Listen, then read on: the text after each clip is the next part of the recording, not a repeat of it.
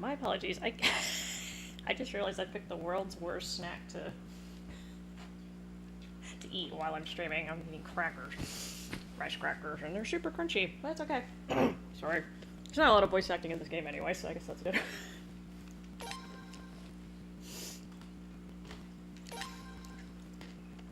Alright, some more boats. Or rafts, or whatever the heck these are. I think it's this one. I forgot.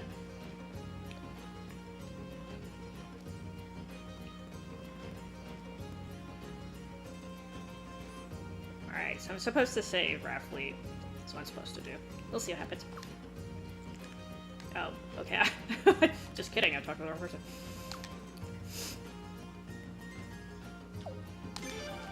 Hey, Tommy, how are you doing? So, there is a glitch in this battle. I'm not going to exploit it, but basically you can farm OP equipment. I'm just gonna get whatever drops, because this game, like I said, this game is relatively easy. I don't actually need a flowing rune. But you can get a really OP rune and some items that drop that you can sell for a decent amount of money, but it's okay.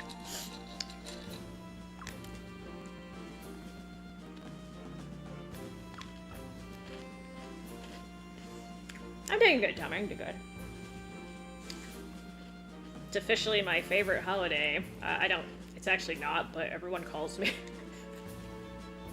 A lot of people call me Easter by accident, so it might as well be my official holiday.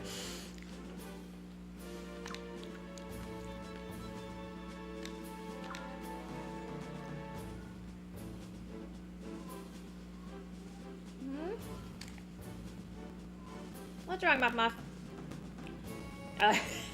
Thanks, Tommy. Yeah, sorry, I've been trying to take care of stuff in real life, so I've been busy. But finally got my butt back on. Now I get to watch me crunch on crackers now. Yes, so I'm about to go into a boat battle. So there's two types of quote-unquote war battles in this game, and one is people, right? You have, like, foot troops, and then this one has boats, because we're in boat land. I don't know. Actually, I think they started the boat thing in Suikoden 4, which we're not going to talk about, but it kind of works. It's basically the same thing. It's just, instead of people, it's literally boats.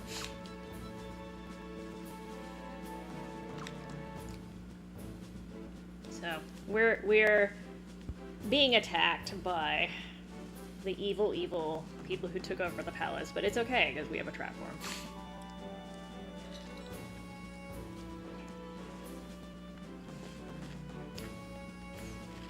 I forgot, in this game, Lucretia is actually a decent strategist.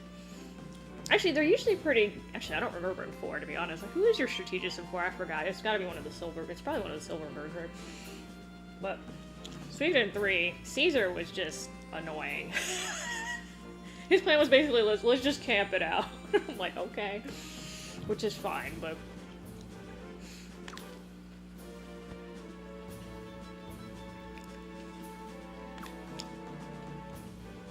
I heard Muffin meowing, but then she stopped. So I guess she's okay. So as far as I'm aware, I can't actually range these. It gives me choices, but then it's like, nah, you can't actually decide. But it's supposed to be a tutorial battle, so... say hi to Boots for me. Meow meow, purr purr.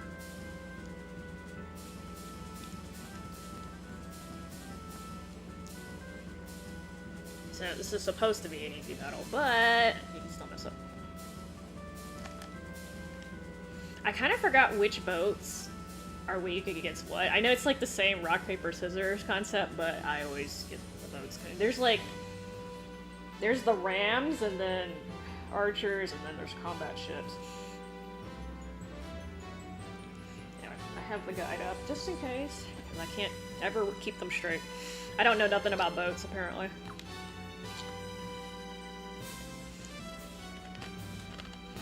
I had to change the title of my... I had my title mystery or something else, but I had to change it, but then I realized I had already used that title.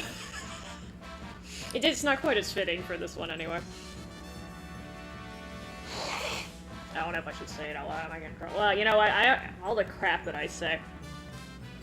I had used it for Resident Evil 7 already, so... It had to do with boats, though.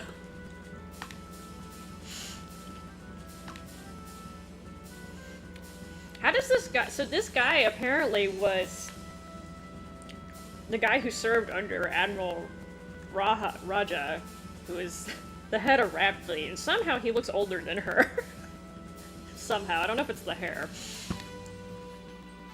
Are you sure, sir? Oh.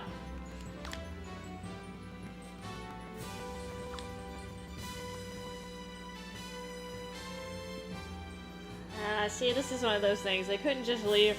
Couldn't leave us alone. Hang on.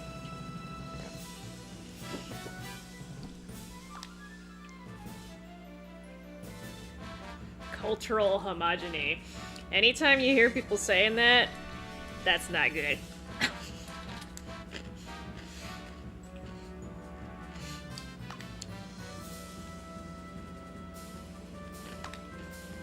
You can see he's trying to logic this. He doesn't want to do it, but...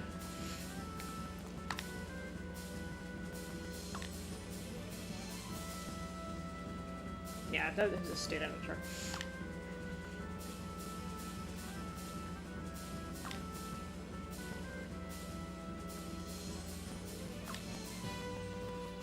Yay!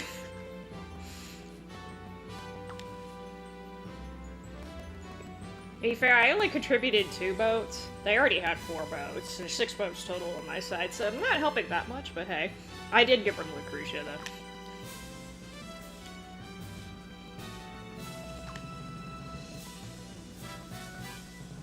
Yeah, this is one of those battles you're not supposed to push.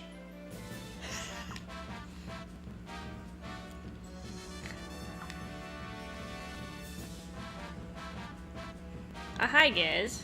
How are you? Don't touch my snacks, okay?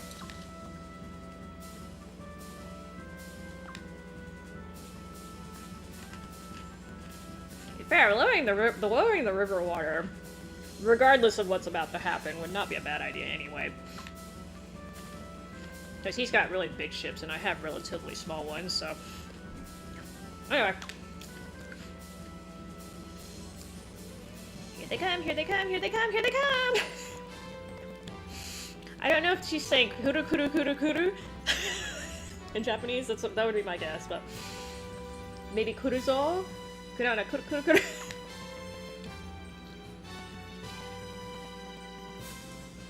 Krisha always her facial portrait. She always looks like she's like daydreaming or something, but I guess she kind of is.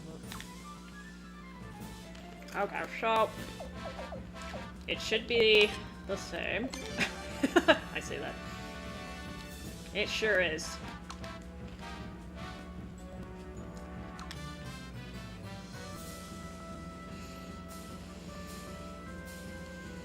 So rams are good for archer ships. For some reason, I always get this mixed up.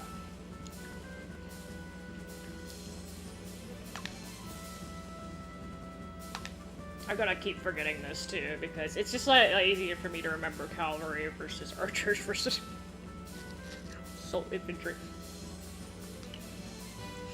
There are more ships in addition to those 3 basic types, but you can figure those out on your own because we got problems here.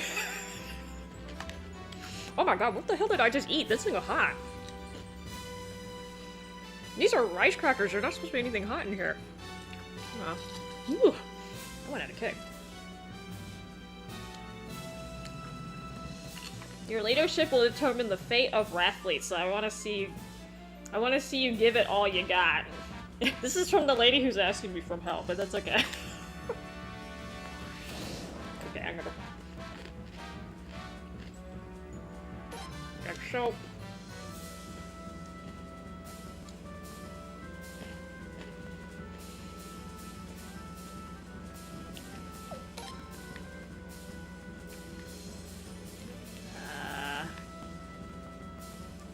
combat, archer... He's an archer ship. He's a lot of archers, so... He has 1 ram.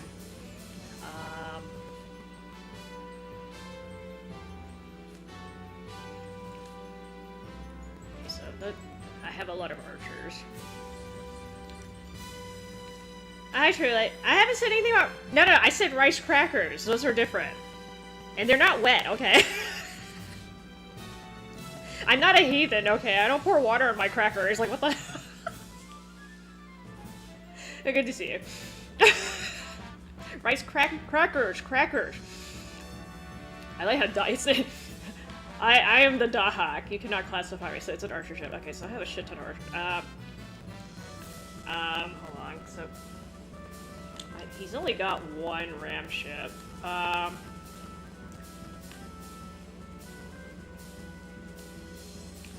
so I've only got 1 too.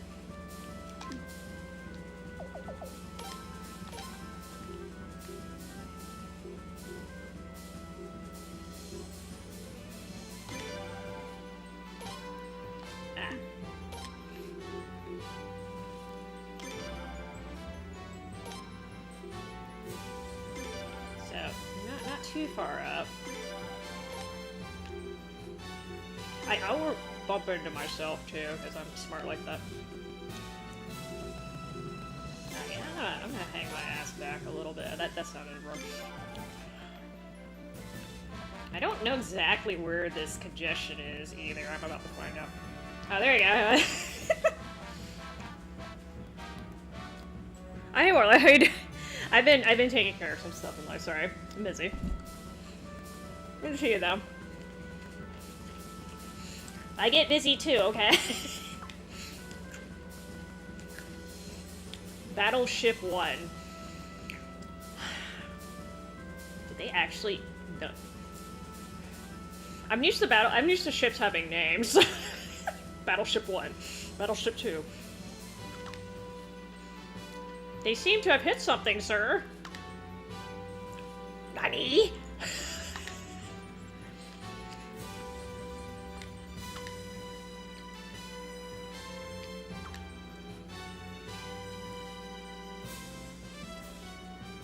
Huge pieces of wreckage from the dam Lord Barrow's trying to build. Boy, they tried to dam up... It's dammed up on the other side, where, they keep trying to dam up this river. Of course Barrows failed, because she's good at failing, apparently.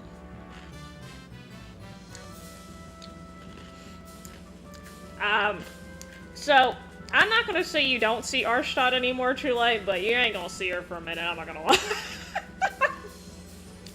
She did get killed. Get rid... Wait, hold on, why you got parasites on your ramen, sir? What the hell?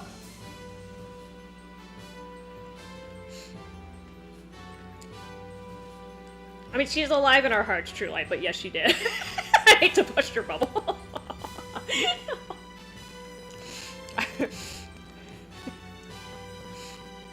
There's absolutely no reason for me to lie about that.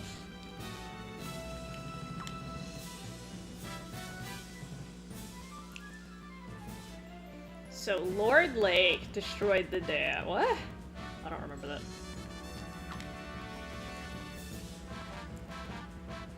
So there's a bunch of debris sitting here. Well, you would think normally some kind of creature would eat the debris, but I guess not, whatever.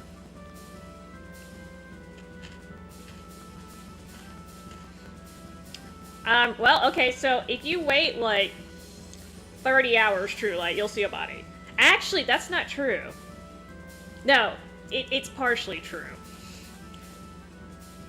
It's kind of hard to explain what happens. So, there is a body, but then it disappears.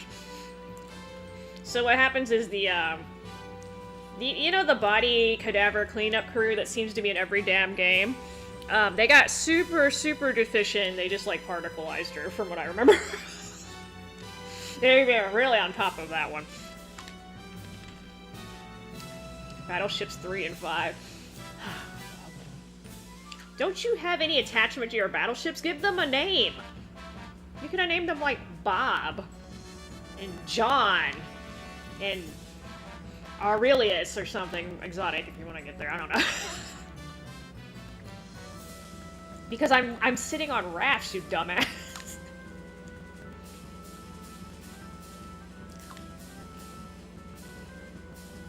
Alright, so my boats are still moving. It's okay. Okay, so I'm gonna try to take all the boats out. You only have to take out Luger's unit to win, but I want the loot. We need not do that.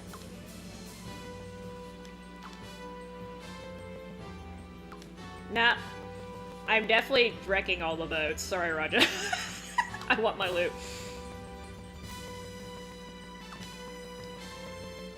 See, I'm not sure. So, half of his boats... So, he started off with 950, I think. So, half of his boats got stuck, but then the other half somehow managed to get around, even though they're apparently the same size. I'm not really sure how this works, but...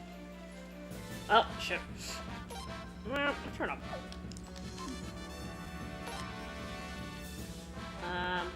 Okay, so, hang on. I need to see who's still here. I wish I could look at the map without going into the menu. That's kind of annoying.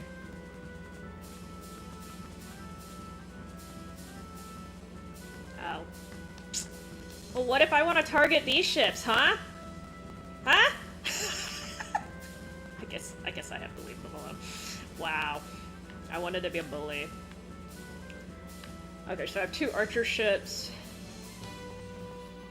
And a command ship. Well, I have like 500 archer ships.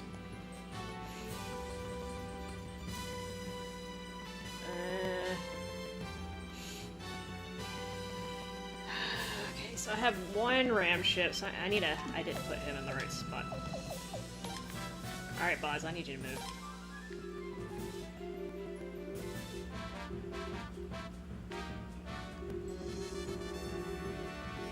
As far as I'm aware, he moves pretty fast. That's a shallow, if I'm not mistaken. I'm gonna let him go first.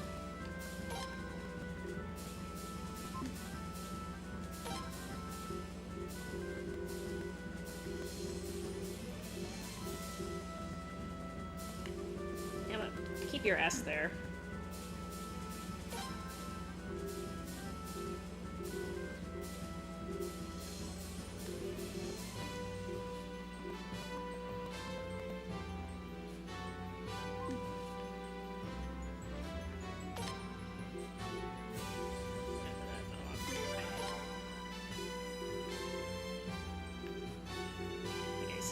You stay there for now. You can tell I'm getting confused already. Hang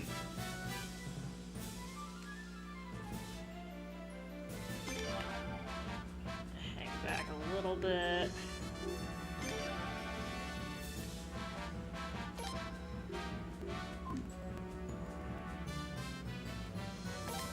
Do you have a special? Oh, I do.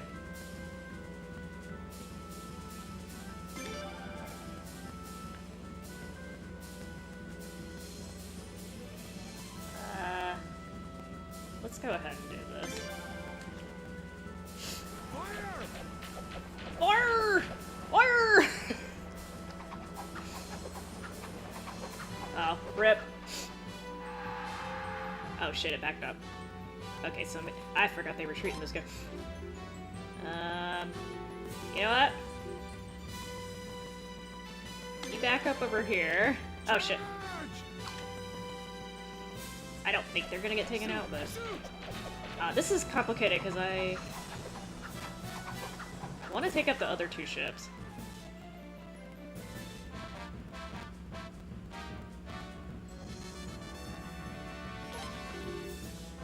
Ah, you're in my damn way. I don't like this. I need to take out your little buddies first. Let me see if I can get him to retreat. So far, not looking good. Oh god.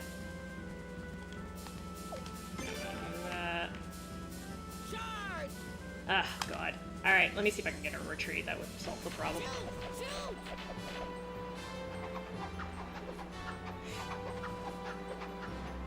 Get out of here. Shoot.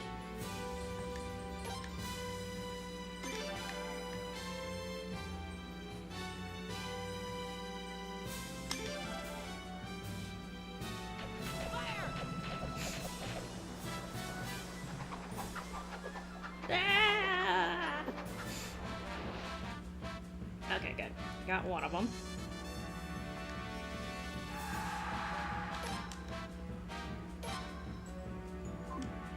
No. Nope.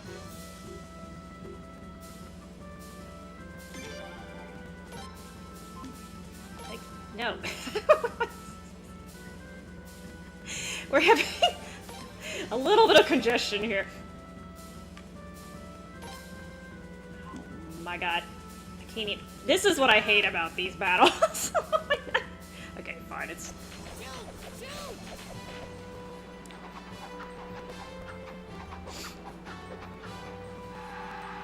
Okay, go that way. I need you to piss off. Go away. Please don't kill him, though. Let him live a little bit. Yes, thank you. Perfect. Perfecto. No! Don't leave, you bitch! Aw, you fucking weenie. Ah, I wanted the flowing rune piece. Shit. Oh my god, the one piece that I really wanted. I don't know if that's gonna be a... Ah, fuck. Ah, what a bitch.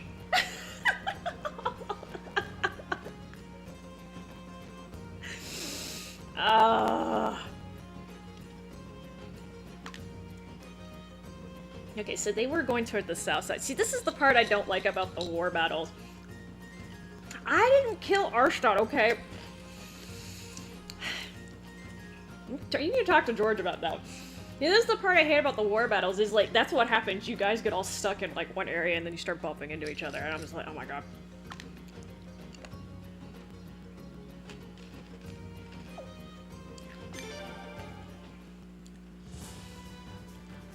Okay, I might have to, I need that flowing rune piece. I don't need like 500 of them, but I do need that one piece, because I don't think I can I think you only get one in the game normally, and that would help.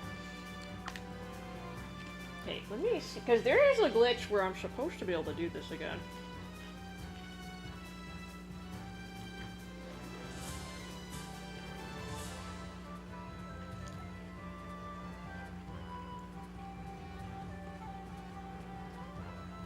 Forgot, I don't know how to trigger this actually.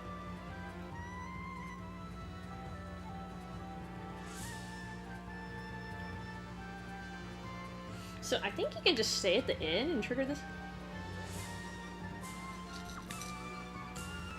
I know that, but I think I'm supposed to get that piece, because it's not real easy to come by, and I like to have at least one.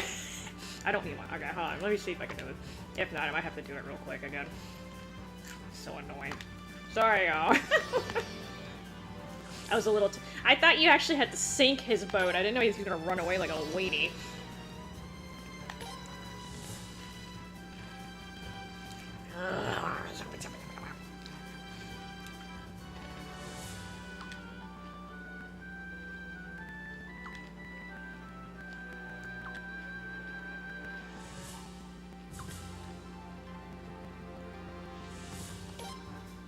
Log in moon left. It's like back to cleaning fish. Oh my god, my party just got like totally rearranged right there. Alright, hang on. So, I'm actually not sure how to trigger this glitch because I've never actually done it, but let's see. You're suffering is my... Wow, okay. I see you, Mr. Masochist.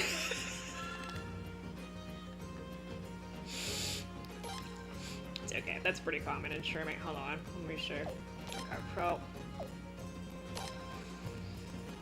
If I remember correctly, it's kind of a stretch, but I think if I just stay at the inn, it asks me if I want to do the battle again, and that's how I...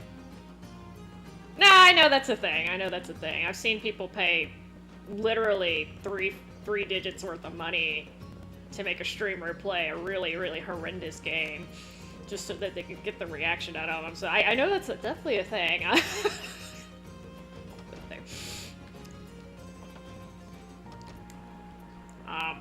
If this doesn't work, then I'm just gonna have to do it the old-fashioned way. and reset, but... So unintentional trying to replay thing, even though I wasn't what I was trying to do, but hey, life's like that sometimes. So let's go. Suffering games, huh? Okay. Just in the game. Just in the game, sure. No, definitely no trolling. Oh, I need to really rearrange my card. Okay. Yeah, I'm not even sure if this is gonna work, but we're gonna try it.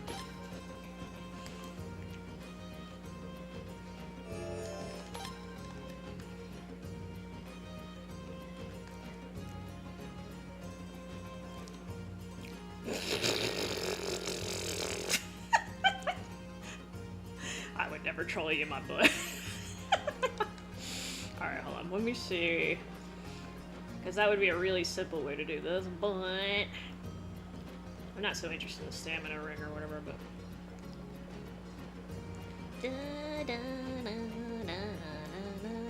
Oh, okay, yeah, I see. There's always a loophole. Yep.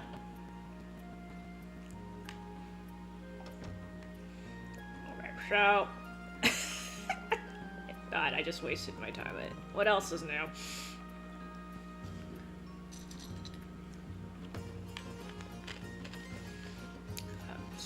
Stupid weenie.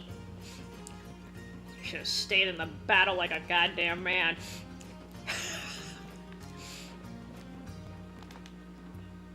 Oh, here you go. This is how you do the glitch, apparently. Alright, well. You know, this... Like... I can see why they didn't catch this, but at the same time...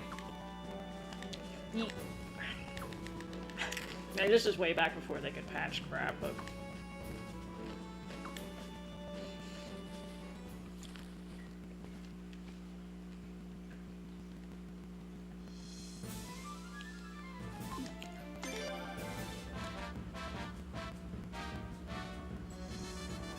Oh, so you can use, you know how you can get a flowing rune piece if you sink the right boat? You know, I was being stupid, I didn't sink the right boat. Well, you can farm flowing rune pieces, and the flowing rune is pretty OP in this. Well, it's OP in all of the Suikodens. So you can farm those, and then you get the stamina rings, and then the luck pieces, I think is what it drops. So you can farm items basically. It's not like Suikoden 3 where you can get to like level 99 or whatever, but again, it's super easy to trigger. All you do is you go to the inn after the battle, and then you talk to Lucretia. Apparently, that's all you have to do. Can I skip this? I cannot.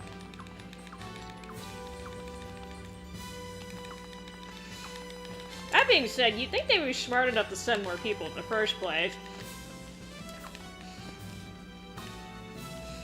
The Godwins know that Rathfleet is run by Raja.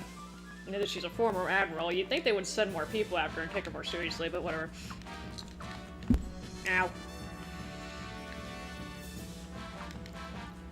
I mean, I think this is more of an oversight thing. But, again, it's kind of like... It's a little bit weird.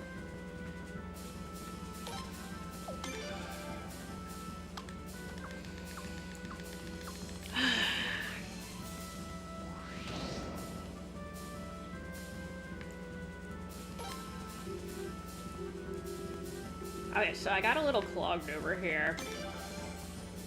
I think the Dahak can just, like, basically take care of shit. So, we're gonna do this instead, and hopefully... You weren't very helpful. Dahak's, like, super OP at this point. Alright, little bitches, come over here.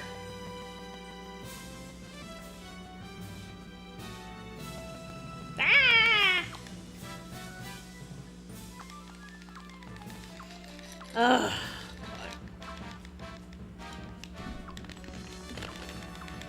Yeah, one time we're being efficient would end up biting me in the ass.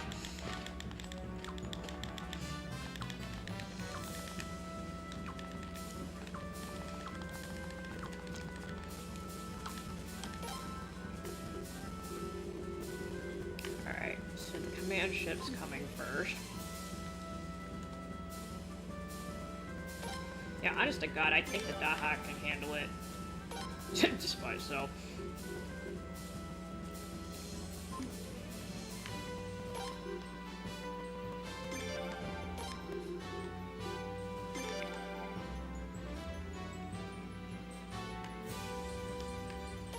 Yeah, I'll keep you right here in case I need you, but I probably won't. Alright, come here, little comm ship.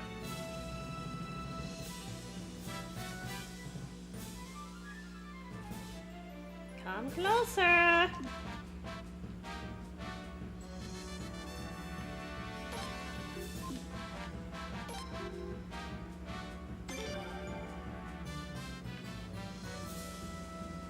Okay, go. I need the little generic dude. Let him get away. Fire!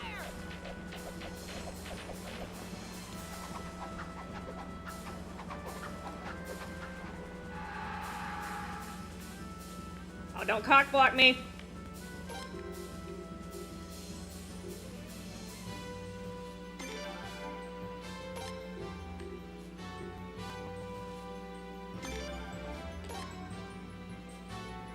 Actually, I don't want to do that because I need to. Actually, I don't want. No. Ah, you're gonna run into me anyway. Get them! Oh, you little bitch. All right, fine. Do it! If you want to pick a fight with me, fine.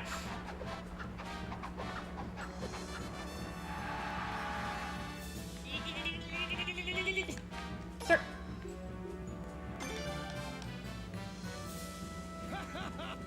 Oh shit. Don't let them get away. God damn it. the running away part just fucked me up.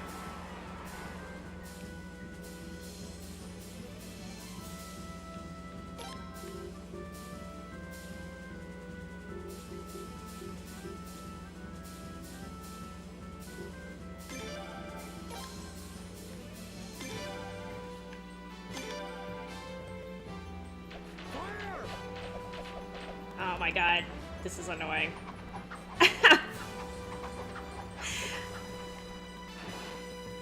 Okay, that's not the one I'm trying to sink.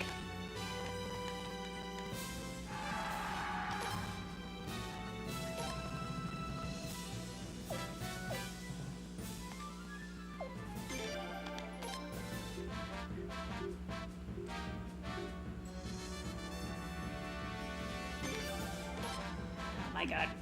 Charge! Well, this is what's gonna happen. I'm having a congestion again. I should have just left the ram ship up there. I didn't know it was gonna retreat. Ugh.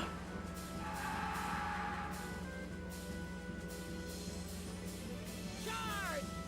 Okay, you little bitch. You better take more than one attack. Shoot! Shoot!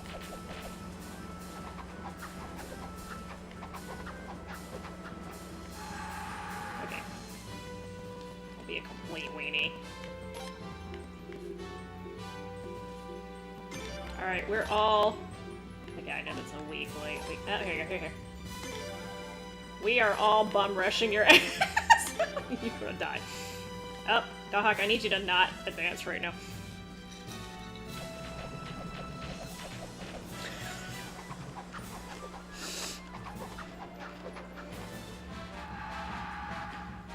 No, don't go that way! Making things difficult. Alright, I need you to push back just so he doesn't die too soon. Sir. Track faster. You're a ram. There. Charge! Charge! There. If that doesn't fucking kill him, I'm done. Alright. Yay! Alright, let's go. Oh, he just left anywhere. Alright.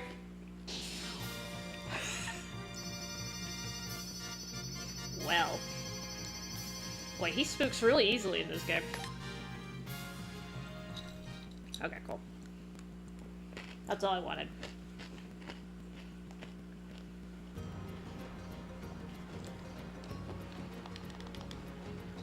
We did it! Did you see it? Did you see it?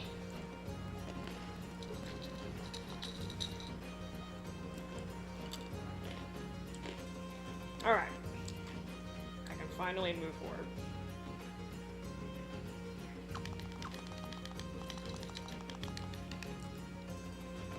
Now let's see what happened.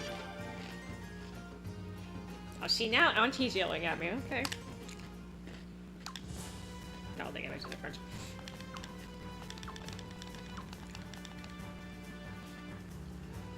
Wow, Prince!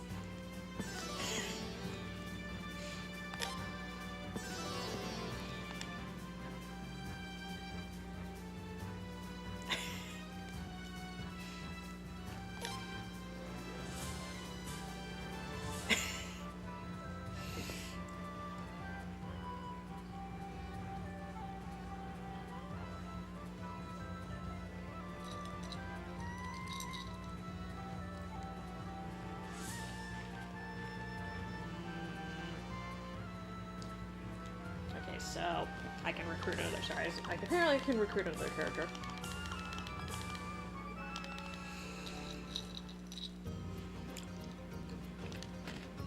Okay, let me go to the item shop.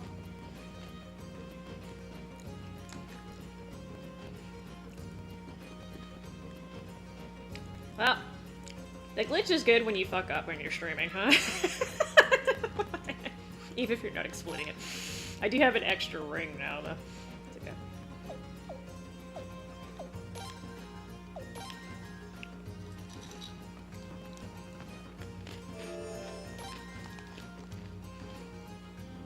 Alright, so I need to go to the item shop.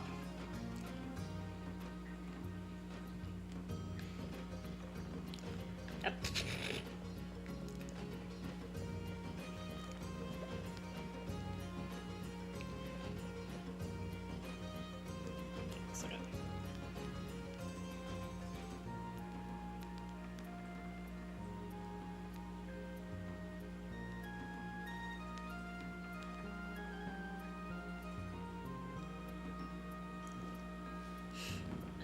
Let's see.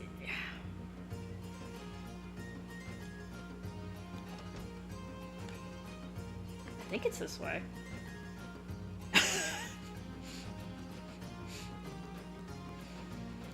Yeah, I'm gonna tell you though, they ever remastered this or re-release it, they gotta do something about the loading times because, as you can see, anytime, literally, I switch screens. Oh god.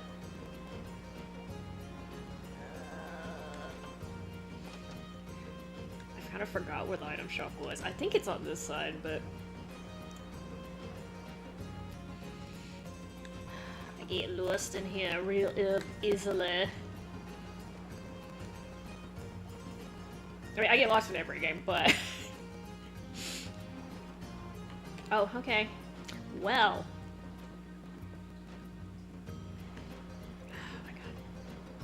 I thought the armor shop was over here. I thought the item and the armor shop were together. This should dead end, but okay, just making sure. Ugh. Okay, that's the blacksmith. So was I supposed to go out this end? Okay, that's okay. Here we go. Ah, no, I didn't mean to go in there. Well, you know what? Since I'm here, blue jacket.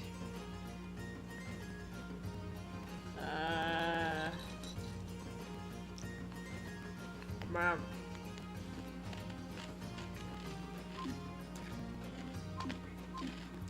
I'm gonna try to save my money.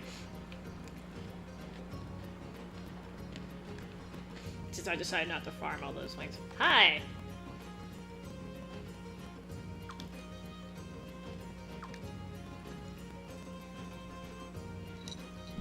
Oh, look at his angry face. He's got the bulging vein.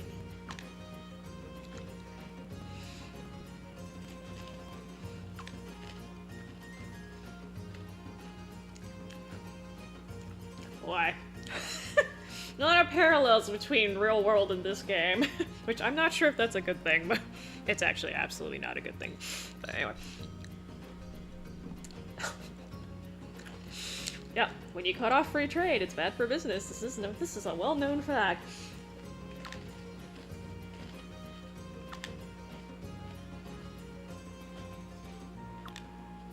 This is my item, dude.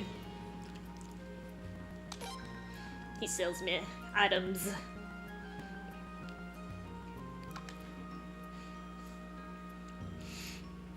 You know, this is one of those things that I have never learned how to use an abacus, but I heard, like, so apparently in Japan they still teach their kids, they still teach children how to use one, I think, and apparently it's very useful, but I never learned this in school. I was not good enough, apparently. It's one of those things. I have absolutely no idea how they work, even though it's a pretty, they've been using them for, like, what, 1,000 years or something like that? Literally don't know how they work. I'll look that up one day. Do you have any stuff for me today? Okay. Yeah, random. Side note. I never go random. No. Never go on random tangents, ever. Okay, so... I will get a scene as I'm leaving. If I can figure out how to get to the front. Oh.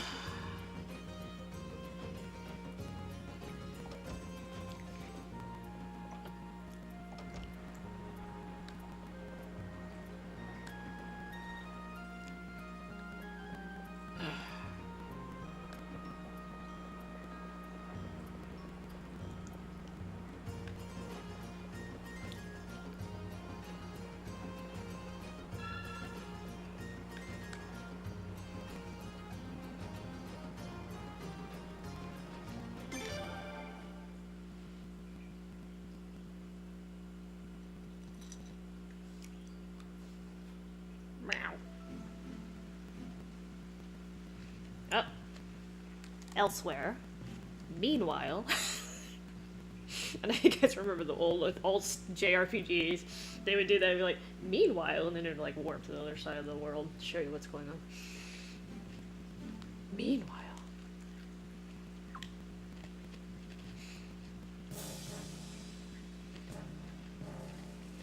I mean, you fair. I could have probably taken out all 3 of your damn ships with the Dahak. I accidentally killed them a little too quickly the first time. You are underestimating your veterans, sir.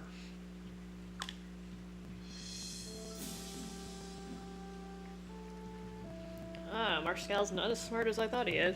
I thought he was. Which is not surprising, but... He's incorrect, by the way.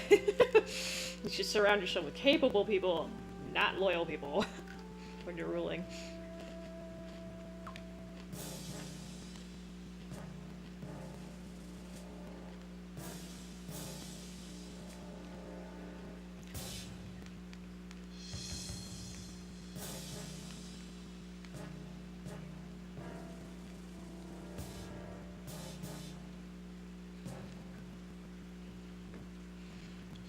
You know, Marscal, maybe she just didn't like you. He's taking her betrayal very, very personally. I'm like, well, you know, you were kind of being a doo-doo.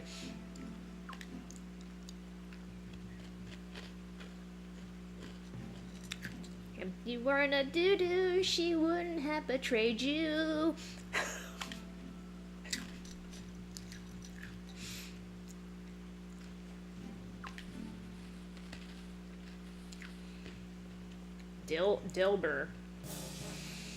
Dilber Novum. I don't like the guy. I don't like the way that guy walks. I know that sounds really stupid. He looked like he was trying to like stomp bugs on the pavement as he was approaching.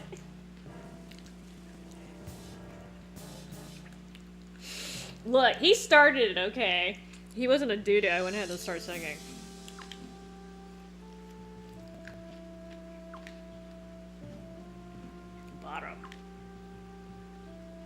Yes, my lord. His shoulders are like abnormally broad too.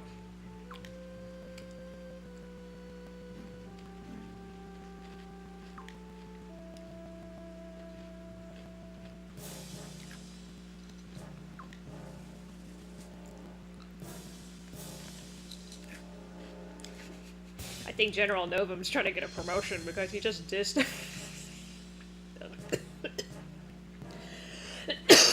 It's just the other dude. It's okay. I just inhaled a rice cracker, my bad. It's okay. You don't, if you can still talk, you're not actually choking.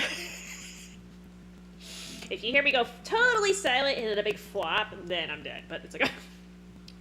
By the way, so fun fact, okay, so you can't call it the Heimlich maneuver anymore. The choking maneuver, you can actually do it when there's nobody around. So if you're choking, like I am kind of right now, I hope I don't have to give a real life example of this. If you are choking and you're by yourself, or there's nobody else around who knows how to do the the choking maneuver. So what you do is, you're probably not going to remember this while you're choking because you're panicking, but find the edge of like a piece of furniture, like use traditionally table. Find a table, and like, so your rib cage. That's a different type of choking, true light. That involves hopefully consent. But anyway, I'm talking about choking on like obstruction of your airways, all right, by a foreign object. So I'm trying to give you life-saving information, y'all. Y'all might be choking one day and you're not real well yourself. How are you gonna do? Huh? So find like a piece of furniture or a table. If you can't find anything, you can use your fists. But it's a little trickier. So find the edge of something pretty sturdy and right where your, so you know your rib cage?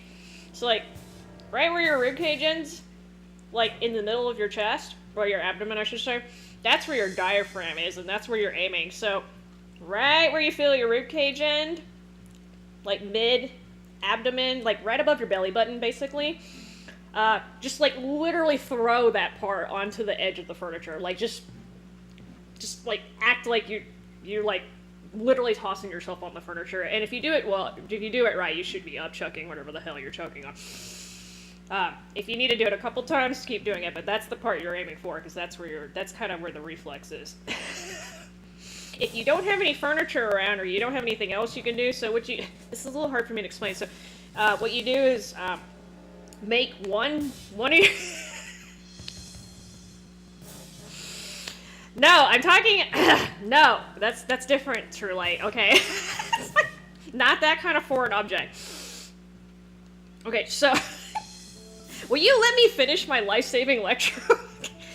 So, if you can't find a piece of furniture, you make a fist with one of your hands, and then kind of grab the fist with your other hand, and put it in the same spot that I told you to aim for with the furniture, and like do quick strong upward motions into your abdomen, and just hopefully you'll hit it right. I mean, it's like I said, it's harder to do on yourself because you have to use your arm strength instead of using your entire body weight to push on that spot.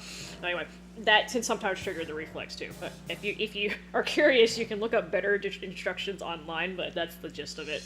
And just in case you guys are ever really choking, if you're ever wondering if somebody else is choking, if they're still coughing and they can talk, then they're fine. When you hear complete silence, and obviously they'll be in distress, then you need to do something, because that means their airway is completely clogged.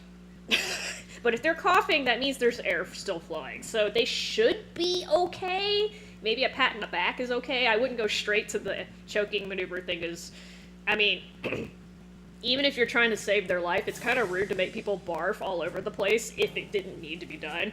So, and if done incorrectly, you can actually kind of injure some of your internal organs a little bit, like bruising and stuff. So, again, it's basically reserved for, like, I'm actually fucking choking, right?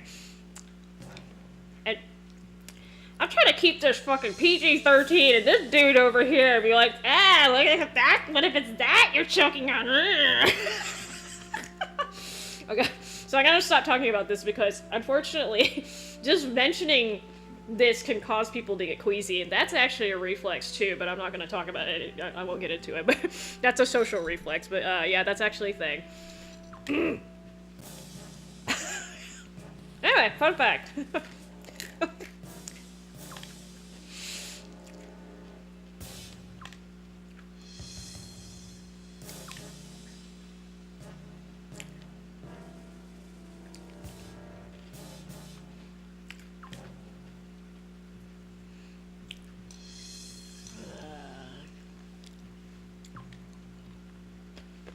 This man is very, very loyal to the Baldy.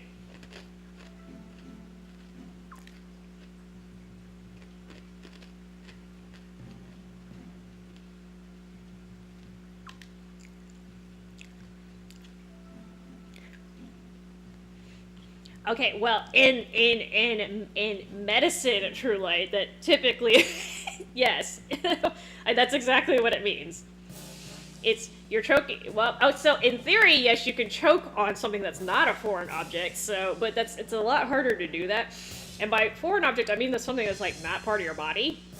So it is possible to swallow your own tongue, although it's quite difficult. I wouldn't say it's impossible. It definitely has happened, but it takes like an enormous amount of effort and just bad luck to actually swallow your tongue.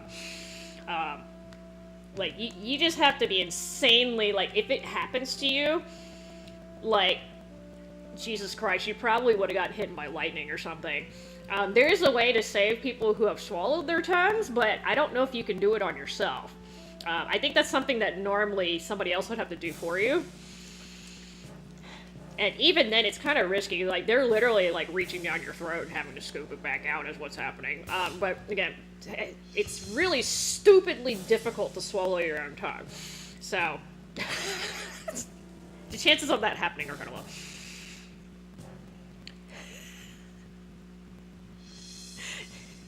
We're getting there, Anthony.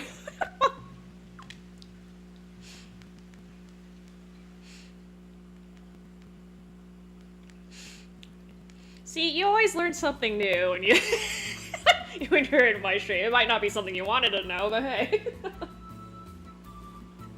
Pick my brain, y'all. Actually, don't do that. Don't do that. That's a bad idea. Okay, hang on.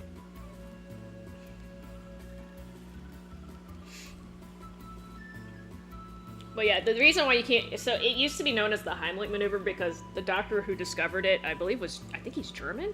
I think he was German? His name was Heimlich.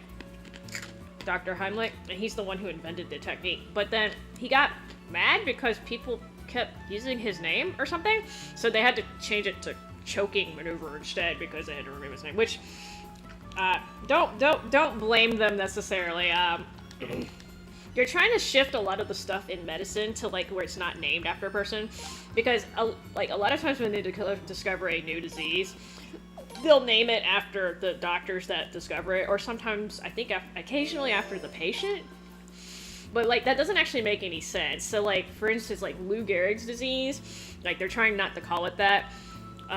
Partially because it has nothing to do with the actual condition. And then also, they're not even sure if Lou Gehrig had the disease that they thought he had. That he got named after, which is kind of awkward. So, if I'm not mistaken, I think Lou Gehrig's disease is medically known as is it ALS? I'm really rusty here, but it's basically it's like a neuromuscular degenerative disease. But again, they're not even sure if Lou Gehrig had ALS or not. So anyway, and there's a bunch of those in medicine, so they're trying to shift away from that. And when I went to medical school, they were in that awkward transition where, like, oh yeah, so here's condition A. It's also known as condition B, C, D, and E. But we try to call it B because that's the most accurate one right now. But the thing about medicine is they love naming shit. Like, I swear to God. So, it's always fun. And then the names have to be at least 14 letters long. At least, I swear. Go to the mansion. Okay. I'm supposed to be walking and... You know, I'm sorry, but if somebody's gonna build a statue of me, I'd be like, yo, could you make me look a little thinner? Like, just saying. I know back in the olden days, being fat was considered kind of a sexy thing, but I don't think that's the case in this world. I don't think. I don't see big statues of the king and the queen being fat. Why do I want Naruto to be gay? I'm not the one who keeps kissing Sasuke. Where do you... You make it sound like I'm the one who did that. You need to talk to the You need to talk to the mangaka, the manga artist. Like, literally, I thought they only kissed once, and then you guys are saying, oh, it happens multiple times. I'm like, oh, okay. Just kidding.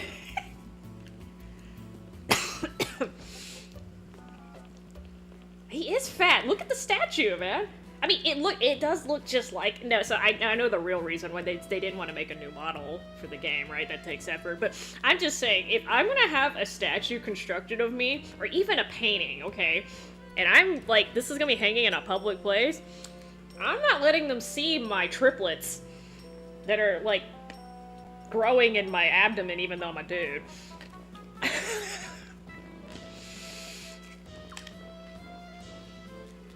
I mean, I know the rest of it they can't do much about, but they definitely could have slimmed them down a little bit, you know?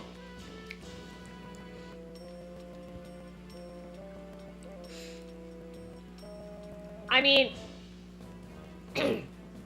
So, I'm not gonna lie, I'd rather watch that True Light than the, like, 500 episodes of filler that they decided to put in there instead. I figure, hell, if you're gonna be like that, at least make people progressive, right? But... they need to make a movie of this game. You know, I don't think this series would make a good movie, to be honest.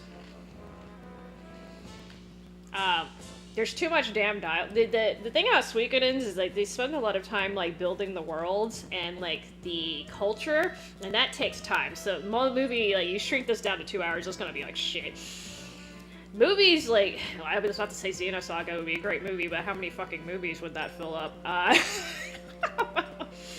Those movies are really only like 2 to 3 hours, so like it has to be a game that you can condense down to that, and without losing much of the quote-unquote charm or the environment, and that's really hard to do with, especially this game. This game's like 60 hours long.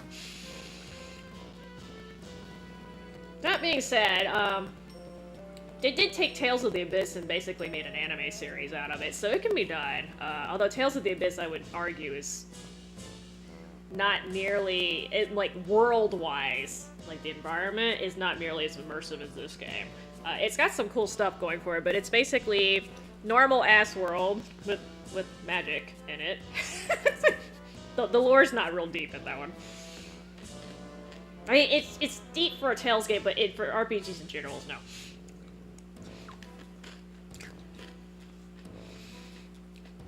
It would be nice if they could just, like, come up with, like, original ideas for movies, too. Like, have people, like, lost their imaginations? I don't know.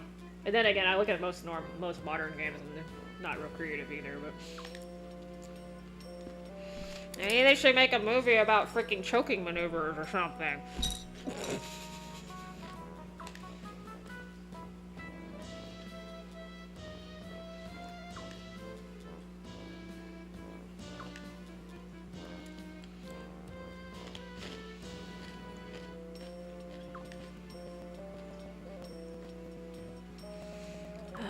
I am not defending your fat ass. I mean, I am, but not because I want to.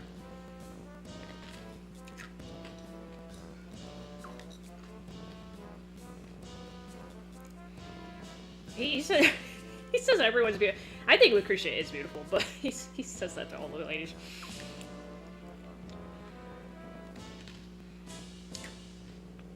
Oh god, this guy's so full of it though. There are people who actually talk like this though, like in real life, and it's just like, oh my god. There's a very specific speech pattern that they have in Japanese, and I think I know what it is, because it's usually something you hear from merchants when they're buttering you up, and I think he's using the same. It's like a, I don't know what they call it, it's like humble style, I guess. But it's supposed to be, like, basically flattery. If you're trying to flatter someone, you're like, oh, butter you up. Oh yeah, you said you said something about it until dawn. Okay, yeah, I'm not saying fat people don't need love, True Light, but fat people don't need a fat statue to go with them either, okay? It uses up more materials on top of it, it's just not very practical. Before anyone points out that Buddha is always portrayed as being fat, yes, I'm aware of that. Because he's supposed to... the fat Buddha is supposed to represent, like... basically prosperity, and hey, look at me, I have enough food that I can actually get fat, because, well, let's face it, in the countries where Buddhism is really popular, there's a lot of people who are, you know, not fortunate that they can just eat whatever. They're usually a little bit on the food insecurity side.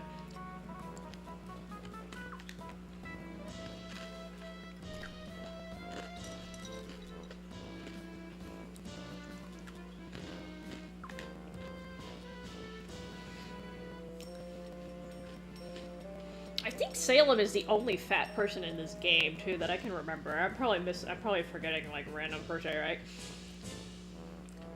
I'm like... keep picking on this man. My problem with his fat is he has what we call abdominal fat. So you're talking about that visceral fat that, like, surrounds your internal organs. That shit's really bad for you. If you just have, like, fat arms or fat legs or a fat ass like I do, it's not so bad. But, like, when you have fat all around, like, again, your internal organs, that's really bad for you. That's, like, especially bad for your health. It's especially difficult to get rid of, too, by the way. It's called centralized fat, or whatever, or visceral fat. Anyway. I don't know. And he's not gonna get skinny just because I'm lecturing him anyway.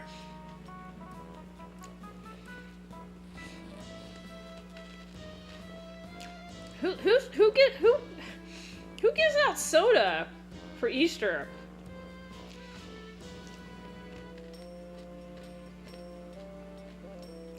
By the way, I know they did Easter. It has something to do with the full moon cycles and stuff, right? But like, that's why it's on a different day every year. But like, Easter's like kind of bad timing, at least for the South, because like it's hot enough down here the chocolate starts melting. I don't know who started the whole thing like, hey, let's have Easter egg hunts outside with chocolate candy, because that's totally gonna make it till the end of the day. I just feel like somebody didn't think that 30 minutes ago. Oh god. I don't know if I got all of those or not. Oh god. I just lost like 3 brain cells trying to do that. Oh ho. No, I know that, but I'm talking about, so truly, yeah, I know Easter's supposed to be the day where he came back, but but Easter's not on the same day every year, right? So it has something to do with the number, somebody Google this, right? It has something to do with the number of full moons since Christmas or something? That's why the date keeps changing. It has something to do with the lunar cycle is when they determine when Easter is. Because otherwise, you know, if they had a date, like, hey, Jesus came back on April 20th, it would always be on April 20th, right? It's like, instead of a birthday, it'd be his, you didn't kill me, bitch day.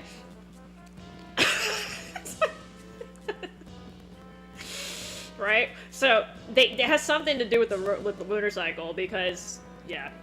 That's what I was told, anyway. I just, whatever.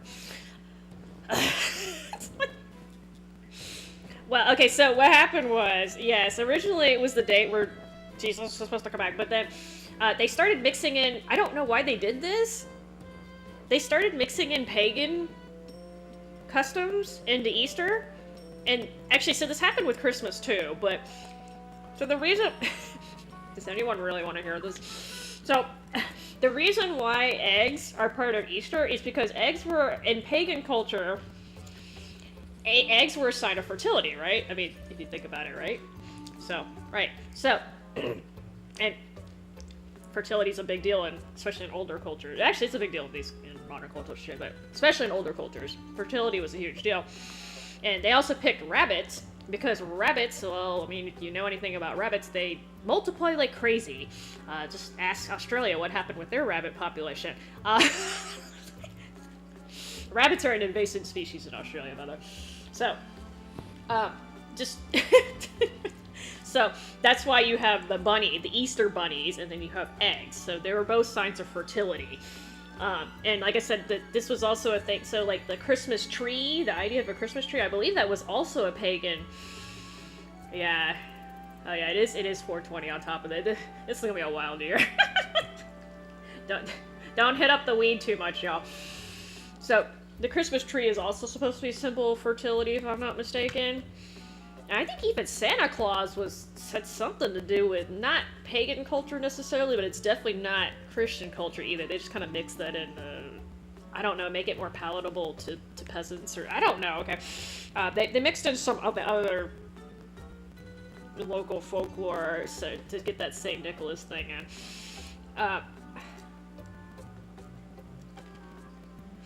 Well, I mean, I'm just saying, so, I mean, I'm talking about, like, when did this start getting really popular? I actually don't know. Like, the Middle Ages, maybe? You had people dying left. That's like back in the day where you had to have, like, 8 or 9 kids because literally only, like, 2 or 3 of them would make it to adulthood. Okay, so yeah, fucking was a big deal back then. I can't believe this is... You guys are trying to get me flagged, okay. So, funny you should mention that, Anthony. There is a killer bunny in this game, and in fact, I think it's actually called the Killer Bunny. It's a little bunny with a hatchet. If it's not in this game, it's somewhere in one of the Suikoden games. It's literally called the Killer Bunny. And I think there's another RPG where that happens too. Hold on. Okay, so go to my room. You guys are making me go off track. I'm losing my place in the fact. What else is new? Look at him. Look at him. I mean, it is, okay? Like, you gotta remember, like, your chances of making it to adulthood, like, even 500 years ago, okay? No, so even... even, like, 100 years ago, people didn't live nearly as long, okay? We made great we've made great progress in that, but, yeah, I mean, let's face it, gotta keep the species going, right? So...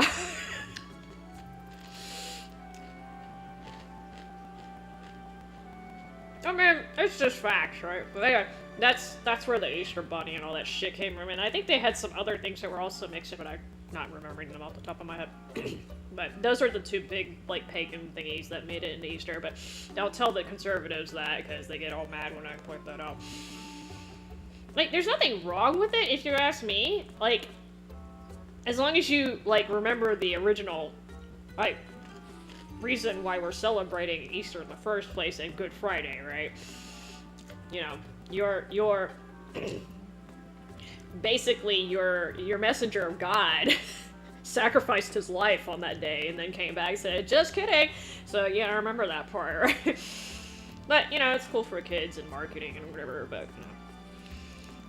Even if they didn't mix all that pagan stuff in, people would have still, at least retail, would have still made it into a big, like, marketable moment, if that makes any sense.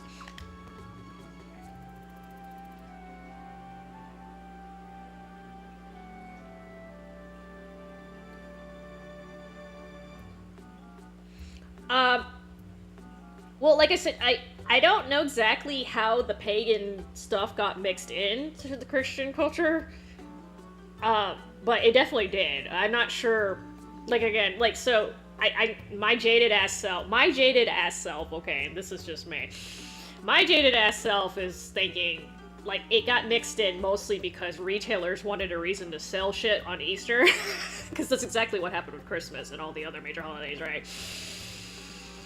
But I believe the pagan stuff got mixed in way before that, so unless the merchants just got super sneaky, like, back in the day, there were probably some other, because, like, especially when you're starting, if you're trying to spread a new religion around, like, the best way to do it is to incorporate parts of the religion that you're trying to convert into the new religion that you're trying to teach them, and that makes the transition easier, and then sometimes it just, like, it ends up staying instead of, like, okay, so now we're 50% Christianity, 50% pagan. Oh, okay, well, we kind of forgot to take the pagan part out, because it's popular or whatever. Or something, I don't know. So maybe they just forgot to take that part out and it ended up being a mix, but anyway. I mean, well, see, this is the thing. What is the harm of... Is there really harm having, like, a little Easter bunny and, like, having a tradition where you look for eggs? In my mind, if it And again, as long as you don't, as long as you teach the point where, you know, this is the actual point of this holiday is to talk about the resurrection of Christ, that's fine. If you put the other stuff in to make it more palatable to people, I don't see anything wrong with it, and I don't really see it as distortion necessarily. I mean, it kind of changes the message a little bit. It's talking about fertility when the dude literally died, but, I mean, you know, it is what it is. I mean, if you try to take the Easter egg and the bunnies out of Easter, you're gonna get a shit ton of resistance, even from conservative Christians, okay? So, good luck trying to get rid of it. It's one of those things, like, it's just gonna be there. Same thing with the Christmas trees, okay? Like, it's gonna be there. So, it's part of the religion now. You're gonna have to suck it up.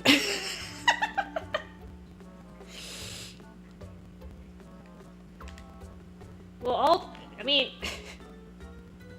like I said, the idea is to spread the religion, so if by mixing in some, what I refer to as relatively harmless pagan traditions will spread your religion more quickly, yeah, I can kind of see why they did that, and it makes sense, but, you know, whatever. People believe anything. Well, I don't know about that part, Shula. Again, like, it depends on the churches and stuff, but when I was growing up, and like I didn't even go to church that often, they definitely were talking about that, but I don't know, talk to church. But those people you're talking about are probably not, they're probably only Christian by name anyway, so, I mean, I wouldn't worry about them anyway. Those were the people that, like, literally, it's kind of what that they kind of left that stuff in to attract people like that, just so they could build their numbers, right? I mean, I don't know. I don't really talk to conservative Christians anymore, but... but, I mean, again, I can think of worse. Like, I personally think it's way worse, like, when Christian leaders and shit are abusing things, because, like, again, they should know better.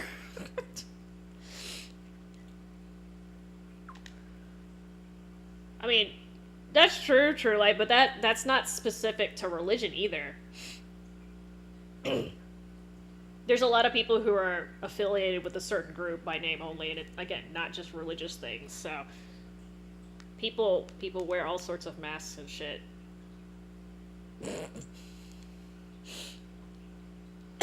But again, like I said, if you're gonna get on somebody's ass for celebrating Easter with the Easter bunny and eggs, like, good luck with that, because it's just good luck with that. I'm just basic human nature. I gotta tell you, you're gonna get a shit ton of resistance over something that's actually not actually a big deal, to be honest. Like, you think of the benefit versus the harm of teaching them that, and honestly, whatever. I don't think it's a battle worth picking, but hey, you wanna waste your energy? Go ahead, knock yourself out. Oh, yes, ma'am. I don't hear nobody.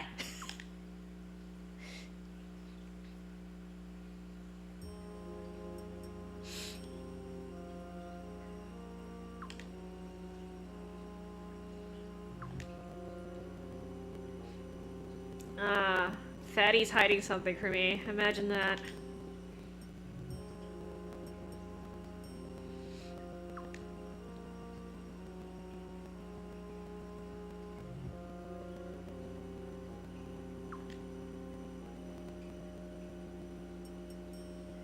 Officially?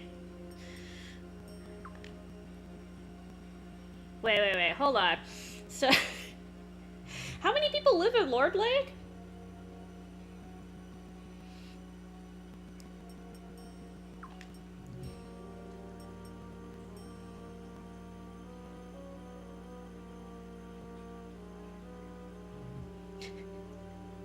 Well, if that's the case, True Light, that's fine, but... I mean, I'm assuming you mean by, like, doing the Easter egg hunt stuff, but you should celebrate it in other ways, right? You should try celebrating in the way that you think is respectful of the ideology that it symbolizes, if that's the case. But if you just don't celebrate it, period, then... let the people have their Easter bunnies and their chocolates. Danny's job. Well, I mean, again, like, the best way to celebrate then would be to do it the way that you think it should be celebrated, right? That's what I think. I was like, what are you talking about, nanny? Okay, Manny. Got you. I was a little confused there.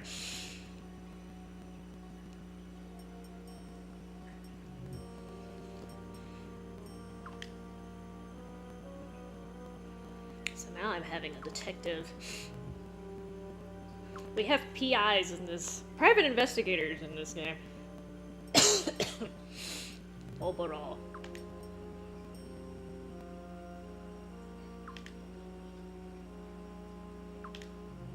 How does she know he just finished up a case?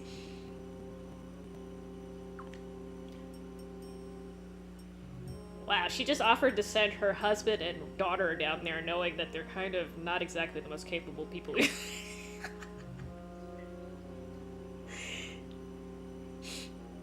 I mean, I don't do that either, but that's just because, like I said, it's... Okay, so I live in the South, y'all.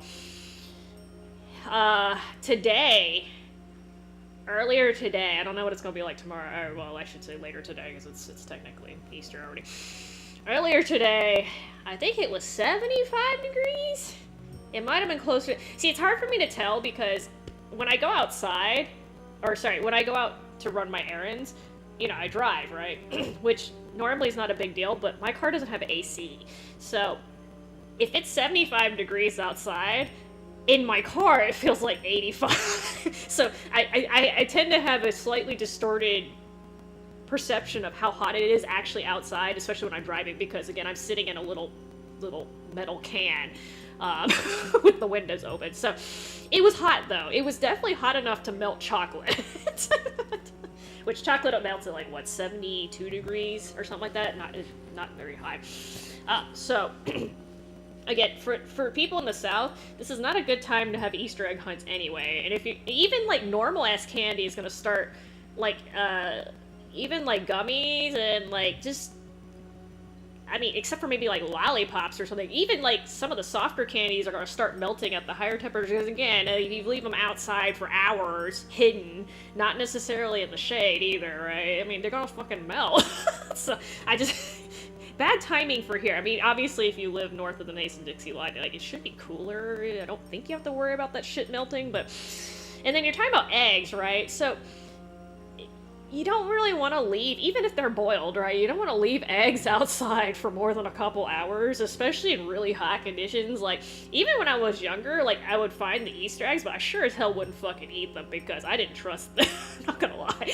So, it was mostly, like, just for fun, but... Not to mention, eggs are also stupendously expensive lately, so I don't even know if they should use real eggs. I personally would use fake ones, but it's... Well, that's fine, truly, but I'm just saying, like, you know, everyone has their own way of celebrating, and again, you can pick a fight with them about the Easter egg stuff, but honest to God, like, again, I think a lot of people, like, see it more as a tradition. So if you try to take... And if people don't like their traditions taken away... I wouldn't go there, personally, but hey, whatever. Yes, I have played, so I've played Ace Attorney, 1, 2, and 3, and then I played Apollo. I think I played 1 or 2 episodes of Apollo, but I didn't finish it. But yes, I have played Gekuten Saiban, which is the Japanese name. Actually, it's a really good soundtrack, by the way. Yeah, I like Iwadare-san's music, but yes, I have played it though. It's basically a graphic novel. It's a graphic novel. Clickable graphic novel.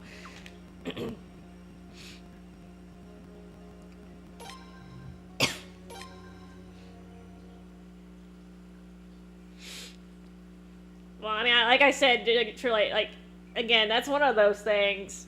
Yeah, but I can see you when you're like, oh, by the way, you guys are not celebrating Easter, right? And, yeah, you're gonna... if your objective is to educate people, that's not the best approach, because, again, people don't like that kind of thing. Like, so this is the reason why I don't bother sitting here trying to change people's minds unless I actually give a damn, because it's a lot of work. So basically, you have to establish some sort of, like, common ground with them first, before you try to change anything, and that takes time, right? So, would you listen to some random ass stranger like, by the way, your tradition sucks? Like, would you change your tradition because some random dude told you that? Probably not, right? So it's just not effective in terms of actually converting people's ideas. But you wanna do it that way? That's cool. Like, whatever. Like I said, I just let people. It's not actively them going on Easter egg hunts and like believing in Easter bunnies doesn't actively harm anyone else. Slight disclaimer. It is a pain. So I did used to work at a pet store, right? So slight pain in the ass. We didn't sell rabbits at the store that I worked at, but people, of course, would look for rabbits as pets all the time right around Easter. And let me tell y'all, they don't make great pets. I'm not saying they can't be great pets, but you definitely need to look into them first. A lot of people think they're just like cute and cuddly and they'll sit in your lap. They don't. They're rabbits, for God's sake. They like to move.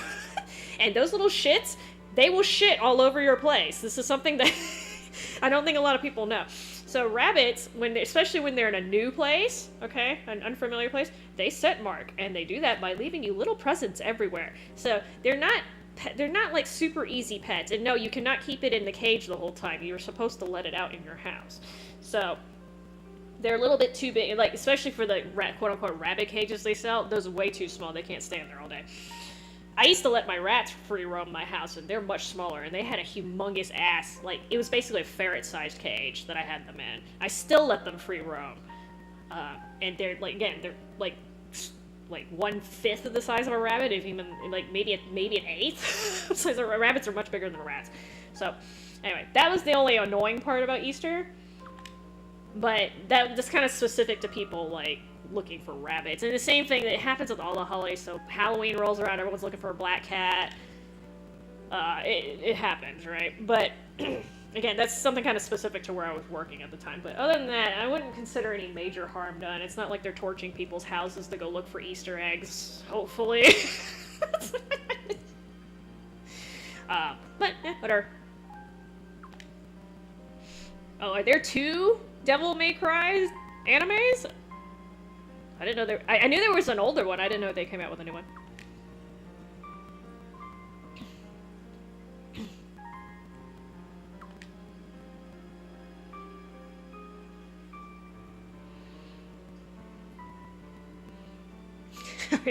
I don't know what you mean by genuine Christian, because again, if they were a genuine Christian in my book, that would mean that they would already know the meaning of Easter, and therefore you wouldn't need to correct them, so I'm not really sure what...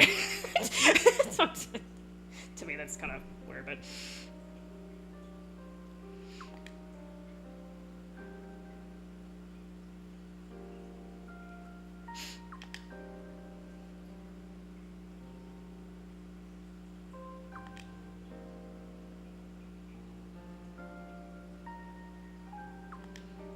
Genuine Christian can be new. I mean, you say that, but Easter is kind of a big one, right? That's not just some random thing that's literally what the religion is revolving around, is the fact that not that so much that Jesus died, okay? That's important too, but the fact that he came back to life. If Jesus literally just died on Good Friday and then he stayed bad, the religion wouldn't have nearly as much influence as it does to this day. So, I mean, you say genuine Christian that's new, that's like one of the first things they should learn is Jesus Christ died and was revived, died for your sins and was revived. Like, that's literally like the whole basis of Christianity right there. That's what sets Christianity apart from all the, the Abrahamic religions. That was it, right there, is Jesus Christ dying and coming back. So if they don't understand that part yet, I don't consider them a Christian. Like, that literally, that's like the most important fucking part, y'all.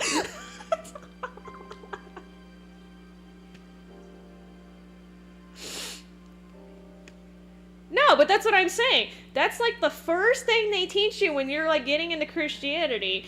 They're like, Jesus Christ died for your sins, and he came back to life. That's that's the selling point of Christianity. How can you call yourself a genuine Christian and be like, I didn't know that?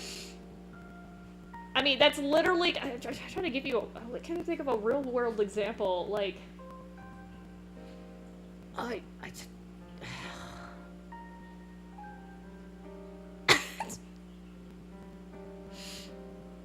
I'm failing to think of an example right now that would be comparable, but like.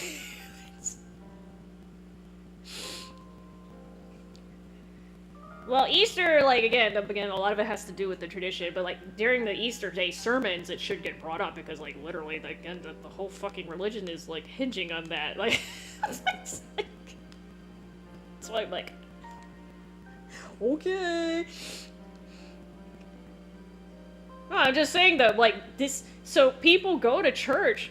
Most Christians go to church, especially on Easter. Now, they might not go during the rest of the year regularly, but Easter's one of the big ones where you're going to see them. And same thing with Christmas, not necessarily Christmas Day, because that one moves around, but Easter Sunday's always on a Sunday, right? So, that's one of the big days you go to church. Okay, so when you go to church, that should be part of the sermon. If they're talking about random ass shit besides the resurrection of Jesus, like, what the actual fuck, church?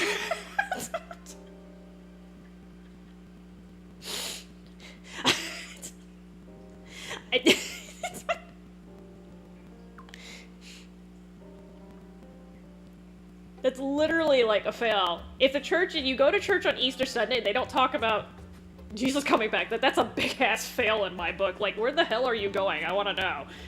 Like, shit. I could probably give a better sermon about that than whoever the hell's running that place.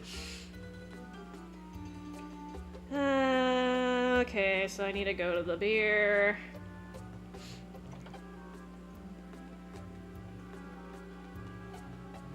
No, but I'm just asking, what kind of backward-ass churches were you going to? Because every church I've been to, because I used to go to, again, like, when I was younger, I would go to church, and every Sunday, Easter Sunday, they would talk about this, and these were not, like, fancy churches or anything like that. So, you just got whack churches where you are, is what I'm saying.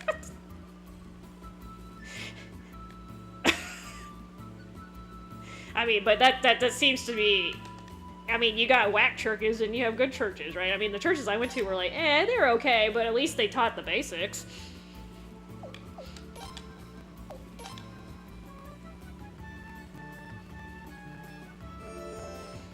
Like, oh yeah, I don't know, like, again, that must be regional, because I went to church in Booneytown, Georgia.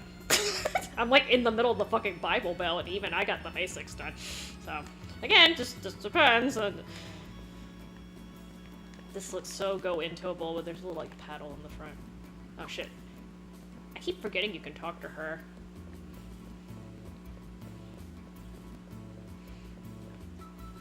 I mean, if you complain about the churches being whack, though, you need to talk to the religious authorities, because they're the ones who set the standards for the churches.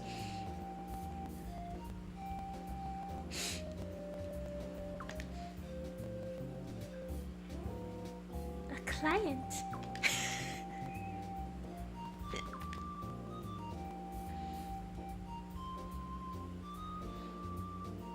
So, honest question. Do people still smoke pipes these days? So I know some people do it for medicinal purposes, especially with the, what is it, the mushrooms? I think it's mushrooms. But I don't hardly, you know, I don't see people smoking cigars anymore too, which is great because cigars are absolutely god-awful for you, but... I don't know if you'll know this, but like smoking, if a man, the average dude smoked an entire cigar in one sitting, it would probably kill him. I think the reason why it does it is because they usually only smoke part of it in one sitting. I'm talking about like in one sitting. Now, throughout the day, he might be relighting it and stuff, but like I was under the impression if you inhaled that much shit and like very quickly, like within 30 minutes to an hour or whatever, probably enough to kill a man.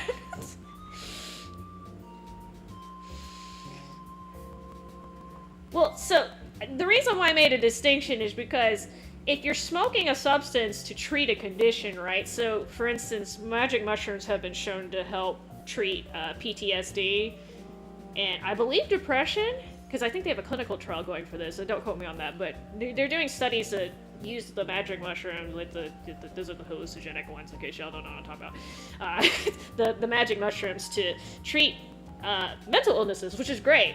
But I think the reason why they started investigating is because historically, I believe Native American tribes. Again, don't quote me on that too. I think they were Native American tribes, but they were known for smoking these mushrooms for medicinal purposes. So, and again, like, it's all in how you use it, right? Morphine can be a street drug, but it can also be used for medicinal purposes too. So it's all in how you use it. Drugs not necessarily inherently good or bad. It's literally like a lot of other things in life, like guns. Guns are not inherently good or bad either. It just depends on how you use them, right? So, at Easter Christian. So what do you mean by Easter Christian now? Like we do the Easter, like traditional Easter stuff? Is that what you're talking about? Like I said, I don't particularly see anything wrong with that.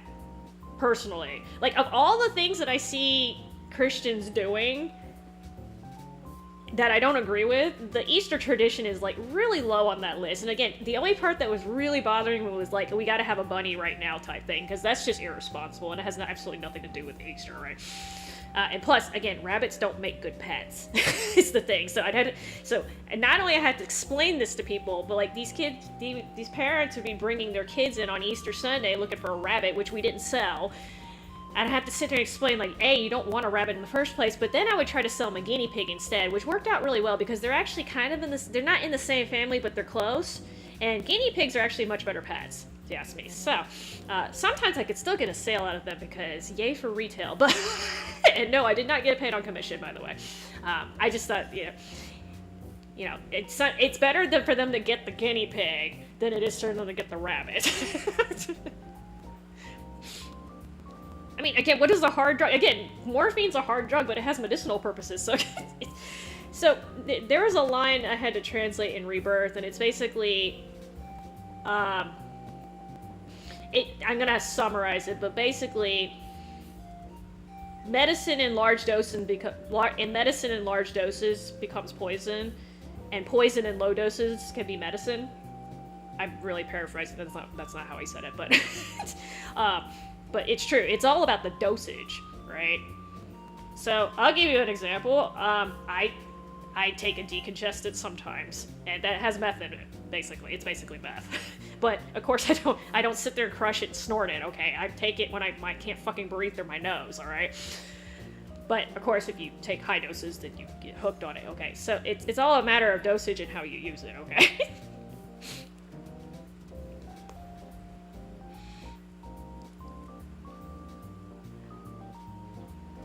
So yes, they had like so again, I'm a little sketchy. I'm not real familiar with Native American culture, so my apologies if I'm kind of botching this up. But my understanding was there was some hallucinogenic, I thought it was mushrooms, but I know they had some cacti that they also had some hallucinogenic properties that they used, the shamans used it.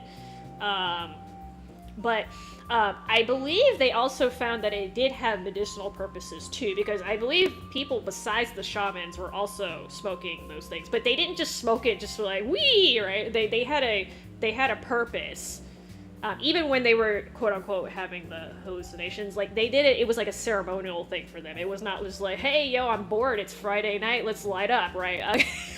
So it was very ingrained in their culture though, and I thought they did mushrooms too, but it might have just been the cactus, which I can't. I mean, to be fair, cocaine used to have a medicinal use too, True Light. I mean, most of the drugs that people abuse, in fact, I think almost all of them have some sort of a medicinal purpose to them. It's just, obviously, most people don't use it for medicinal purposes.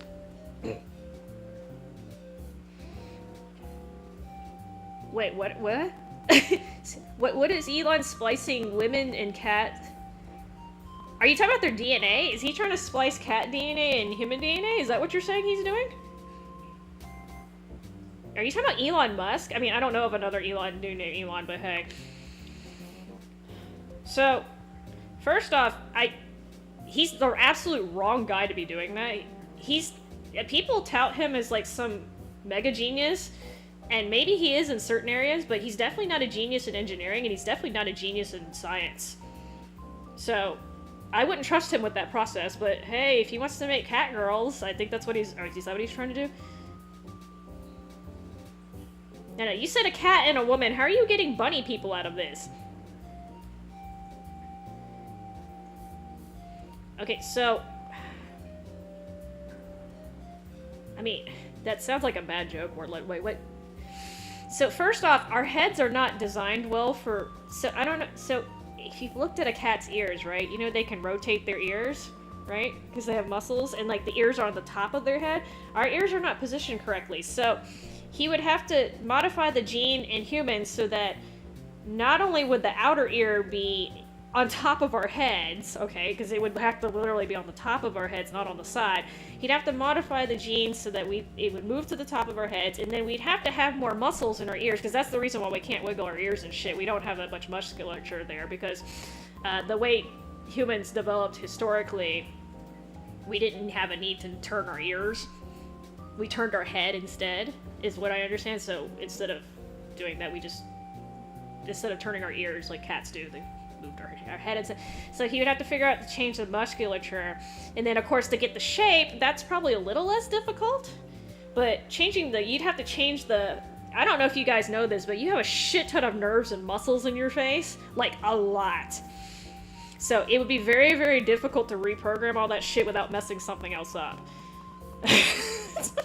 Because a lot of the muscles in your face, they connect, like, your jaw. Like, your ears are kind of slightly connected to your jaw and to your cheeks. So if you move the ears up, it's going to change the shape of those muscles, and it might affect the way you can move your jaw. So it's very, very complicated. And again, why the fuck, except for aesthetic purposes, why in the world would you want to do that? And honest to God, shouldn't he be working on, like, not making his SpaceX rockets explode? I think that's a little more important than getting cat ears. I'm just saying, y'all. I mean, priorities. But yes, it's not as easy as it sounds. Now, if you wanted to just grow cat ears on a... You know what would probably be easier? I know this sounds dumb as hell. It would probably be easier, instead of making a person have cat ears, it'd be easier to just grow an extra set of ears that were non-functional on the top than it would to be actually change a human ear and turn it into a cat ear. But then you'd have two sets of ears and one of them would be functional.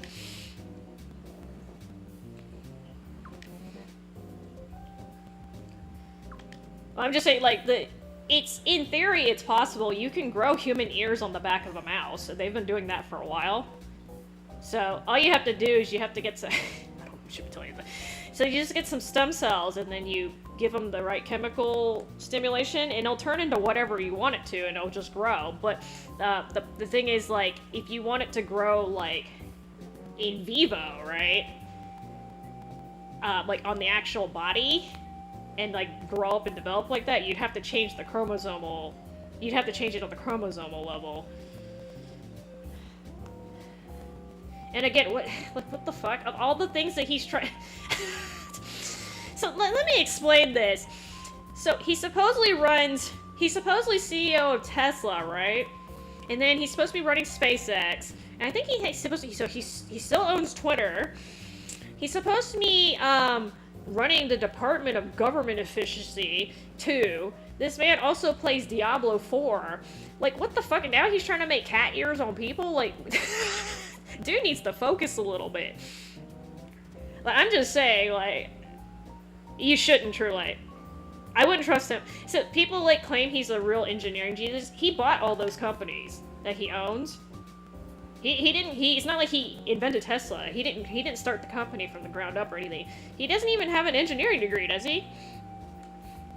I'm sure he's very talented in certain areas, but, like, people make him out to be some programming genius or some electrical engineering genius or something, and he really isn't. Like, he bought those companies. He started them from the ground up and built them. Like, he started SpaceX and he built it. Okay, cool. The man's, obviously got some engineering prowess. He did it. He bought those companies, okay? So, to me, the praise that he gets for his innovation and stuff, it's not warranted for that. Again, I'm sure he has some other talents. I'm not sure. Well, he has a shit ton of kids. That's a talent, kind of. But the things he gets credited for the most, I don't see where it's coming from. Because again, I mean, if I buy if I buy Apple and I buy Microsoft and I buy Google, does that make me a engineering genius? No, it just means I have a shit ton of money and I bought them. Okay. Oh, I don't know anything about. I just know he has a shit ton of kids. Like he's on number 13 that we know of, so just he's got a lot going on. I mean, I'm just like.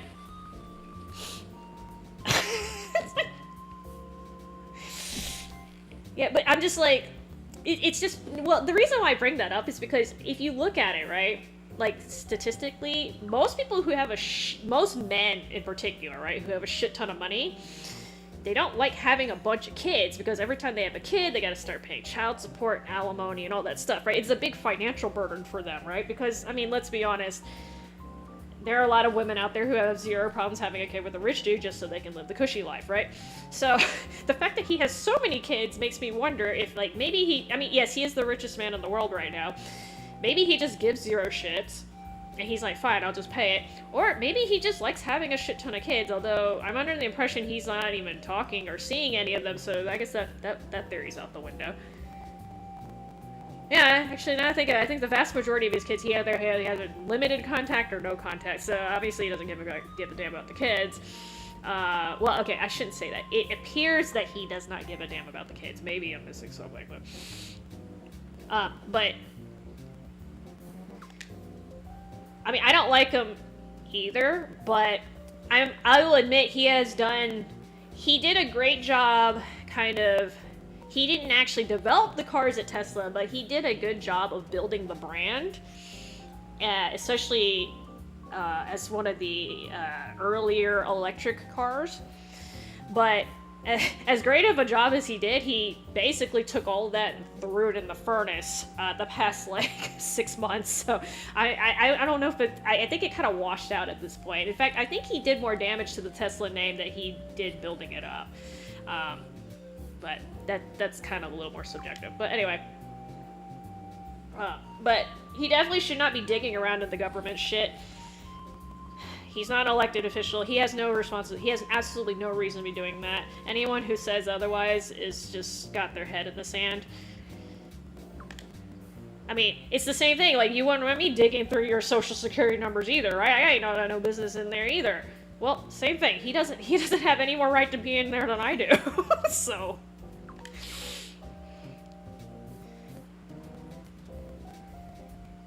I mean, he's more than a millionaire, too. Like, there millionaires also have that problem too. But like, he's literally the richest dude in the world. Like, literally, everyone knows what he looks like too. It's not like he can even hide it at this point. Like, some people who are really rich, like, people actually don't know who they are because they lay really low. But everyone knows who Elon Musk is because he's a public figure. So I mean, yeah. Oh no, I'm not Elon Musk. I just happen to look just like him. I have the same accent and have 500 bodyguards on my ass.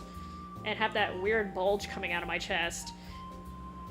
I think he's got some sort of a medical condition. I swear to God, that way he's so barrel chested. That's not normal, y'all. That is not normal at all. But anyway, that's neither here nor there. Lord knows he can actually afford to get medical attention in the U.S.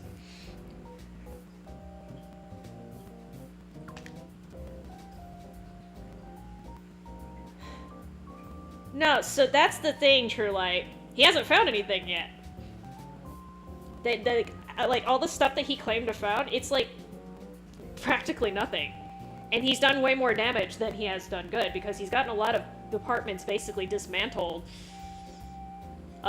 He's doing way more, like, again, he's using that as an excuse to get rid of agencies in the government that are interfering with his private businesses, which that's a clear violation of that's a clear conflict of interest, right? But whatever, like, again, this is politics and shit.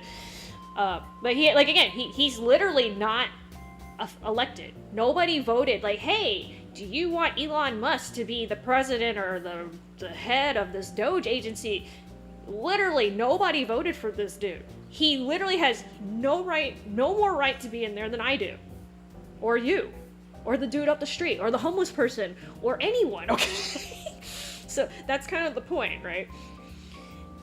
Whether he's qualified or not, which I would argue he's not, Well, they like, because he literally just fucked up the Social Security thing by running the wrong program in there. But anyway, again, he's not a programming genius either. I don't know why people think he's really good with computers, because apparently he's not.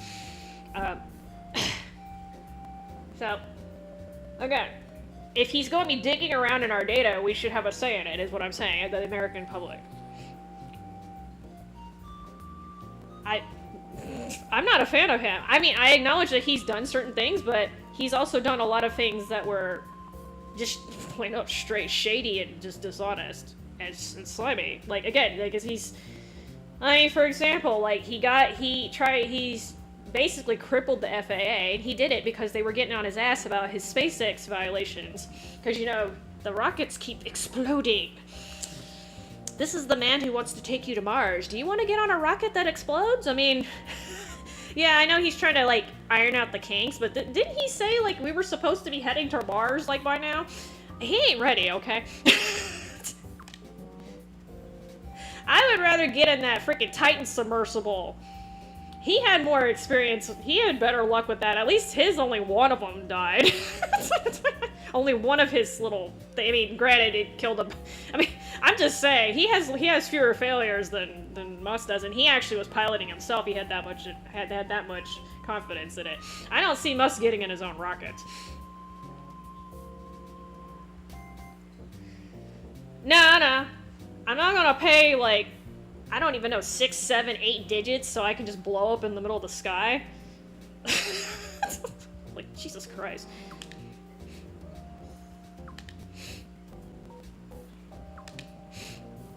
Like, they're not even getting high enough in the atmosphere that you're gonna get a good view, either. Like, if you're gonna, like, kill me, like, at least let me go into orbit and look down on Earth first. I don't even think they got that.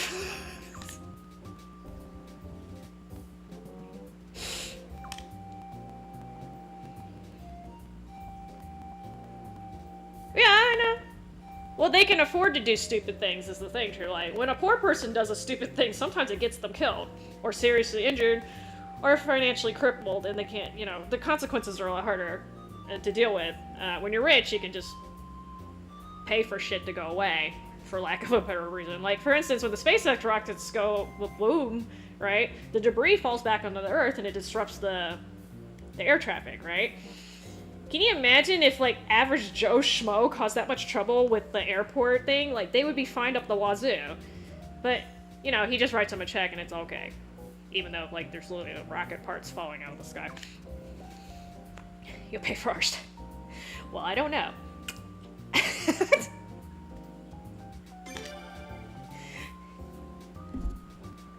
Arshta would be... I really like her. It's just, I mean, she gets Sasuke, so...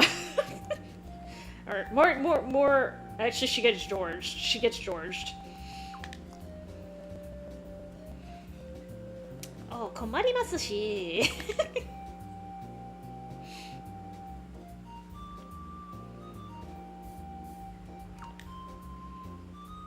許さんぞ。Okay, well, bring him out, dude. Oh, do I have to go looking for him? Waiting here means listening to Fuyo talk. Fuyo, constantly. Yeah, that's not a joke coming from Sagiri.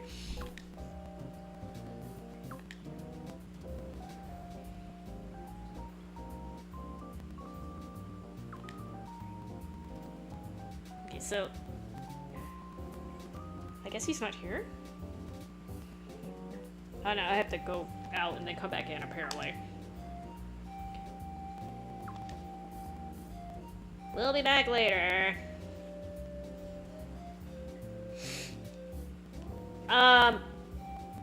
So you see demonic, that's such a religious thing to say.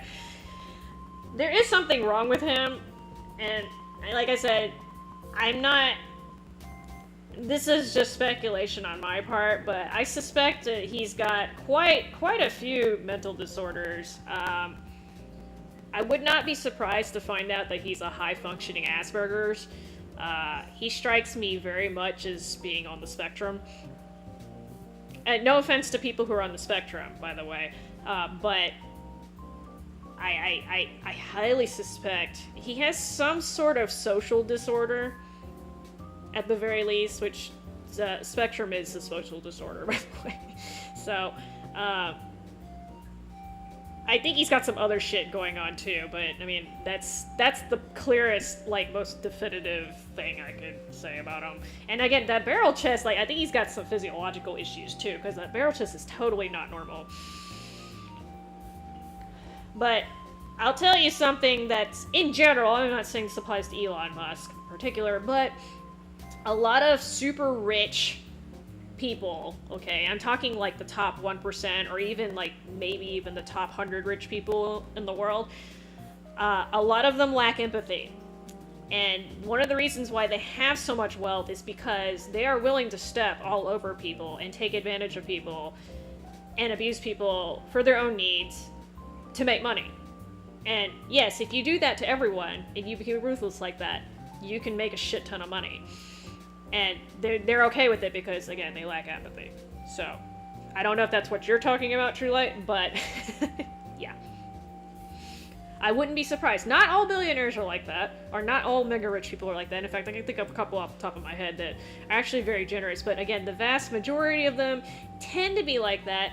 They're not necessarily... It's not necessarily something that was brought on by the wealth either. I'm a believer that wealth doesn't change people, it just shows you who they are. Right? So that was probably always there. It's just they happen to make a shit ton of money off of it.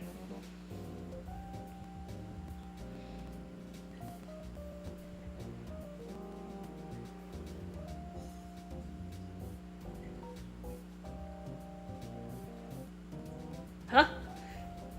Well, okay, so... I mean... So, I'm a little bit of a weird case. I wouldn't say I don't have social anxiety. I absolutely hate talking in front of big crowds, by the way.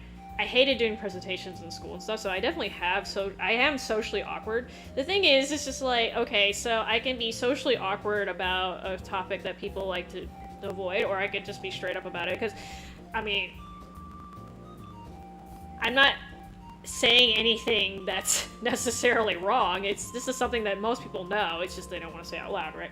And also, I come at it I have more of a medical perspective on it. Like, sex is part of life. Like, if doctors are like, no, people don't have sex, like, you're just lying to yourselves, okay? Like, we know. You guys are having sex. Half the time we ask you come in the office if you're having sex, and you're like, no. I'm like, don't lie to me, okay? We can tell, alright? Don't tell me you're not having sex and you come in and you have the clap, okay? Like, like, we know these things happen, okay? So, it's just being real with people and, like, again, sex is part of life. I'm just treating it that way.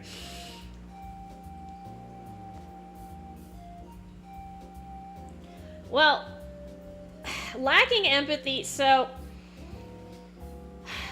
this is a bit of a controversial statement, but lacking empathy can actually be a good thing in certain situations, but in general, because people are social creatures by default. I know you got people who obviously don't like being around people. I'm just talking about as a species, we're social, okay?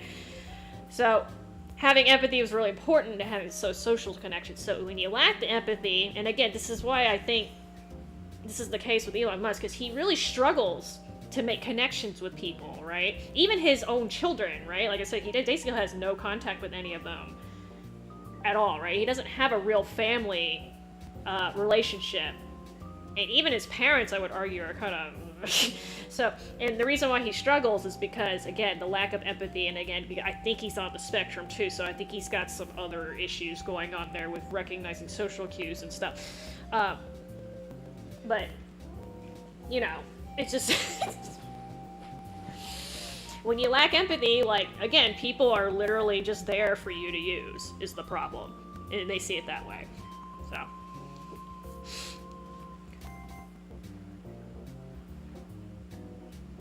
Well, I mean, being alone, I mean, I'm introverted, right? I'm a huge introvert. But, you know, that doesn't mean I always spend my time alone either. And that doesn't mean I was alone. I might have not been around people, but that doesn't mean I was alone either. Right? Being alone and being lonely are two different things.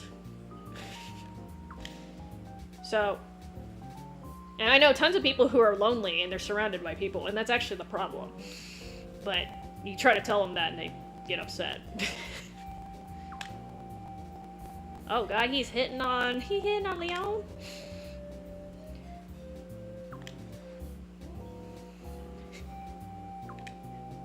She wants to make sure I'm not a real Queen's Knight, I'm the apprentice.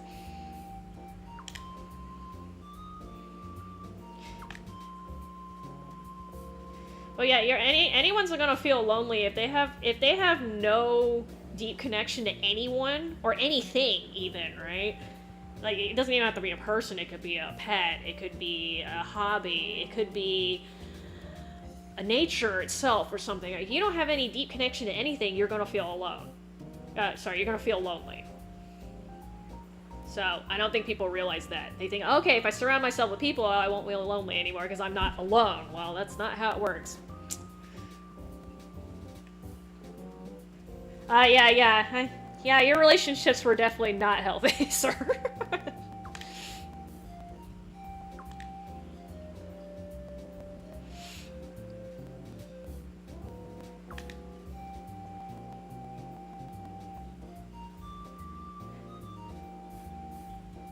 It wasn't the worst. Okay, well, see, the problem with...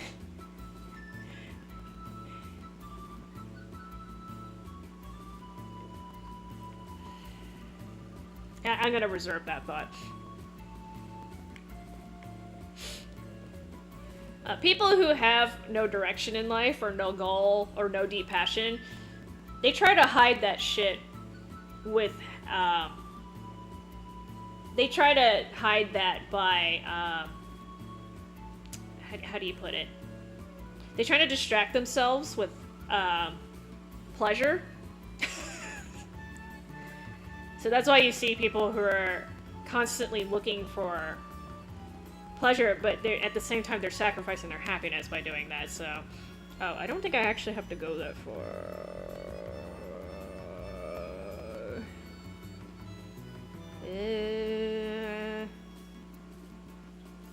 Oh, okay, hang on. Let me go back and change my party. I mean, I was gonna say that if you really had a strong bond with God, you would have felt better than it wasn't the worst. Because I've met people like, yeah, you can tell their bond with God is strong enough that they would be totally fine just having that bond, but for you it was not enough. So that's the way I see it. But I'm not talking about hormones, True Light. I'm talking about, like, in general. Pleasure doesn't always mean sexual pleasure. Like, again, some people, drugs, food, gambling, anything that gives you a dopamine rush, basically, can be used to substitute. Oh.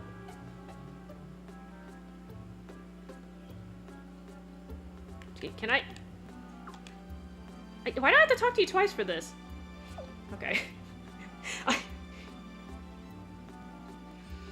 Sileeds. Okay. Wait, they're already in my party. Oh, okay. The guy said, go switch your party up, and I'm like, they're already in my party. I'm like, okay.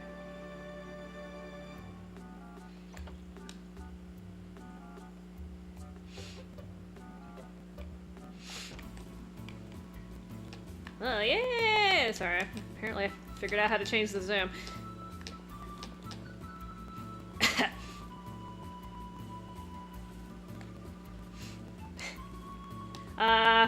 To be honest, Juliet, I don't necessarily agree that you came out happy-go-lucky. I'm sure you've gotten better, but you're still hurting.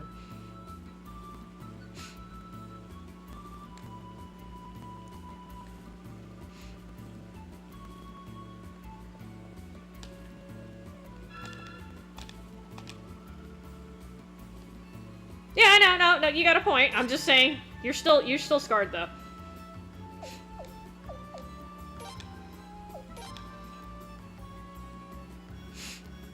And I'm sure if you ask people who've known you a while, they'll probably tell you the same thing if you ask them to be honest, because if I can tell just from talking with you like this way, they probably know more. So. That's okay. You work on it. I got shit I haven't gotten over either. Work in progress. You have good days and bad days. Everyone's like, oh, you always have to get better each day. I'm like, no, sometimes you just have bad days and you slip. It happens. Then you get back up, keep moving forward. As long as it's net, as long as you have net progress, it's fine. If you keep slipping and you keep going back, though, you know, change your strategy a little bit.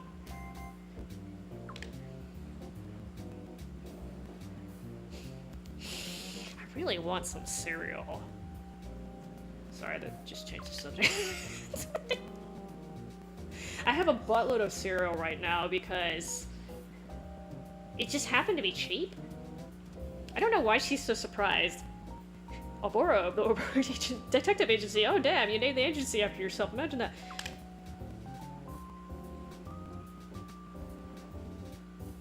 Well, at the very least, True Light, if you're gonna get in a relationship, please, like I said, I think I mentioned this before, if you got somebody who's good at reading other people, ask them about the lady you're dating, okay? If you can't do it, find somebody who can do it for you that you trust.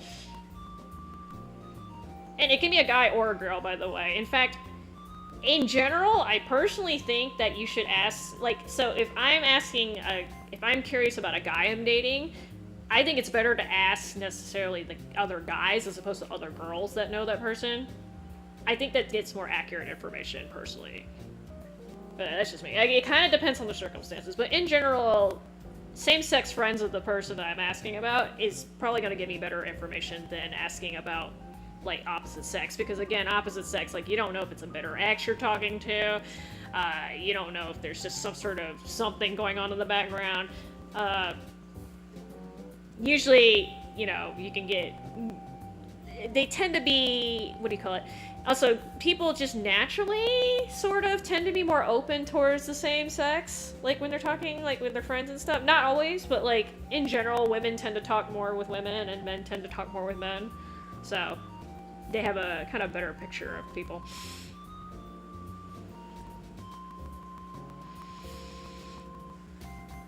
Nah, I would argue that you weren't good at reading them either, sir, because if you were good at reading people, you could have found a non-crazy woman to sleep with you. That does happen, by the way.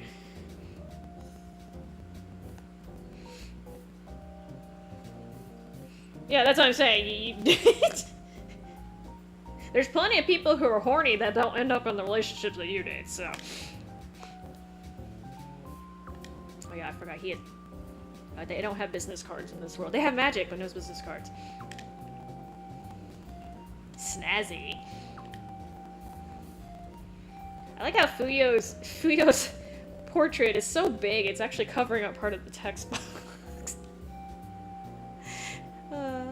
Girl has like Cabbage Patch Kids hair.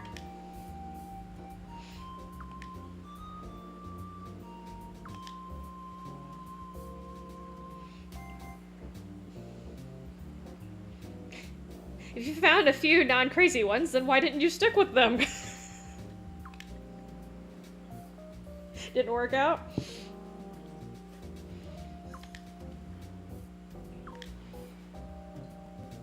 That's kind of a big request, but let's see.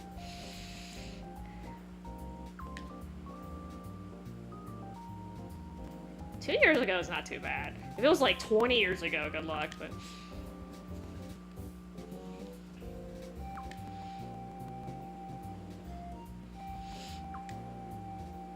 I was about to say, you'd think he would be very interested in this topic anyway, because it's just interesting, but...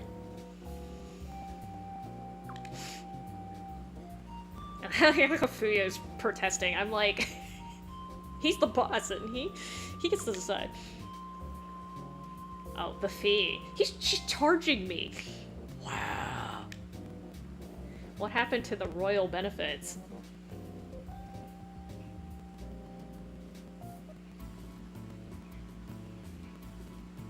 Okay, so... apparently he wants me to say it because... that's true. True, like, okay, so it didn't work out, though. You do have a point. It takes more than lack of craziness to get a relationship to work. What kind of a sentence is that? Oh my god. No, that's important, though. You gotta have the same life goals, too. I mean, especially kids. I don't understand why people, like, you can't negotiate on having kids or not having kids or having them. Okay, you either have the kids or you don't. When are you gonna pop out half a kid? Like, I don't understand how people think that's gonna work. Or, like, I'm just gonna have the kid and we're just gonna give them away after that? Like, no, once you have the kid, they're yours and you're kind of stuck with them for the rest of your life. Like, I'm not even kidding, okay?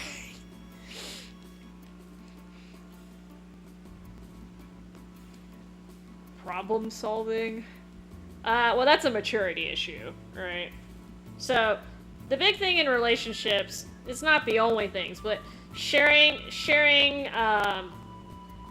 core values, which I kind of lump life goals in there, right?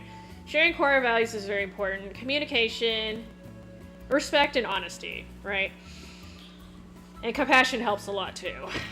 But if you don't have the same core values, even if the person's wonderful in every other aspect, it's not gonna work. And I think that's a mistake that a lot of couples make. They're like, okay, we really care for each other.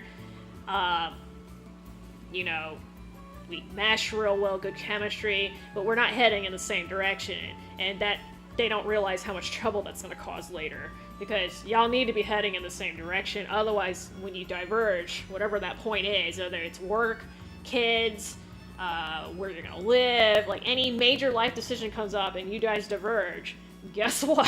Okay, because then you're gonna have to, somebody's either gonna have to compromise on a very important issue in their life, or y'all are gonna have to split up anyway. So just find somebody who's on the same damn path as you, so that y'all can grow together in the same fucking direction. It makes things a lot easier. It takes a lot more work, but hey. Well, in general, you don't want to date an immature person. I'm not going to say that there aren't any benefits to dating immature people, but I would say the disadvantages heavily outweigh the advantages. Especially in a long-term relationship. If you're just, like, fucking for, like, a month or whatever, like, honest to God, probably won't make a difference. Like, I'm just being straight with y'all, but, just, like, long-term relationship, I wouldn't mess with it, because, again, you're banking on them becoming mature in a relatively fast, pace, which if they were really that good at maturing, they probably would have matured before they met you. So again, you're kind of banking on something to happen that hasn't already happened in the past. So good luck with that. Well, I know a lot of people. I'm immature, truly. I'm sitting here talking about dingalings and shit sometimes. Everyone's immature to a certain point, but you know, again, I'm just saying, like, in general, right? I have immature moments, but I also know when I need to get my shit together. But again, like, don't get in a relationship, be like, hey, I'm counting on this guy to, you know, mature. Like, don't do that. Like, find somebody who's already mature, because I know people, it took them 20, 30, 40 years to figure out that they were immature. Okay, you don't want to have to sit there and wait that long. When you saying there's no such thing as you're not saying there's no such thing as an immature siren, huh?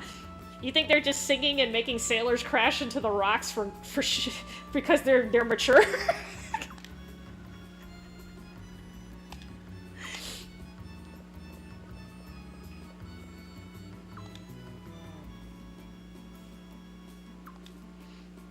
Her spidey senses went off.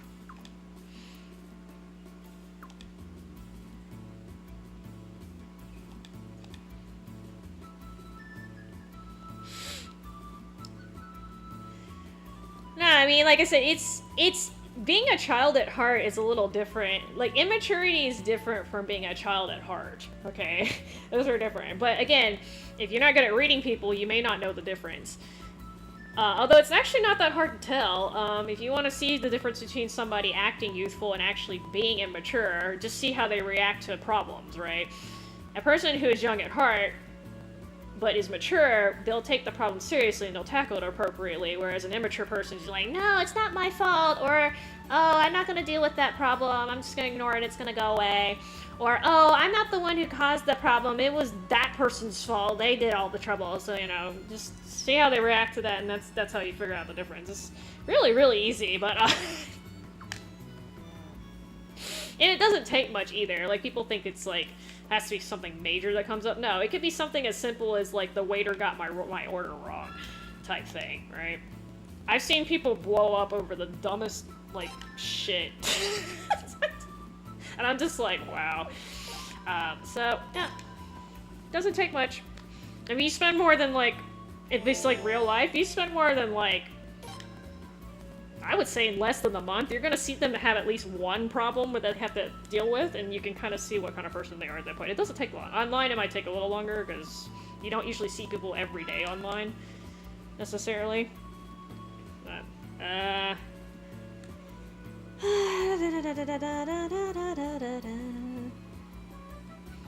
Alright, I need to go back. So I'm supposed to help him with this little investigations. It's supposed to make him easier to recruit.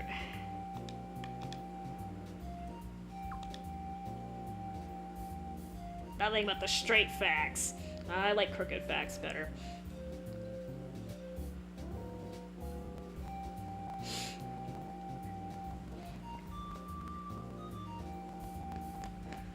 Well, I mean, so I don't look at this other thing too, so I don't pay much attention to what people say. I look at what they do.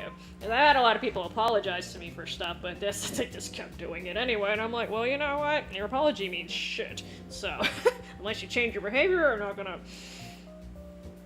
And again, when people are truly sorry, not only will they tell you they're sorry and accept responsibility, but they will try to rectify whatever the issue is, right? Make sure it doesn't happen again. That's the actual sorry part. Otherwise, they're just saying I'm sorry because, like, oh, okay, I said I'm sorry. There goes my guilt. Poof. Okay. So, how do... Oh, I'm supposed to go to N. My bad. I'm stupid. I mean, I guess you... Well, I'm glad you're good at reading people now. You don't have to date to do that, though. You do have to hang around people, but you don't specifically have to date either. Just putting that out there for y'all. Because dating is a very expensive way to gain experience. And I mean that literally and figuratively. I got a lot of I learned a lot about social stuff. I did a lot of psychology studying, but that's like theory, right? The actual practical shit, I got a lot of it working, actually, in retail, because I had to deal with people. So, does he have a costume on?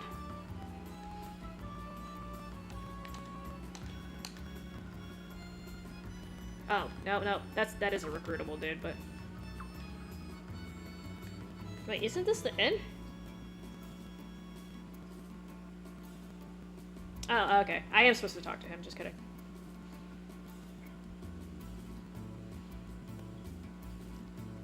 Hey, Prince, stop horning in on us, man. It's a pain. What does that even mean? I guess that means stop following us? I've never heard that phrase before.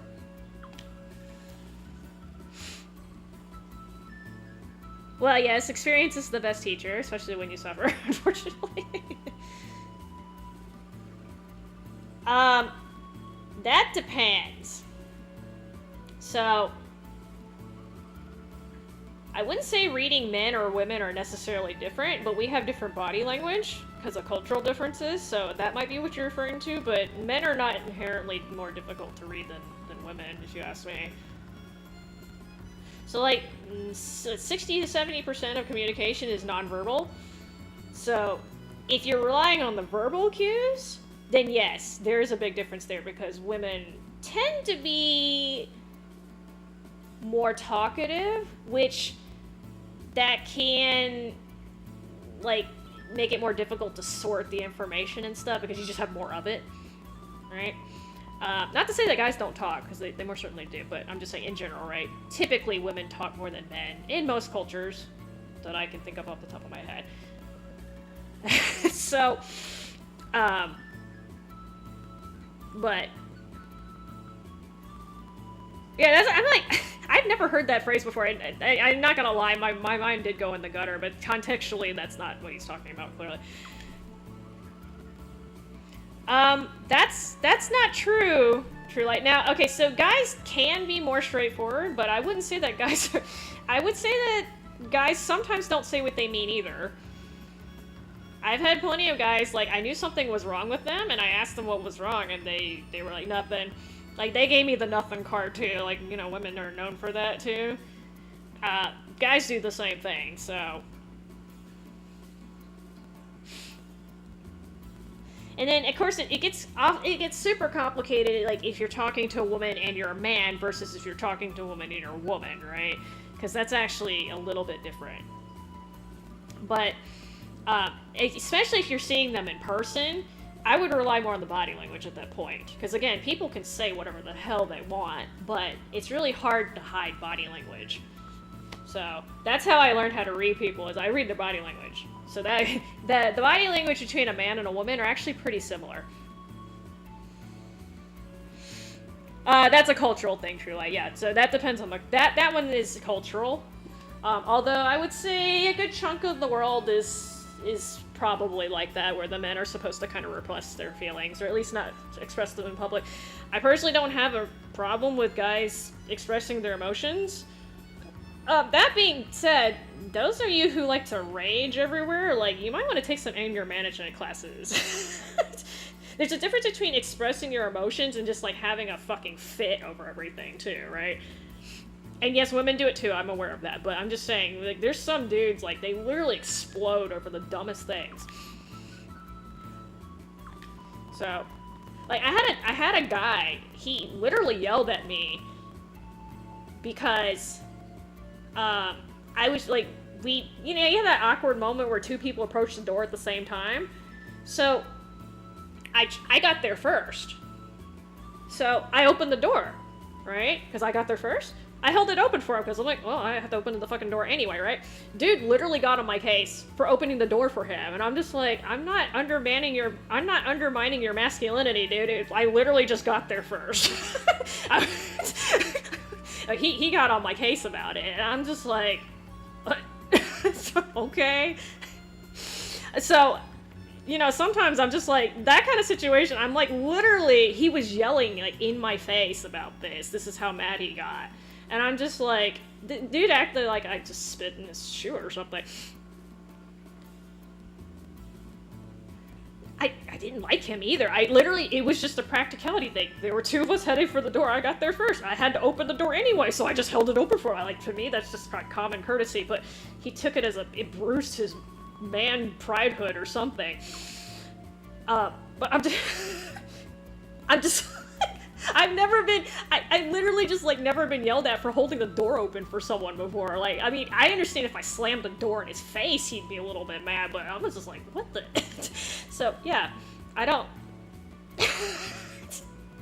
Again, the guy obviously had issues that had nothing to do with me, but clearly he decided it was okay to take him out on me. I'm like, that's not okay. You need to get your shit together, okay? And that's not what I mean by, like, expressing your emotions. In fact, I think that was a result of him repressing his emotions, and, like, I happened to trigger it or something.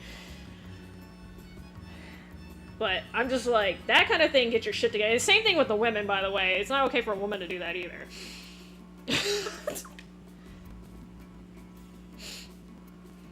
Flower commercials? Are you sure that's the reason why you got banned on Twitch? Because I don't even think that... Did it specifically say talking poorly about flower commercials is a violation of our terms and services? Because I really need to see that.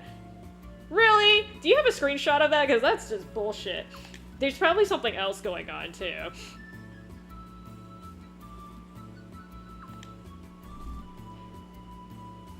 What? Was the streamer the one who was doing the flower commercials? I don't understand. I thought the commercials were set by Twitch.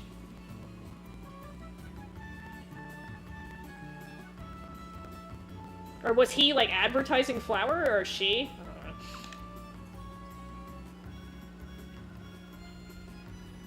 Yeah, but that's why I'm confused. Like, now, I can totally see a streamer reporting you. I can totally see that, and I'm not even saying it because the way you talk. Like, streamers, I've seen streamers just...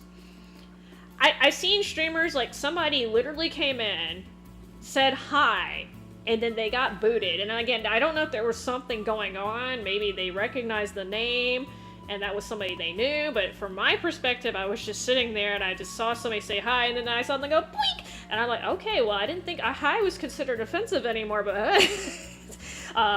And again, I didn't ask them to explain because I was lurking, but I was just like, okay, that was kind of weird. But normally they would comment like, oh, that person's a troublemaker, or that person's been harassing me before, or something. They don't just like randomly like, especially if it's the first time they've seen someone, they just like,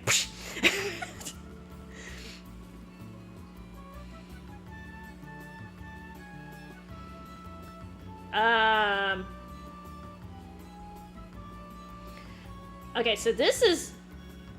It's possible that the streamer was just, like, crazy, because there are some really just super hyper-reactive streamers out there. There's actually a lot of them, but, my first inclination is that she might have misunderstood what you said. I'm not sure, I'd have to see the wording, but I wasn't sure. So, it's possible she misunderstood. So sometimes, I'm guilty of this too, by the way. Sometimes I'm reading comments and I don't read the comment right. And I end up reading it in a way that's completely different from the actual, what was intended. And I don't mean like tone, like I literally misread the comment. The comment was clear, I misread it, right? And that happens especially when I'm trying to play, COD, I'm not gonna lie, because I have to pay attention to that shit. And that's my fault. And it's possible she was just, it was that. She might have been having a bad day. That's kind of odd if that really was what happened and that was the only thing that triggered it, then she's just that abnormality, but... Well, see, the thing is, if she was already mad before you clarified, it was too late. You know how people are when they get mad, they don't listen. So... and the only thing I can think of is, if for some stupid reason she had some personal investment in that commercial, which if for some reason she was, like, those are my flowers or something, yes, she could take it personally, but at the same time, how would you know that? Unless it had her name on it or something. And again, sometimes people just are pissy in a bad mood. Like, again, I've seen streamers, like, hyper-reactive. Like, people are not being aggressive, they're not being rude, they're not being, they're not criticizing or anything, and they're just like, well, you're not gonna behave, I'm gonna ban you. So some people just go on a power trip and they start doing shit. So it could just be her. But, I'm not hate ragging on girl streamers in particular, because guys do this too, but there are a lot of female streamers that if you do not shower them with compliments all the time, they will be insulted. I'm not even saying like you outright insult them. I'm just saying like you just don't constantly shower them with attention and love, they will get mad. Even if you fell asleep or something, right? So, I don't know if she's one of those people.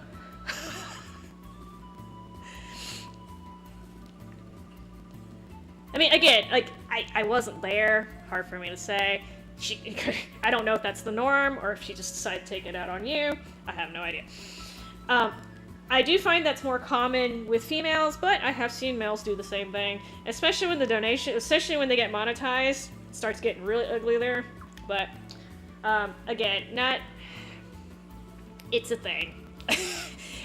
The thing is, especially for gaming channels, we know, the general public knows that the predominantly male audience, I mean, let's be real, right? It depends on the game, but mostly males watching gaming streams in particular, and, well, streamers, a lot of them are trying to grow so that they can make a respectable income off of the stream, which is fine. I don't have a problem with that, right? As long as you're not, like, legit ripping people off, I don't have a problem with that. It's fine. It's a potential occupation. I got it, right? I don't do it because reasons, but I totally see why people do it. Again, don't rip people off though. Like the whole thing that happened with what is it, Ninja or whatever, with the gambling sites and the what was it? Oh shit.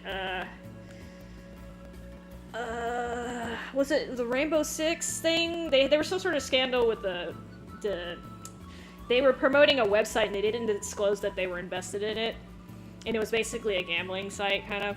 That kind of thing's shady as hell. Don't do that. But you know, if they're like at the end of oh please donate or please subscribe, please follow.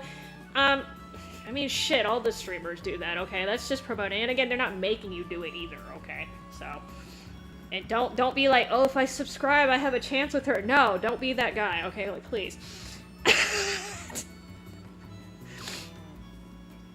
I know a lot of guys fall for that trap, but I'm just saying. There's not really anything... It's kind of like the tipping culture, right? Like, it's kind of, like, annoying, but is it actually morally wrong? No. I don't know why people sometimes... Like, the tipping's getting a little actually ridiculous. Like, if I'm doing self-checkout at a grocery store, don't ask me to tip you. I did the damn work.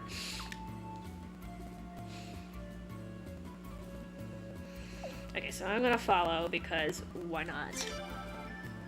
I totally don't stand out with my platinum hair and my orange outfit. And my apprentice... Queen's Knight with the distinctive uniform.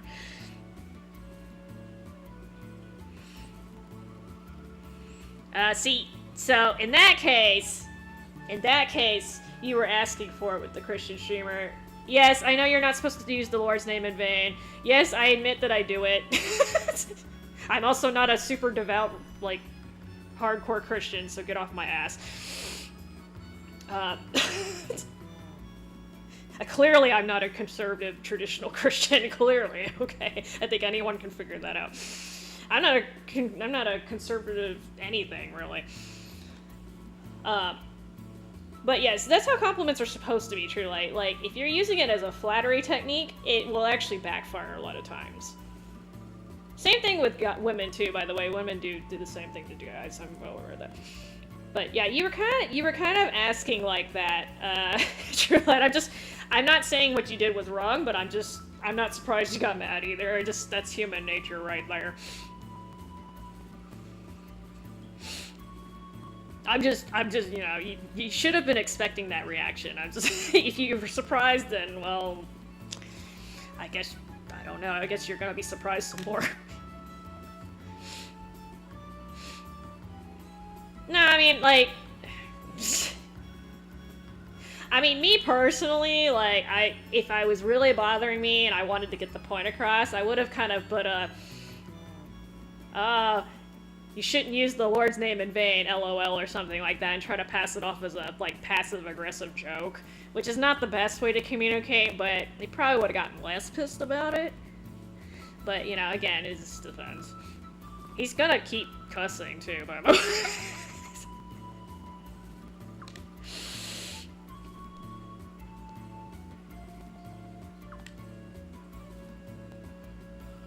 But, I mean, so, in general, and this is particularly bad when you're dealing with conservative people, but in general, people don't like being told that they're doing something wrong, okay? Like, this is just human nature. People take it as an ego bruise. So, anytime you try to correct somebody, you can do it, but you have to be very careful about how you word it. And when I do it, I try not to, because again, like, most of the shit, I don't want to start a shitstorm anyway, and it's a lot of work trying to continue. I guess I mentioned this before, but when I do it, I try to construct it in such a way that, A, it's not a criticism of the action, it's more of a, I have a suggestion for improvement type thing, and that tends to help, but again, if you're dealing with squishy people, with squishy egos, like, no matter what you say, you're gonna piss them off anyway.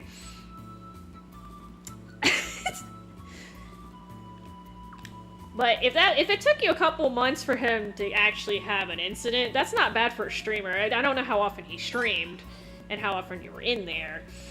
I mean, you seem to come into streams pretty often from my experience. I don't know, maybe I'm an abnormality. I am an abnormality, but I'm just maybe I'm an abnormality in your watch schedule. But normally when I'm watching people stream, usually within about it depends on like the game and how long their streams are. Obviously, they only stream for like an hour. It's hard for me to tell, or like 30 minutes at a time. But usually within 2 or 3 streams, I can kind of tell. I can kind of tell what kind of person they are at that point. Not always, but like if I have suspicions, that's when I start picking up on it. Usually that 2 or 3 times. I don't do it on the first time. I try to be a blank slate the first time I watch because, you know, people can have bad days. I have bad days, right? I had one stream. Oh god, this was like. Hold on, I have to put these people in my party. Sorry.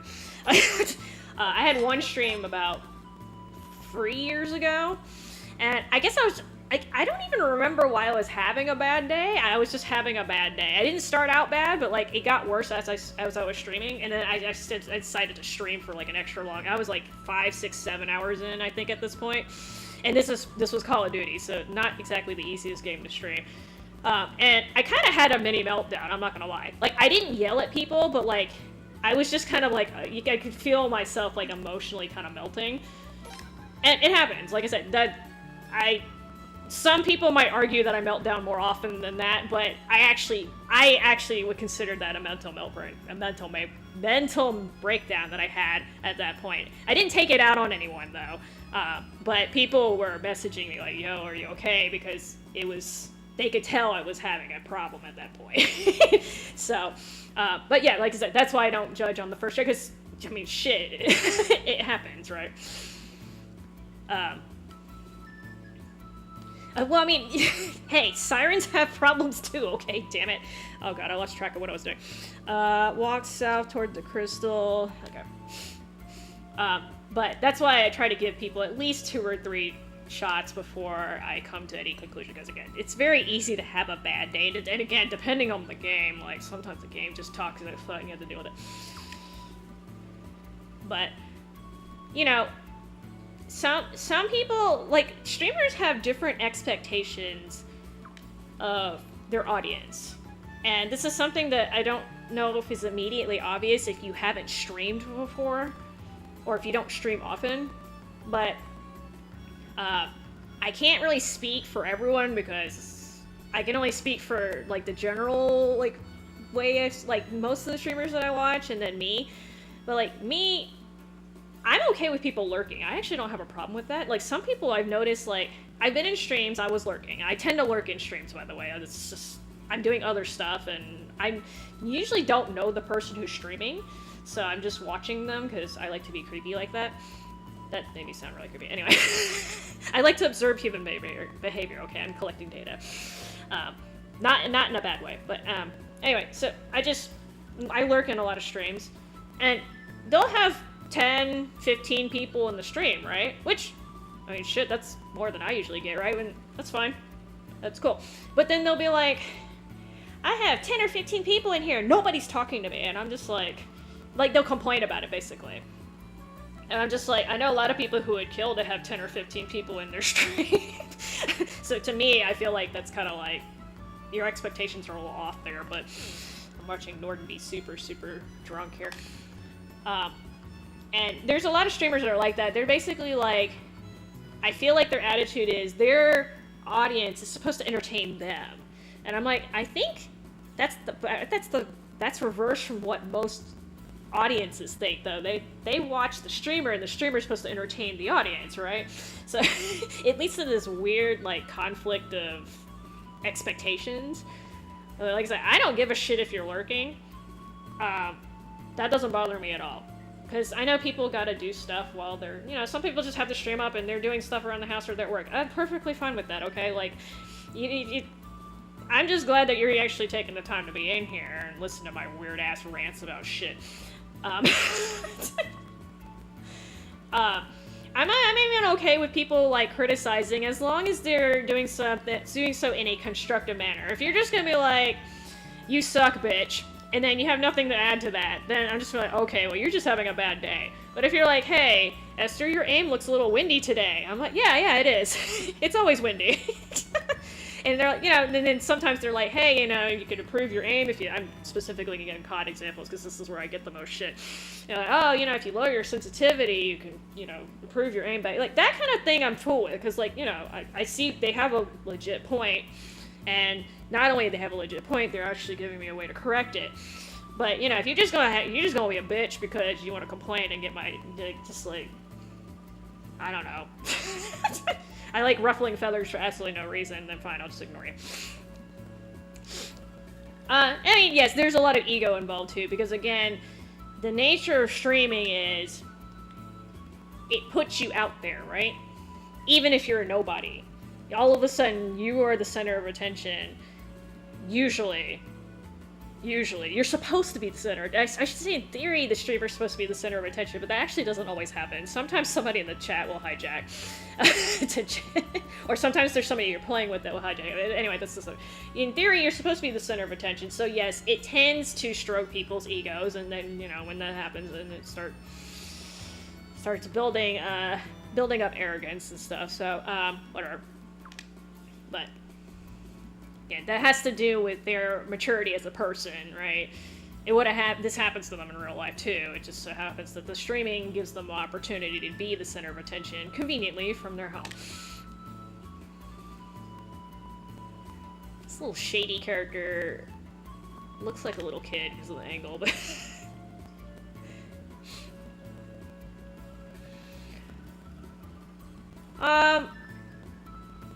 yeah, being friendly in general is better, but it kind of depends because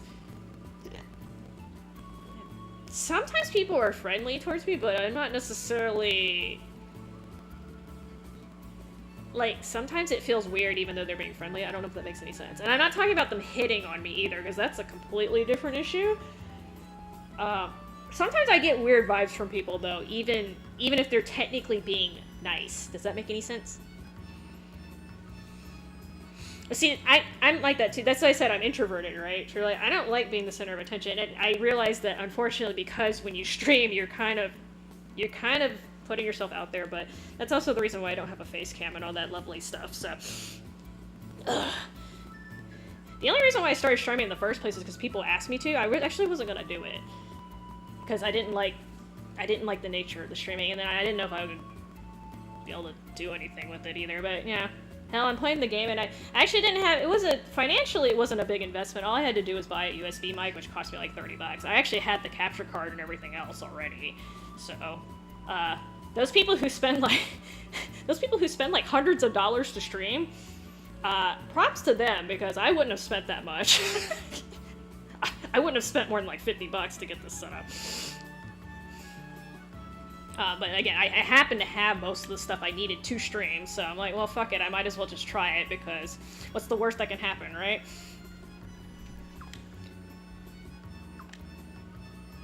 That won't be necessary.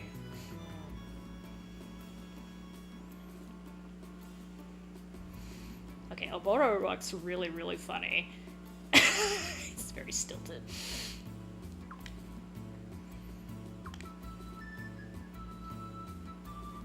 I have a way to find out where he's going.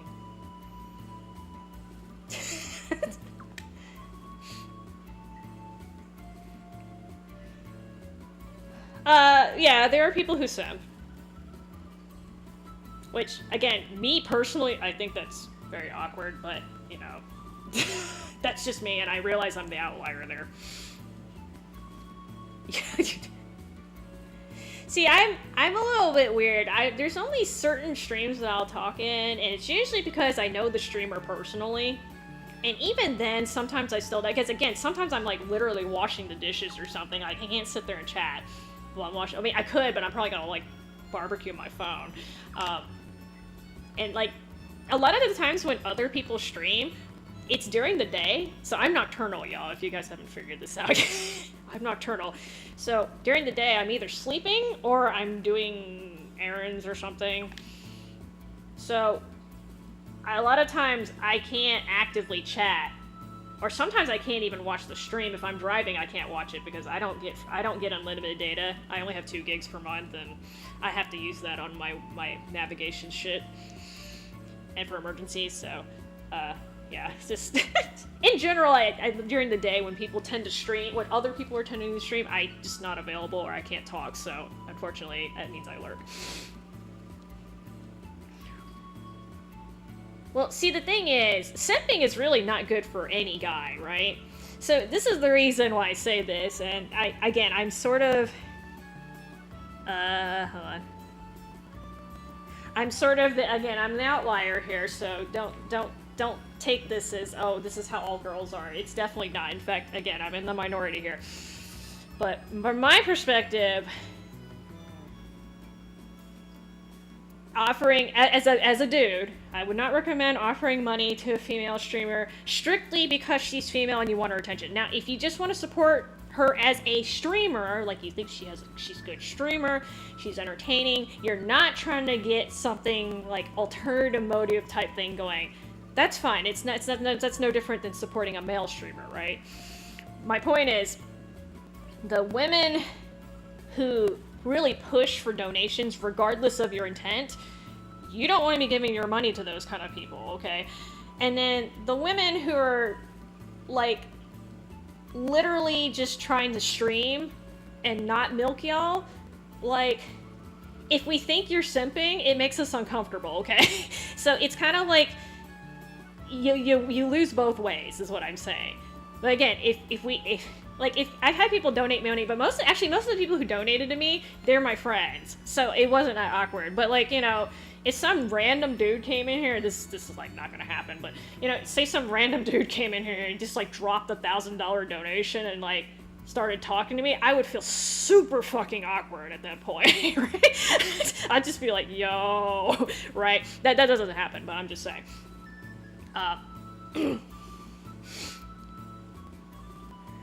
But again, the problem is the ulterior motive, right? Again, if you're literally just supporting them as a streamer, and you're not expecting any favors or anything, then that's fine. But again, it's a murky water there, right? It's a murky water. And you're not actually improving your chances. You're improving your you would only improve your chances of, no, I take that. You're not actually improving your chances of getting what you want either, is the thing. Because the girl who's milking you, she ain't gonna go on a date with you just because you gave her money. Unless you give her a shit ton of money, is she gonna love you? No, she's not. She's gonna love your money. And then again, girl who doesn't care about that, she's not gonna want your money either. It's not gonna help your relationship with her, because then she's gonna get suspicious. So, better not to do that unless, you know, gotta be really careful about that, is what I'm saying. Anyway, backfires. But again, I know guys just sort of programmed to like throw money at stuff, so.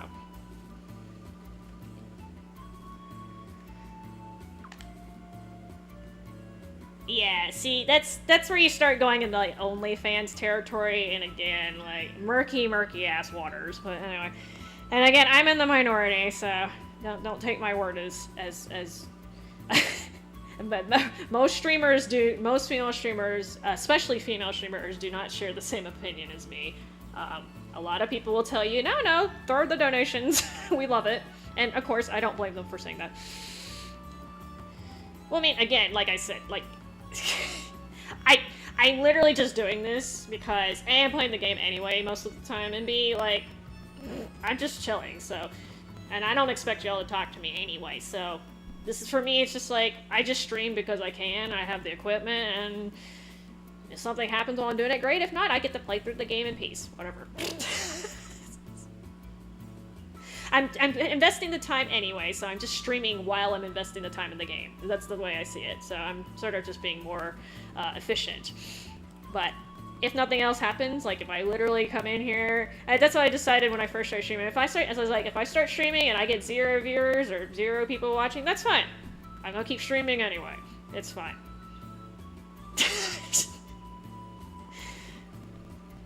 And that's what I decided. You make it sound like sirens could not be streamers, okay? Maybe that's the real reason why I don't have a dash cam, alright? Alright, hold on. I'm gonna start finishing this side quest. Return to the ship. I'm glad this is not time-based.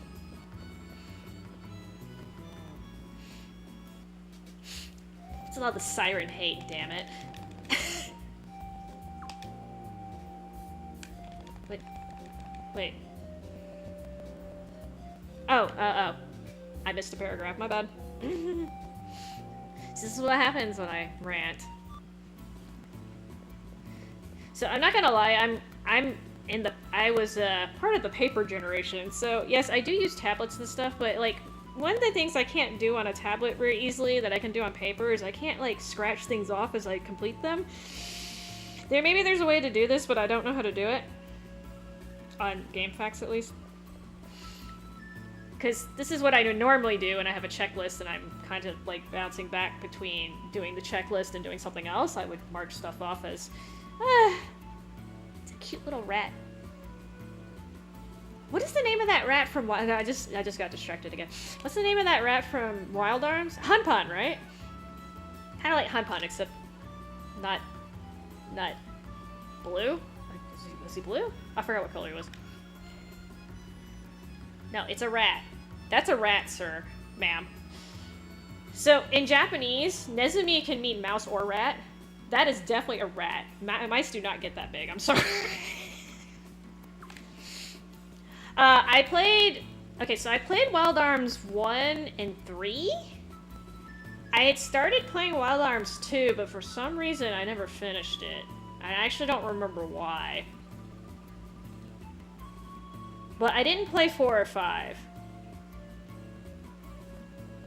So I'm like sorta played Wild Arms, if that makes any sense.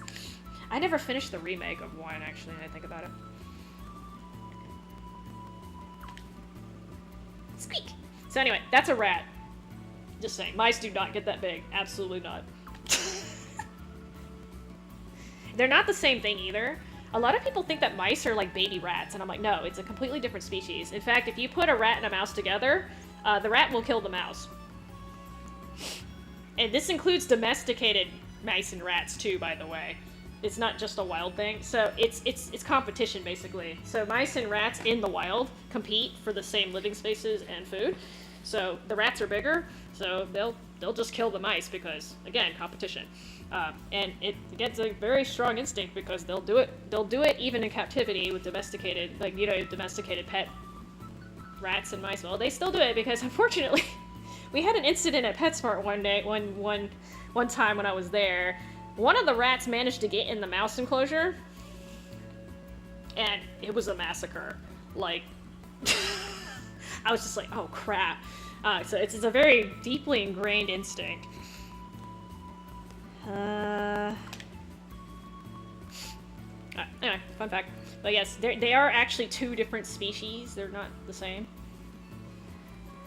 It's Sherry. I'm not sure where the Sherry line came out of this guy. Okay, so I think I go up and then to the right. Loading screens are my favorite. They are not, but it's okay. Is this what they're talking about? Oh god, get stuck, Esther.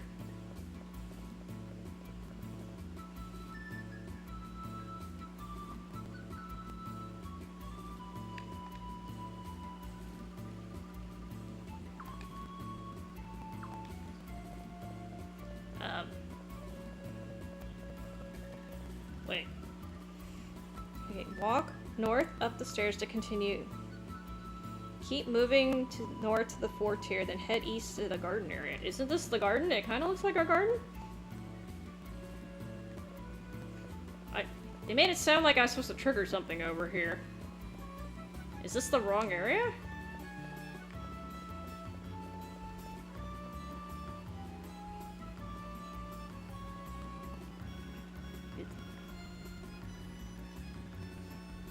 Okay, this area, my bad. I mean, there's a lot of green in here. You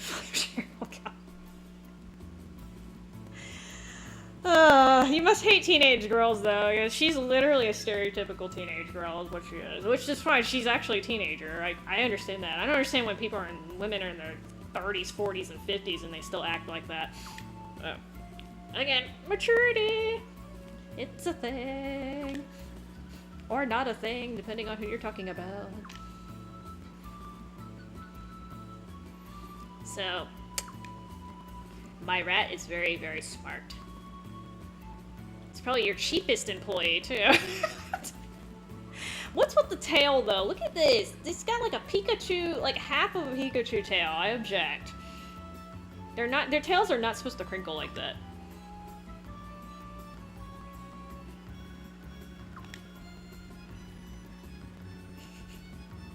By the way, you can probably teach a rat to actually do this in real life. They're super smart. They use them in Africa to sniff out landmines. And actually, I think the military has used them to go up in air ducts and lay wires. So yeah, rats are super duper smart. You're a girl like Tifa.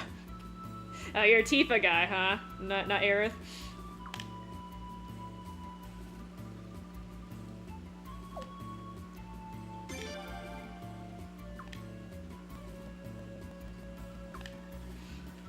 There's nothing wrong with employing rodents, okay? Equal opportunity hiring zone. Equal work for equal pay. Equal pay for equal work, excuse me. Okay, so maybe this is a personal experience thing, but I find the average teenage girl is way worse than Sharia. Especially if they're rich. Which is not technically average, but the money factor makes them immensely more insufferable.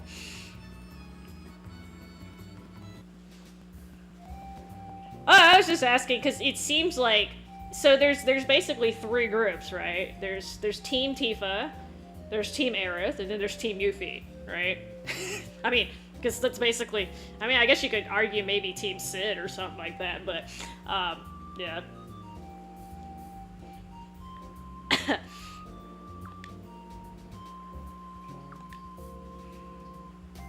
What could it all mean?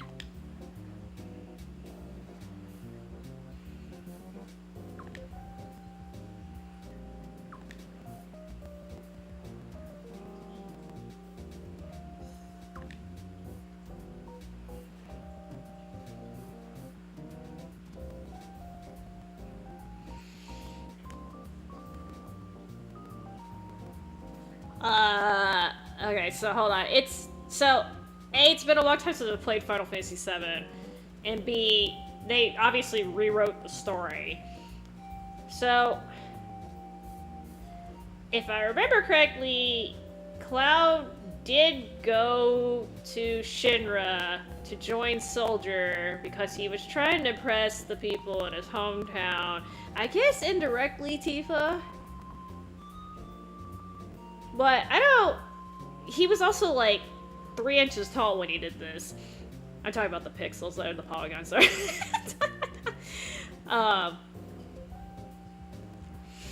He did go through a lot for her, but one could argue it was childhood friend thing, right? So basically what I'm saying is Team Tifa obviously has the best connection, but I wouldn't argue that it's like miles better necessarily than Team Aerith. But again, I haven't seen her in the remake, so well, so adrenaline does a thing, right? When you're really, really mad and you got adrenaline pumping, you will do stupid things, including attacking things that you really shouldn't be attacking. And to be fair, Cloud didn't exactly... I mean, he kind of beat Sephiroth, but he kind of didn't.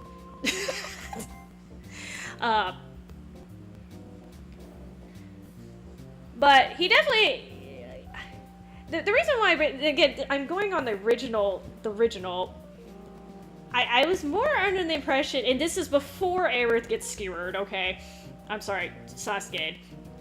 I was under the impression that Tifa, at least in the early part of the game, again, after Aerith dies, obviously this is not an issue, but I feel like he had more platonic feelings for Tifa, and then he had more of a romantic attraction for Aerith. At least that's how I felt, but again, I think they may have changed this in the remake. But again, that kind of became a non-issue because they literally took one of them out of the picture. It would have been more interesting if Aerith had lived. That would have been more interesting because that probably would have created a love triangle, but that didn't happen, so it didn't matter.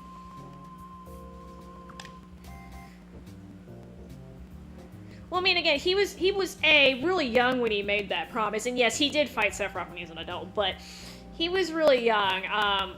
So again, you're talking about literally somebody going through puberty. That's a lot of change for somebody. And yeah, you can be very, very close to a childhood friend, right? That's very common, like people who grow up in the same small town, like they're very protective of each other, right?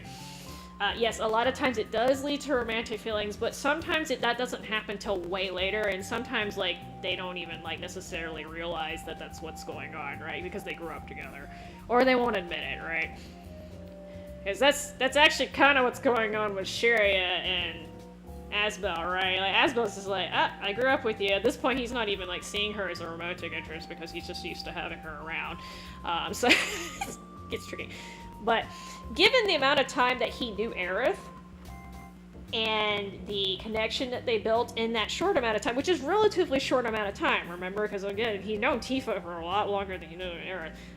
They had a pretty strong bond, so it would have been a lot different if Aerith had lived, right? He might have shifted more of his romantic feelings towards Aerith, but again, because she got Sasuke, not an issue. It would have gotten really, really complicated had she lived. Team Yuffie, I don't really see the argument for that, but you know, fanfiction's a thing.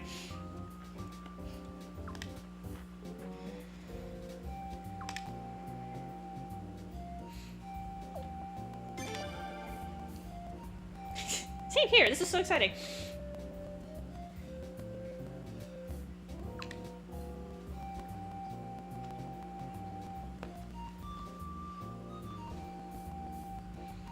Yeah, I'm just saying, like, it's kind of like comparing apples and oranges is the problem. Like, it's really hard to make a direct comparison because, again, obviously he grew up with Tifa.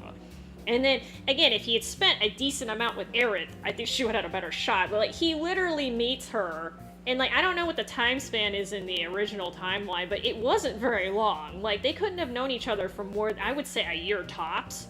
And that's really pushing it. I don't think it was a year between when they left Midgar and all that other crap happening, right? I don't even think that was a year in the game timeline. So, it's not a fair comparison. But again, they definitely had a strong connection to each other, and it could have been because of the whole, like, Zack thing, and because that makes things extra complicated. Like, did Aerith actually have feelings for them, or is she just seeing Zack in him? And if this actually comes up in the original, right? Because he's like, I see him in you, and yada yada yada. So, it gets complicated, but again, it doesn't go anywhere because Sasuke.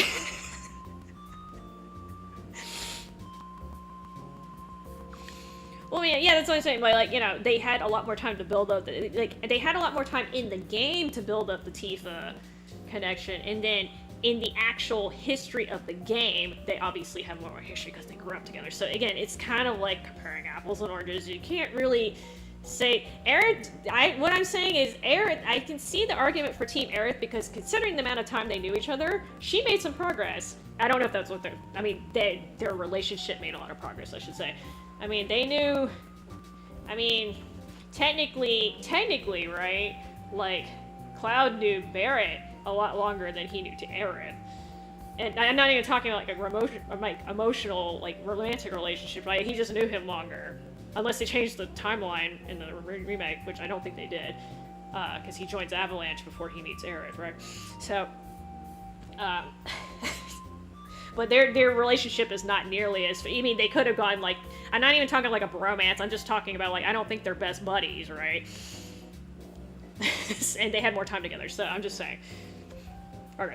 But yeah, I know about the whole thing about Zack and stuff, so that makes things extra complicated. We're not even sure if Aerith liked Cloud as a person, or if she just saw Zack in him.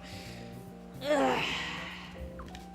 Yeah, and then I'm not factoring in the 500 split personalities that Cloud had because of all the traumatic shit that happened, right?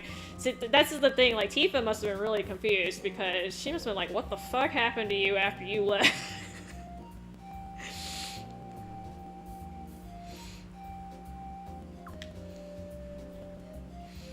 Well, I mean, and originally, did they change the remake? Because last time I checked, that didn't happen, and I don't remember that happening in the original. Hey, I got civilian closes. Closes.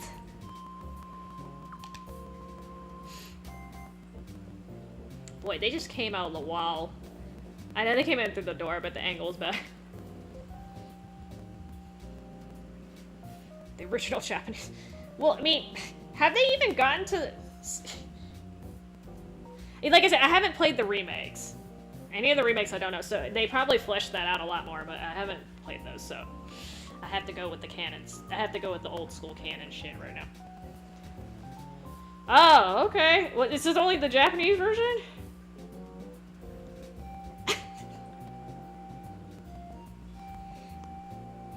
Oh. Did they take this out of the English version, or is it... Oh. Oh, okay. Good scenery, nice. Okay, so they definitely changed that. That didn't happen. Hey, unless, like, my brain is just conveniently glossing this over. That did not happen in the original.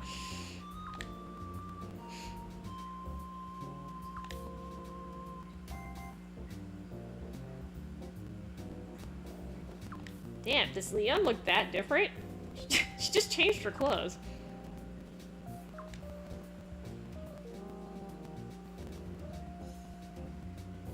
What do you mean they changed the translation? So in the English version, they're just like, hey Tifa, we're gonna sit under the high wind. Whereas in Japanese, they're like, hey Tifa, let's meet under the high wind, wink wink. I mean, if it fades to black, right? Oh my god, really? Oh, that's kind of dumb. Alright, well, well, I'll look into it. I'm gonna finally get to it in like 4 years or whatever. I don't exactly play Final Fantasy for the racy scenes, anyway. I mean, so my understanding is they left the honeybee end scene pretty much intact from the original. In fact, I heard they made it even better compared to the original, and that's the scene that I thought was gonna get... I honest to God didn't think they were gonna put that back in there. Because that was wild. Especially in the 90s, but it's wild even for today, right?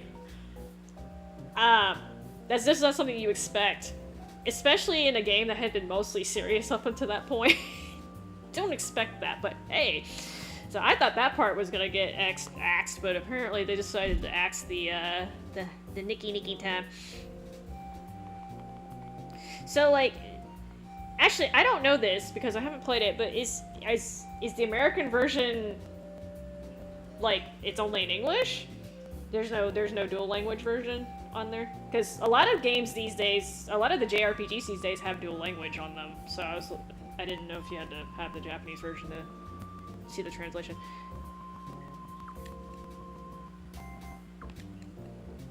Oh, imagine that, the drunk person be drinking. Again. That never happens. No dual language. Oh, okay. That's a shame. That's a shame. Because even Graces has dual language. I was really happy about that, by the way. I was not expecting that. That was a nice little perk they gave us. Yeah, that's what I'm saying. Like, especially these days, like, usually it's at least 2 languages, if not 3, 4, or 5. And then I've seen a couple games that had, like, upwards of 8, maybe. I was really impressed. Which is good. I absolutely love that. I'm just saying, I'm so used to the days where, like, we'd get only English and half the voice acting taken out and the translation would be butchered. So for me, it's a fucking godsend, but... No, but I'm just... No, but the remake is not super old, though, is that the thing. It's not that old. Like, if it was like PS2 era, yeah, absolutely not gonna be dual language. I'm trying to think, is there a if there's a PS2 RPG that was dual language, that had voice acting in it, I don't have it. Or I'm conveniently forgetting it, because they didn't have enough room on the disc is the problem. Are you talking about the... Okay, no, I'm not talking about the original. The original came out in, like, 97. I don't expect that to have dual language on it, okay? I'm talking about the remake. The remake, I thought, was dual language. Yeah, I was about to say, like, almost all the JRPGs that have come out since PS4, I want to say, have been dual language. So I was like, I'm super, especially for a game that big, I would almost expect it to be dual language, if not three languages. So it would have to have English and Japanese, right? But I wouldn't be surprised. I don't know if it was feasible if they could get Spanish on there. That would help, because there's a lot of Spanish, surprisingly, a lot of Spanish RPG players too. That's a huge market right there. But again, I don't know if they want to do that, right? That's 3 languages, and then you have to figure out the acting. Go back to the end. Okay, sorry. But yeah, if they can get Spanish in there, that's extra good. Oh, okay. So it's in the OG version. Oh, okay. Okay, so, okay. I thought you were talking about the remake. If they were talking about the original version, yes, I understand that. That I actually understand. Oh, shit. I thought you meant they changed it for the remake version. I'm like, that's dumb as fuck. They're gonna find out. Okay. Okay, that I understand. Thank you for clarification. I misunderstood. I do remember them sitting under the high wind. There is a scene where they sit under the high wind, and they're kind of cozying up, but, I mean, my brain's not remembering that well, but my understanding is they're literally just sitting side by side, and it does fade to black, but I don't remember that. I don't remember there being any indication that they just, well, hooked up either.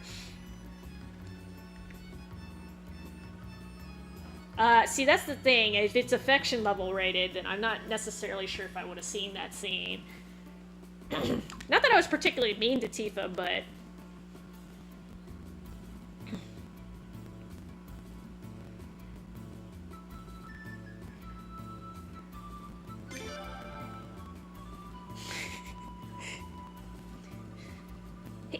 I don't got nothing to say to some stupid kids. Get out of here, man.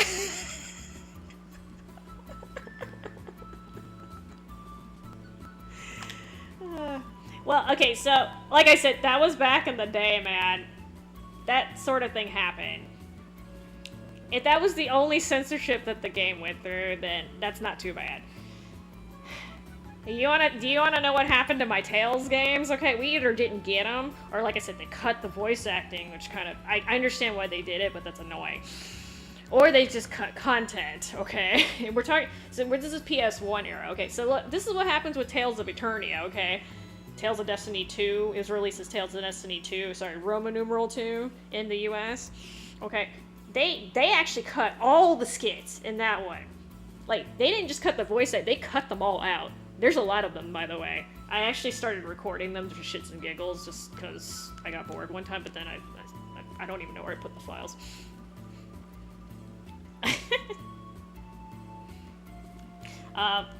Yeah, they like literally just cut all the skits, and anyone who's played a Tales game, you know there's a shit ton of skits. And then the other games that... I don't know if they did the same thing to Tales of Destiny 1, to be honest. I don't remember that game very well. But yeah.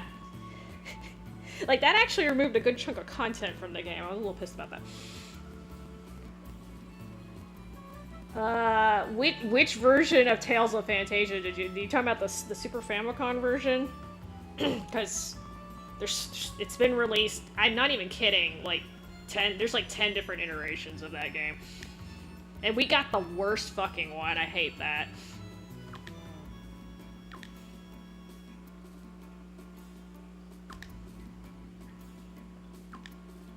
Still trying this business card thing.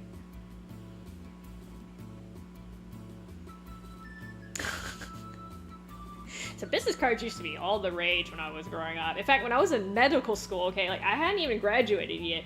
When I was in medical school in the mid-2000s, they were actually recommending that I get business cards as a student, and I'm just like, huh?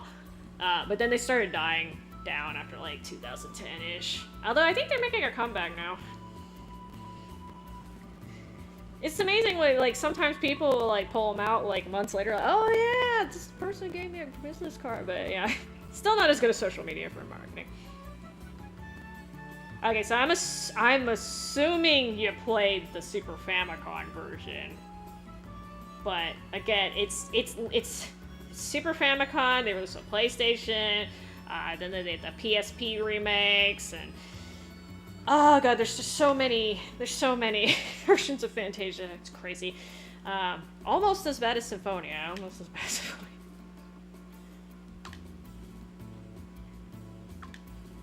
I like how he's asking the drunk person to read small font on a card.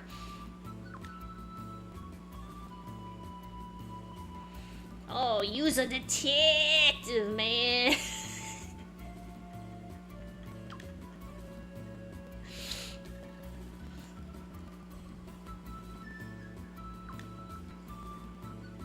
Not so loud. No, it was Super Famicom. So Super Famicom is the Japanese version of the Super Nintendo, which the only reason why I make the distinction is because the systems are slightly different. You can actually play Super Famicom cartridges on a SNES. You just have to break those two little plastic parts inside the SNES, which I actually did this. This is the only reason why I know. They wanted to make it, otherwise the actual data is the same and the connections are the same, but they wanted to make sure that people for some stupid reason couldn't import Super Famicom cartridges at the time, even though most people, I would say the average casual player could not read Japanese at that point. But for some reason they put that sort of, what do you call it, import deterrent in the SNES. So that you couldn't do that, but you could literally just pop. It literally was not hard. I took a screwdriver and just like popped two little tiny pieces of plastic out, and then you can all of a sudden you can play imports. It was great. Well, I mean, so like I said, like technically the SNES and the Famicom are basically the same thing. The cartridges were basically, the shape of the cartridge was different. Was the only difference between the two. So yes, the emulation should be very similar. But technically you're playing the Super Famicom. We didn't get a SNES version of it, is what I'm telling you, so you were technically playing the Famicom version. But minor distinction, kind of a nitpick.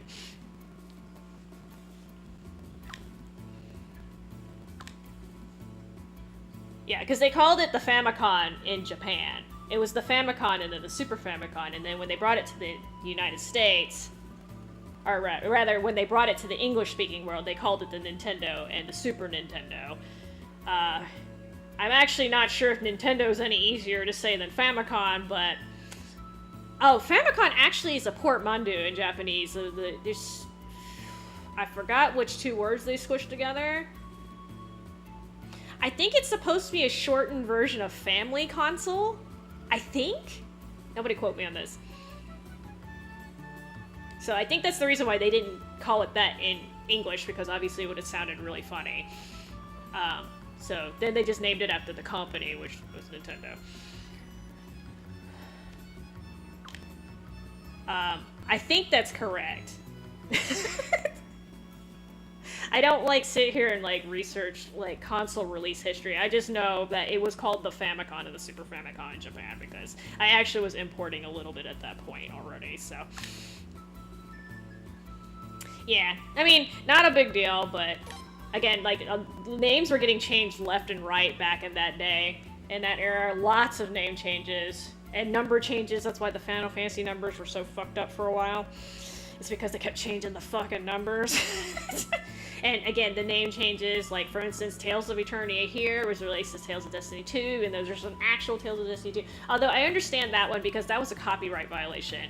So, what is it? Who owns He-Man copyrights? Is it Hasbro? They own the right to the word Eternia in English-speaking countries, so they couldn't call it Tales of Eternia. That being said, they shouldn't have called it Tales of Destiny 2 either, because it's not an actual true sequel to Tales of Destiny. There was an actual sequel that was released and it caused mega amounts of confusion. They could have called it something else. I haven't played through the game, so I don't know what a proper name could be, but they could have changed it to something else, okay? That's relevant to the game still. Or they could have just given it a brand new name. I mean, what the hell is Bazuria, okay? What the hell is Zisteria? like, what is an Exilia? Like, they'd be pulling these names out of nowhere that have nothing to do with the game anyway. So, like, they could have just made a name of it, you know. They just decided to take the shortcut. I think they were trying to, like, ride on the success of Final Fantasy.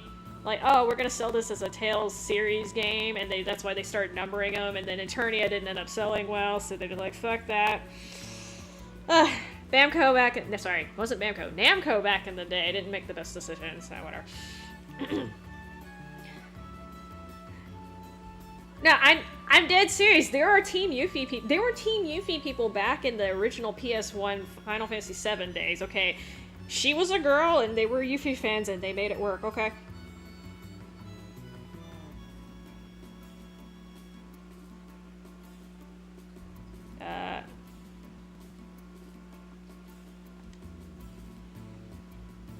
Return to the ship. Okay. I wasn't actually reading what they were saying. I would have helped. So this is the thing, like, you guys, like, notice that I tend to pause the dialogue when I'm talking. The reason why is because they're usually telling you where you need to go next, and if I don't pause the dialogue and actually read it, because I can't read it and talk at the same time, I'm not talented like that, so that's why sometimes I'm like, eh. And then sometimes the fact doesn't actually quite tell me where to go, so that's why I have these moments. Well, see, I don't know about Tales of Arise. Arise is an actual word, okay? And from what I understand, it might have some sort of relevance to the actual plot, because isn't there a rebellion type thing going on?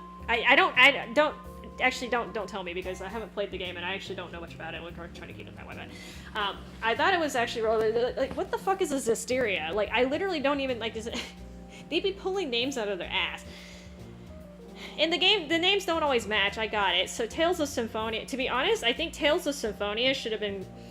So I think Tales of the Abyss should have been called Tales of Symphonia. And then they should have called Symphonia something else, because Tales of the Abyss is literally about music. Like, music plays a huge... huge part of that game. And I think I know why they called it... I know Tales of Symphonia came out first, but... Like... I think the name is more fitting for Abyss, and then they could have called Tales of Symphonia something else. They could have done something like tree related, because it's technically the C prequel. It's the prequel of Tales of Fantasia, right? Symphonia is the prequel for Fantasia. So they could have done something creative with that. I mean, they could have called it like Tales of Arborea or something like that. I don't know. The trees are really important in that game. Okay. So I was told, so I think it depends. I was told that if you're like an old school Tales person, which I would qualify as an old school Tales person, I was told Tales of Arise is really good. But I was told if you're more into the newer ones, it's not as good for them. So for me, it's probably gonna be better, but I'm gonna find out. I do have it. I just haven't gotten around to it. It's in my backlog. Like with 500 things. So I didn't particularly like Symphonia either, but the thing is, it's really what made Tales popular overseas, is the thing. Like, Tales of Symphonia is like the Final Fantasy VII of Final Fantasy. Like, Final Fantasy was pretty niche still until Final Fantasy VII came out, and then it exploded. It got super popular. Same thing happened with Symphonia, except it was specific to the Western English-speaking audience, right? Tales was already super popular in Japan at that point. But that's really, Tales of Symphonia is really what put the Tales series on the map in the Western world, so to speak.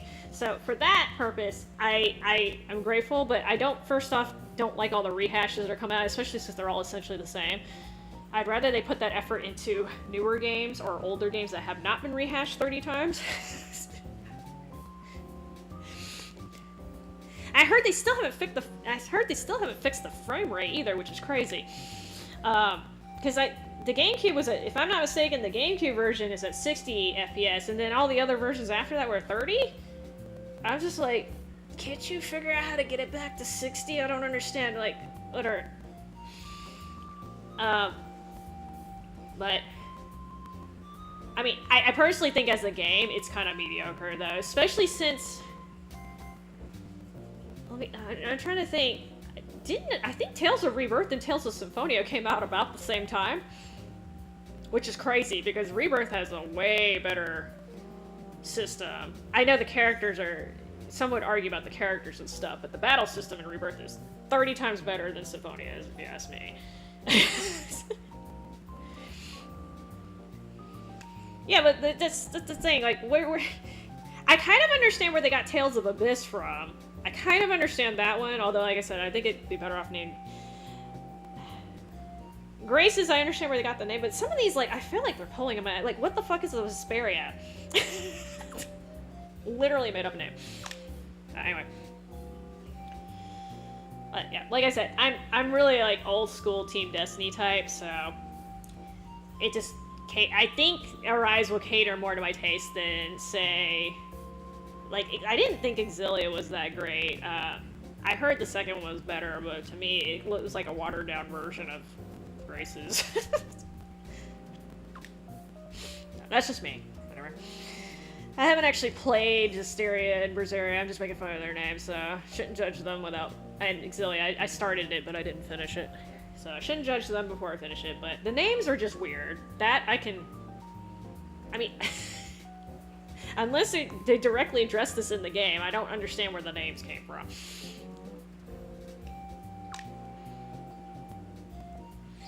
Well, okay, so what happened was, starting with Tales of Exilia, they basically merged... They had two studios before then, basically. They had Team Destiny, which those are the people who did Tales of Destiny, Tales of Eternia, Tales of Destiny 2, Tales of Rebirth, and Tales of Graces. Those are basically all the Team Destiny games. And then they had Team Symphonia, so they did Symphonia, Abyss, Vesperia. I'm trying to think of the games that happened before the split. Those are the big ones, right?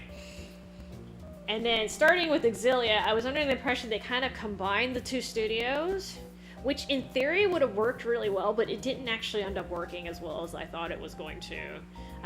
So what Team Destiny, if you ask me, this is my personal opinion, if you want, Team Destiny had the better, like, their games had the better battle systems, but Team Symphonia games had the better, like, storylines, and I would argue overall characters. I know they have some annoying grading ones in general, but in general, I feel like their character designs overall and their general characters just in general appeal better to people. The storyline in Team Destiny games are usually really bad, and the characters can be kind of hit and missy. So if they'd taken, like, Team Destiny and had them do the battle system, and then had Team Destiny and had them do, like, the character designs in the world and, like, the storyline, I think that would have worked best, but for some reason it didn't, I don't think they really did that. I feel like they did half and half on everything, and it didn't end up working. So out of all the Team Symphonia games, I think Vesperia is considered the best by far, and a lot of people, they consider Vesperia their favorite game overall. But I haven't finished it, so I'm not judging either way. I like it better than Symphonia, though. I'm not sure if I like it better than Abyss, though. I know Abyss is really broken with the free run, but putting that aside.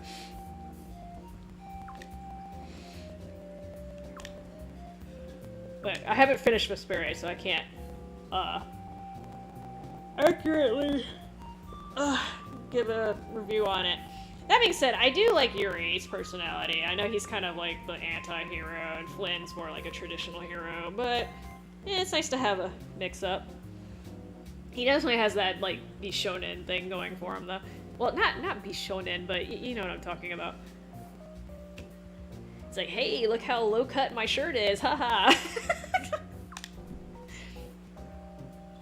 Where am I taking him?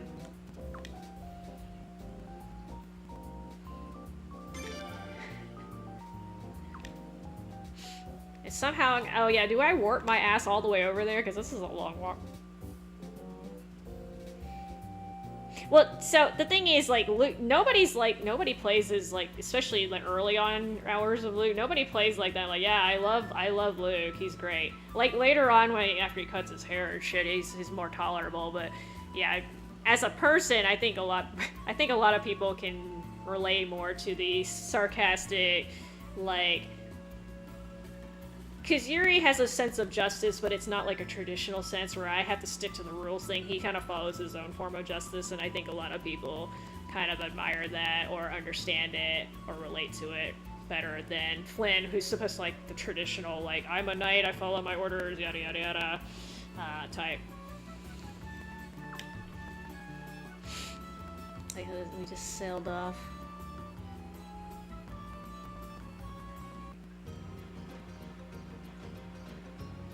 Well, if you're talking about the battle system, that's something completely different.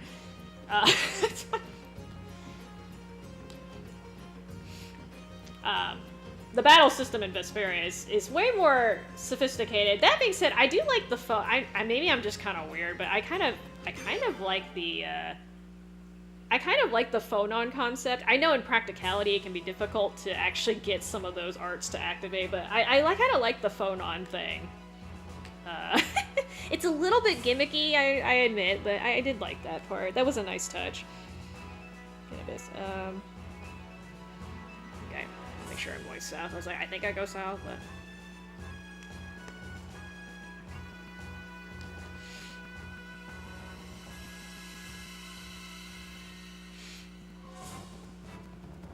I mean, they had, I was about to say Elith.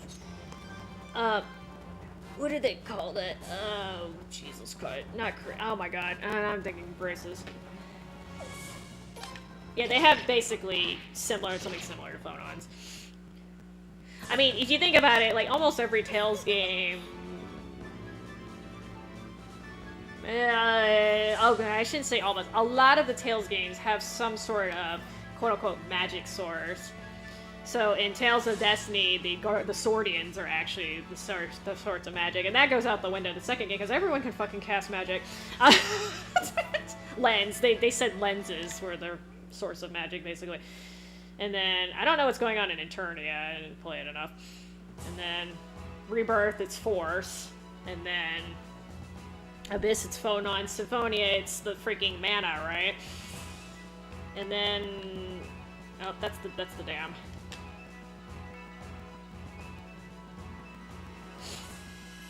I don't remember there being a specific reason why everyone could just fucking cast. Oh, the elemental summons in Exilia, I guess, were the summon or the source of magic. I don't know. I'm just pulling shit out of my ass at this point. They usually have some sort of explanation why people can. Oh, they usually have some explanation why people can cast fireballs and shit.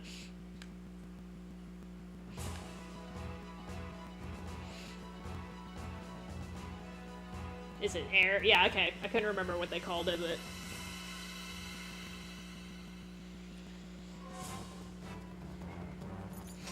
I get all this cool magical crap, and what do we get? We get machines.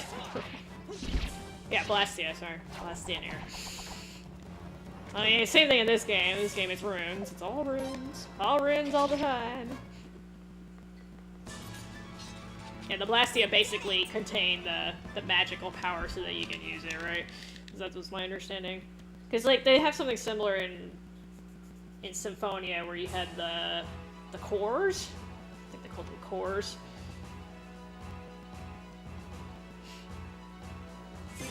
It's, when was that? That old lady got monsterified because of that.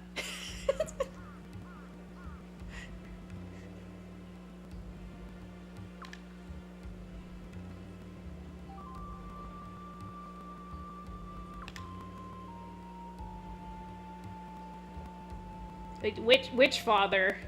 Which father, Truelight? His real father or Dirk? Is Dirk his name? The dwarf.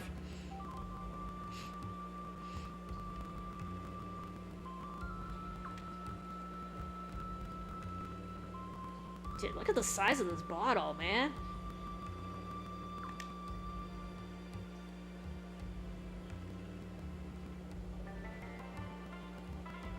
Okay, well, yeah, okay, his real dad. Hey, that was like a thing in that game. He's like, I have two dads. Two dads and a dead mommy. Oh, spoilers. Actually, I think you know she's dead. They tell you that pretty damn early, so that's not spoiler, just kidding. No, you're talking about Dirk. Dirk is the real dad. Real men raise children that aren't theirs as their own.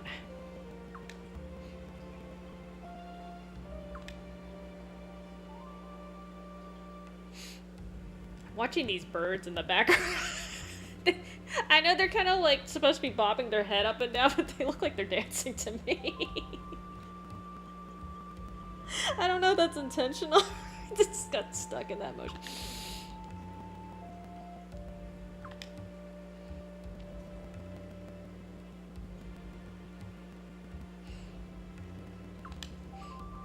Sip through what?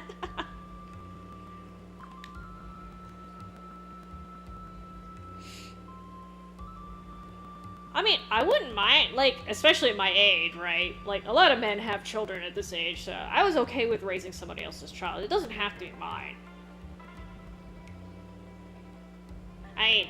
The child being mine doesn't necessarily make the kid easier to raise, let's be honest, right? It's how you raise the kid that determines how easy they are to deal with, like, not the genetics or the fact that... And obviously, I'd be more tolerant if it's my kid because... Well, not necessarily. But in general, people tend to be more tolerant of their own kids than they are of other people's kids, which is, you know, again, neither here nor there. But I was fine with adopting too, because I'm not. If you marry somebody and they have children, you're basically becoming the new parent for their kids. Like, that's reality, okay? You can't just like, oh no, I'm just gonna be your wife, but I'm not gonna care for your other kids even though they're not mine, right? I don't think that's fair. I don't think that if a woman's like that, or a guy, I don't think they truly love you. They should love your children too. Unless they're like, the children are just absolutely horrendous. But like, most of the time the kids are, you know, they're just kids, right? I'm not talking about some like psychotic little 8-year-old that tried to attack you with a kitchen knife or something, okay? I'm talking like, you know, just an average kid. Because that's their family. And if you really love somebody, in my opinion, you should love their family too. Or at least tolerate them. I know sometimes your in-laws can be a real bitch, but, like, at least tolerate them. Because, again, those people are important to the person that you're in a relationship with. So you should also respect them, and also they should be important to you. Even if you don't necessarily get along. I don't give a shit about passing my genes on. I guess my genes don't care. Technically, my genes already did get passed on because I'm a niece, so indirectly passing on. My genes are not so great that they need to go to the next generation, trust me. I'd rather take care of a life that's already here than, like, ignore that life and then, like, yep, gotta pop out one of my own, right? But, you know, that's like I said. Like, if I was in my 20s, I wouldn't necessarily want to raise another person's kid, but, like, given my age, yeah, realistically, you know, people my age have kids, so it's okay. Well, so, no, it wouldn't be a full siren. If I married a human, it would be a half siren, okay? But if I adopted the human's kids, then they would just be human kids, right? Are there male sirens? And I think about this. I've never seen a male siren. How do they reproduce? Are we asexual? What the hell?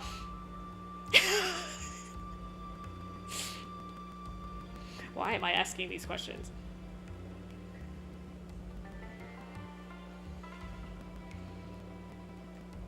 No, but that's not how it works. That's not how genetics work, okay? Well, first off, if sirens are a different species, so it's not impossible for two different species to breed together, because that's what a mule is. That's when a donkey and a horse meet. The donkeys and horses are two distinct species, but because of the way their chromosomes are... So my understanding is one of the species has 40 chromosomes and the other one has 38, and what happens is they happen to mesh just perfectly enough and are closely related enough that they produce an offspring that has 39 chromosomes, but it's sterile, so that's the mule. But that's very, very rare. That's a very rare occurrence, and I can only that's the most common example. There are a couple other hybrids though that are also like that. So actually, there's some examples with fish. There's some fish hybrids that they have offspring, but they don't. The offspring are sterile. So like, I just found out about this actually. I didn't know this. Apparently, guppies and mollies can interbreed. I had no idea. I knew they were cousins, but I didn't know that they could actually have offspring. I saw a picture of one recently, and I was like, oh, that's pretty damn cool, but the babies are sterile. Which actually, in that case, is not a bad thing, because, God, do they breed a lot. Anyway, random fish... random fish tangent. I don't go on tangents. Look, man, I told you I don't have a script, alright? This is how you know I don't have a script. You think I just sat there, like, for the past 5 days? I wonder what I should talk about today. Donkeys. And mules.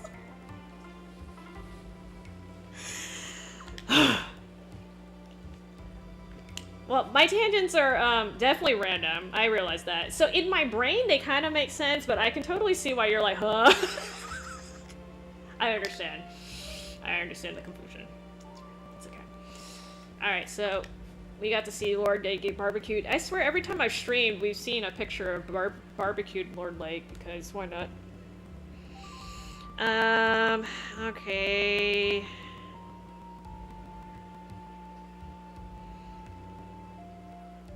Head south, north to the world map to okay, so I'm supposed to go back to the ship. I'm gonna get attacked. I gotta get attacked by armed men. It says men. Maybe they're women. I don't know. Armed people. Armed people.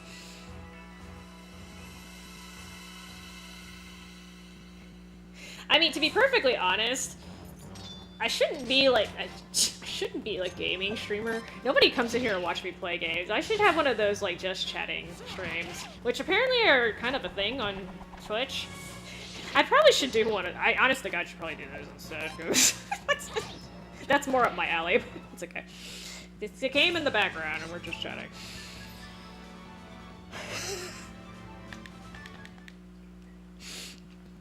So speaking of toxic people who stream, I wouldn't say they don't have their place, because, I mean, basically 90% of COD streamers fall in that category. The thing is, so, A, they usually end up getting themselves banned, and B, after a while, they're all the same. Because you'd be surprised how, like, toxic people all say the same shit. And I'm just like, look, if you're gonna be an asshole, at least be a unique asshole. Like, I'll give you an example. They'll be like, oh, you suck, go kill yourself. Like, I haven't heard that line like 500 times, okay? Don't tell people to do that. Go tell them to go rub their face on a cheese grater or something. Like, be original. There are some people, like, I can't... If you just gave me, like, a written script of what they were saying, I couldn't distinguish them from any other toxic streamer. That's how generic they are, right? Whereas if you took a written script of what I say during my... Please don't fucking do this, but like, if somebody actually wrote down all the shit that I say during my stream, I think a lot of people would be able to tell that's me. Especially if they didn't hear the game. Hear the voice. Because I just go on such random ass, like... I mean, who talks about stuff that who talks about this shit, right? Which is fine. It gives me my own little character to my stream and shit, but I'm just like... No, but no rice for you, man, it's all mine. The thing is, like, if you're gonna stream regularly, like, there should be something different from stream to stream. I understand that some games, like, you're gonna have kind of the same thing going on, and that's fine, but, like, it's kind of the streamer's job to make each stream unique and a different experience, but, like, have the same, like, feel to it, right? Like, have the same vibes, if you will, but, like, not have the same damn conversation every single time you get online, unless it just, like, keeps getting brought up, right? It's sometimes, like, I see streamers, they get asked the same question 500 times in a stream. That's not the streamer's fault, right? That's just people coming in and not understanding what's going on. But, you know, if they're literally talking about the same thing, like, if every time I got on stream and I'm just like, I fucking hate mosquitoes, and, like, I'd spend the entire, like, 3 hours or whatever just bitching out mosquitoes, like, all day long, and then I did this every single time I got on, like, what the fuck, right? Like, what's the point of coming in the stream at that point if you're gonna just bitch about the same thing or talk about the same thing, right? One thing that my streams tend to be, at least from what I can tell, I'm a little bit biased because it's hard for me to evaluate myself, but, like, I feel like my streams, like, regardless of the game and regardless of the day, have, like, something unique going on in there somewhere. Maybe not the entire stream. It's hard to do that for 4 or 5 hours, right? But I think people, like, there's something different going on every time I stream, which I think kind of helps, right? People are weird because they don't want the same thing over and over again, but they don't want you doing wildly. They want familiar too, because familiarity is comforting. So you have to kind of do both when you're streaming. You got to be familiar, but you got to be entertaining and different too, because otherwise people get bored. Because that's the nature. That's the nature of just people's attention spans these days and the internet. I didn't say anything about, well, okay, so technically donkey fuck, but I was talking about specifically donkeys and horses, okay? I'm talking about mules. Not just donkeys just getting in there. See, when... I don't remember talking about donkeys earlier, so maybe I forgot, but I think this is new. I'm gonna beat you up. Yeah, I'm specifically talking about hybrids, okay? That's the reason why it's important. Mules are sterile. By the way, donkeys, you don't fuck with donkeys. I didn't know that donkeys were... So basically, donkeys are horses, except they got attitudes. So horses are actually... I don't know if you guys have had any experience with horses, but they're very skittish animals. Donkeys give 3 shits. So, like, if there's a coyote... or something like that, or a fox. Well, let's just say a coyote, because foxes are usually pretty small, but say there's a coyote, right? Horse will run from a coyote for the most part, right? Not gonna fuck with that. Even though the horse is much bigger and could easily kick the shit out of the coyote. Not gonna really mess with one. Now, I'm talking about one coyote, not like a whole pack of them. Donkey will just walk up to coyote and just stomp the shit out of it, or grab it by the neck and just break the neck. Like, they don't even care. I'm like, oh god. So a lot of farmers use them as, basically, instead of getting guard dogs, they have guard donkeys to protect their livestock. I'm like, oh my god. But I was also told that donkeys sometimes are assholes and they will kill your livestock too, so just because they can. I do love horses though, but they are super skittish. Very, very skittish animals for the most part. You do have some that have attitudes, but yeah, it's not hard to spook a horse. Lord knows I've spooked enough of them, but I wasn't even doing anything that was remotely dangerous. It's just if you make a sudden move, I mean, like, I'm not even 100 pounds, I'm like sub 100 pounds, and the horse outweighs me by, like, you know, a factor of at least 10. But you know, if I move too fast, they'll spook.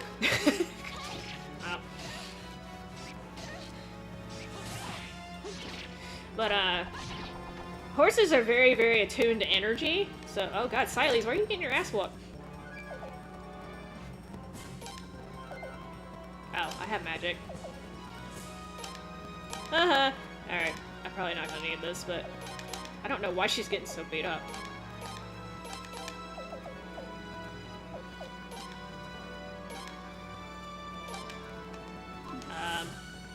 Let me just defend with her, just in case they target her. That would be horrible if she went down. But yeah, because horses are social animals, they're very good at, like, reading vibes and energy and body language, so. That being said, a lot of the times I was dealing with horses, I was really young. I was like maybe 10 or 12 when I spent a lot of time around horses, so I didn't necessarily know how to approach them, so that's probably why I was spooking the shit out of them, but it's okay. That was my fault. No, yeah, I was tiny, and they were afraid of me, and I'm like, y'all could literally, like, probably sneeze and blow me over, because at the time I was less than 100 pounds.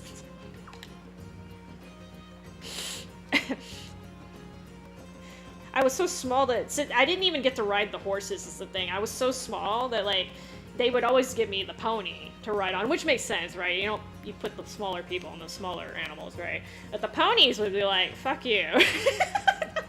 And they'd constantly step on my feet for absolutely no reason. I was just like, oh my god.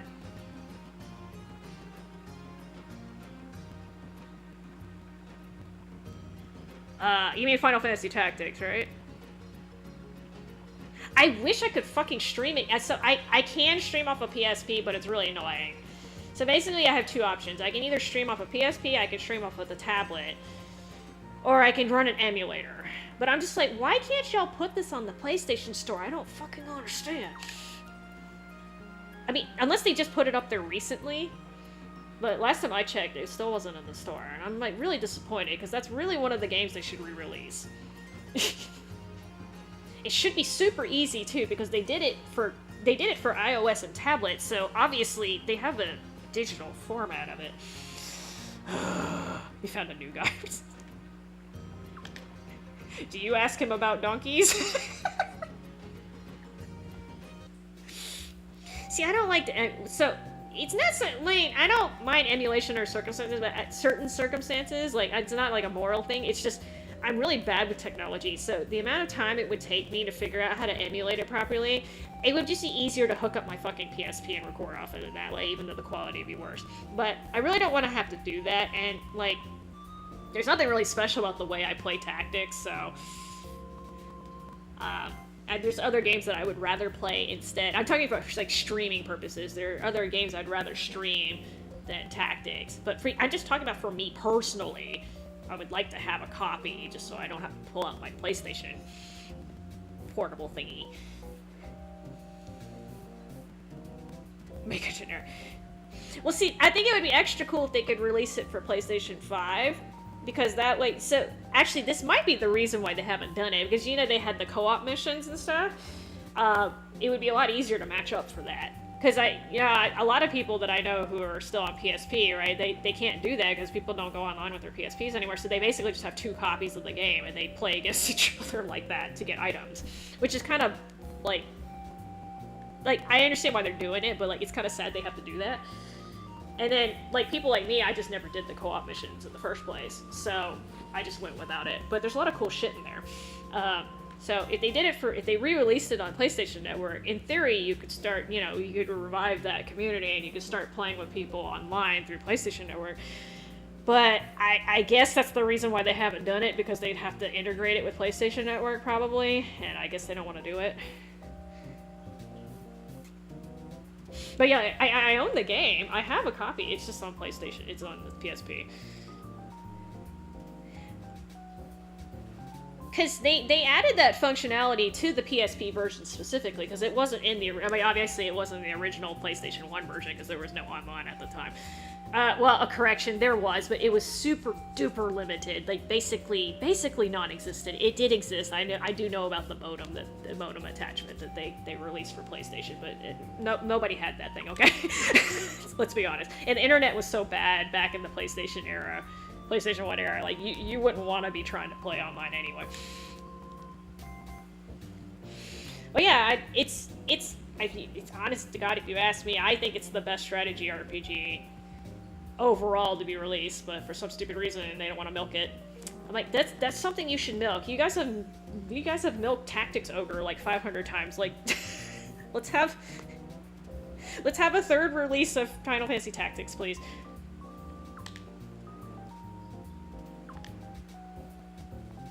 Well, I know Unicorn, but Unicorn Overlord, honest to God, is recent. Like, how long has the Tactics remake been around? Like, War of the Lions has been out for a minute. They've had plenty of time to convert it. I know, I'm sure it's good. I'm just saying, like, I just don't understand. I'm guessing, now that I think about it, the co-op mode might be the real problem. That might be the reason why they haven't released it digitally on PlayStation 5. But I would think it'd be worth the effort. I don't know how hard I mean, worst case scenario, I guess they could just disable it, because again, this wasn't even in the original. It wasn't even in the original game. You don't have to have the co-op mode. It's a nice touch, but you can definitely play the game without doing that.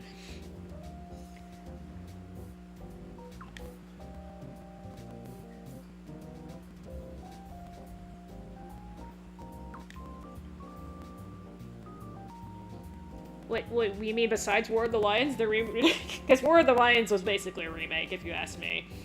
They made enough changes, I consider that a remake. Personally.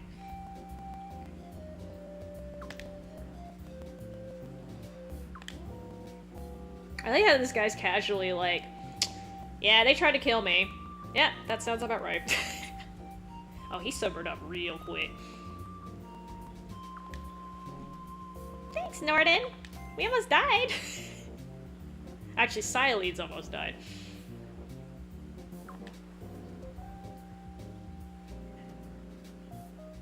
I mean, well, okay, so maybe it was a very good remaster. The reason why I say that is they kind of like they did the translation from the ground up. I don't know if you've played the original Final. If you want me to stream the original Final Fantasy Tactics, I have it.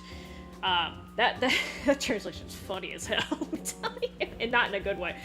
They did the translation from the bottom up, and they also streamlined a lot of the annoying shit in the game. So I think they made enough changes. So I think if they change more than 30% of the game, I consider that a little bit more on the remake side as opposed to a remaster. Remasters, like, usually they just literally like, oh, I'm 1080ping this and putting a couple new features in. That's why Tales of Grace it's a remaster. They didn't change that much, to be honest. They put some quality of life things in there, but it's essentially the same game. War of the Lines, they added CG cutscenes, voice acting, they added new jobs, they completely redid the translation, they put new items in. They did a lot of work on it. They did a lot of work. You prefer the OG? Oh, you're in the minority. I love the new translation they gave them. I love that sort of old Englishy style that it's I don't know who did is it Alexander O'Brien who did the translation for War of the Lines? I love that sort of old Britishy English, I don't know how you call it, style. He did the same thing for the Final Fantasy IV remake, and I love that. I wish I could translate that well. Great. Some of them are in multiplayer, but some of them are still available. Or they made it to where some of the items that were super hard to get in the original, they made them slightly easier to get in the remake, remaster with the War of the Lions, whatever, whatever you call it.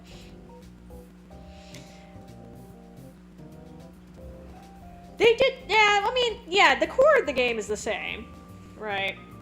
But like I said, they made a lot of changes. I would say more than 30% changed. But sometimes it's better if they don't touch the core part, because Lord knows, sometimes that's the part they really shouldn't touch. Yeah.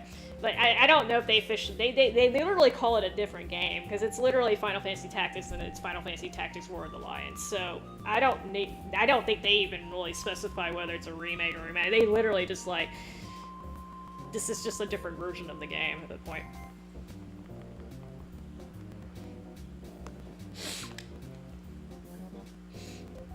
Well, see, Tactics Ogre, the battle system needed to be revamped, if you ask me. I tried to play the original version, and compared to Tactics, like, I understand that Tactics came out afterwards, and it was a lot of the team that did Tactics Ogre also worked on Final Fantasy VI, but honest to God, I know the storyline overall is way better in Tactics Ogre, but the battle system is definitely not better, if you ask me. That's just me. I know they have their different points, but to me, nah.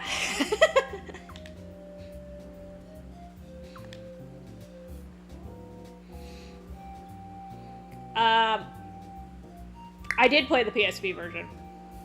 I also had a taste of the SNES version. I didn't particularly like either version. And again, the reason why I started playing Tactics Ogre, because I realized it's got like branching storylines, and like the storyline overall is a lot better, but that wasn't enough to keep me engaged, and I lost interest. I think it's one of those things, if I had played it first before I played Tactics, it probably would have been better, but that's not what ended up happening.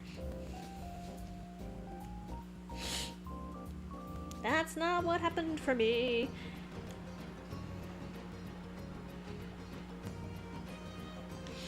I was supposed to have the ninjas in my party. I had the two little foot soldiers instead. It's okay. I do need to go to the inn. I'm gonna forget to heal myself. This happens all the time in this game for some reason.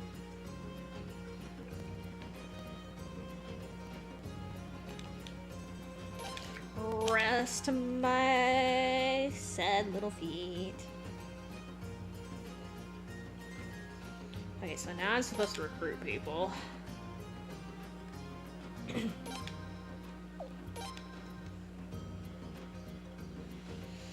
I mean, I'm gonna put that later on the list, because again, I already technically tried the game, so I'm just gonna wait.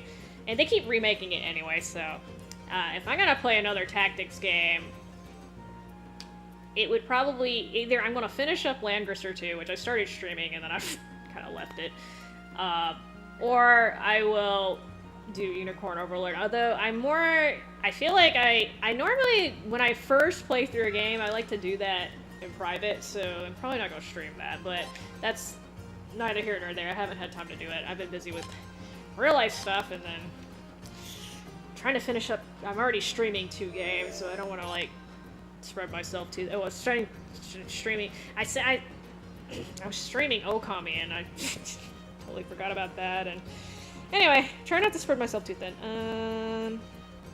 Okay, I need to talk to Dr. Moran. Come here, Doc. You can turn me down, but it's okay.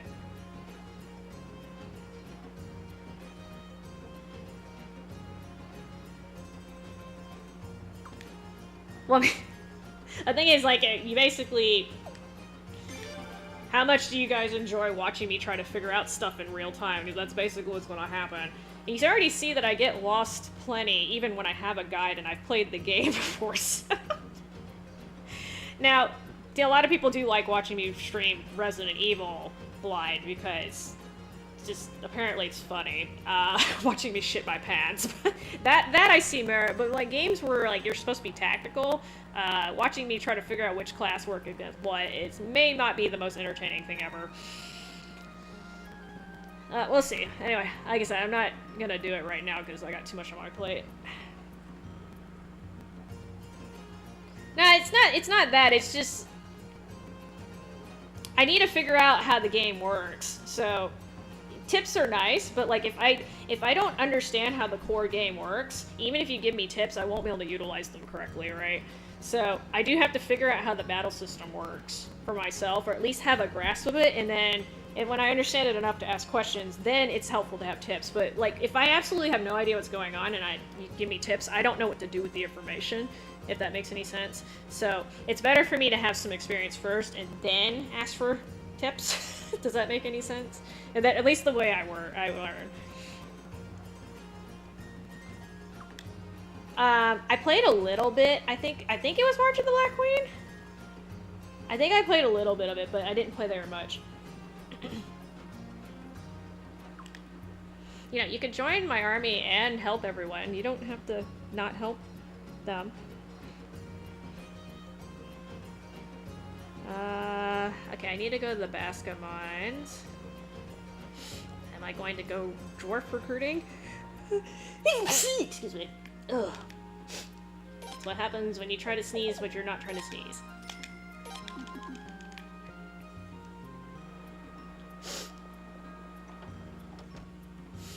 But usually when I stream games, like I try to pick games that like I guess are less common. Like you don't see that many people streaming them.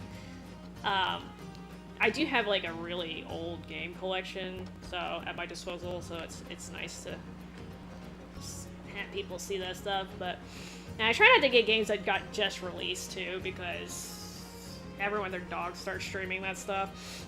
I think it. Now, so it would have been fine if I hadn't tried to hold back the sneeze. That was a mistake.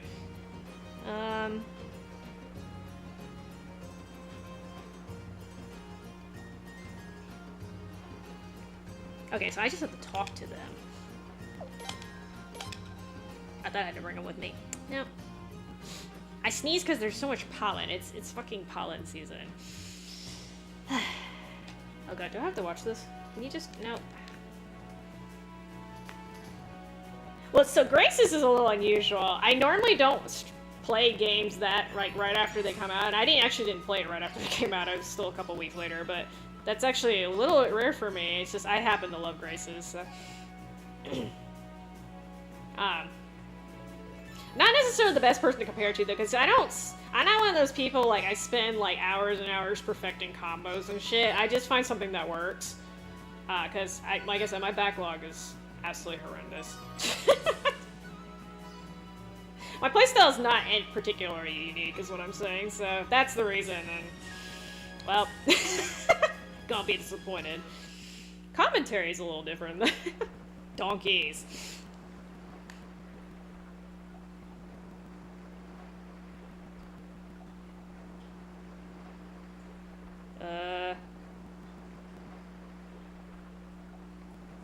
Okay, so... I'm supposed to... Oh god, I'm supposed to get Egbert finally, great. Okay, so I'm supposed to go to the... Oh god. Dwarf encampment.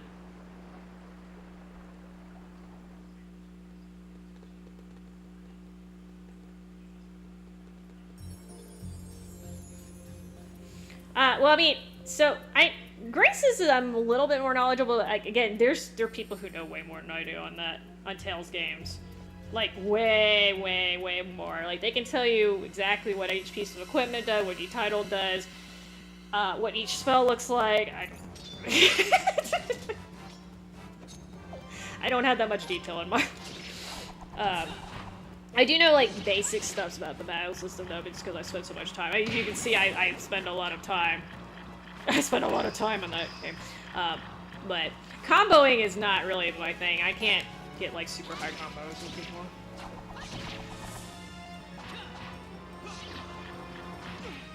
Yeah. I'm nerdy about stuff, but not necessarily video games is the thing. It's just, if I play a game a lot, like, I'll know certain details like average person's not gonna know, but it's not like I'm sitting here researching crap either. Like, I can go like low-key, why, I have half my party is, more than half my party is poison. I can go low-key, kind of sounding nerdy on Black Ops 4, but that's because I just played the game a lot. It's not because I sat there and like, oh yeah, gun stats. It's just I know from experience, from you know, going up against Hades crossbars and stuff, like, about how much damage they go, how much range. It always seems to change when I use the damn gun, but hey. But stuff like that, yeah. Oh, that's a dead end. But it's not like me actively researching or looking up YouTube videos and all that stuff. Well, comboing, if you play Tales games, and you're playing for the battle system, yes, comboing's gonna be a big part of that. Definitely a big part of the appeal of the series is the battle system. But yeah, I can't like sit there, oh hey, look at me, I got 500 hit combat. I'm not really into that. I sure as hell can't do it while I'm streaming either, I have to pay attention to other things. Okay, so I kind of forgot how to get over here.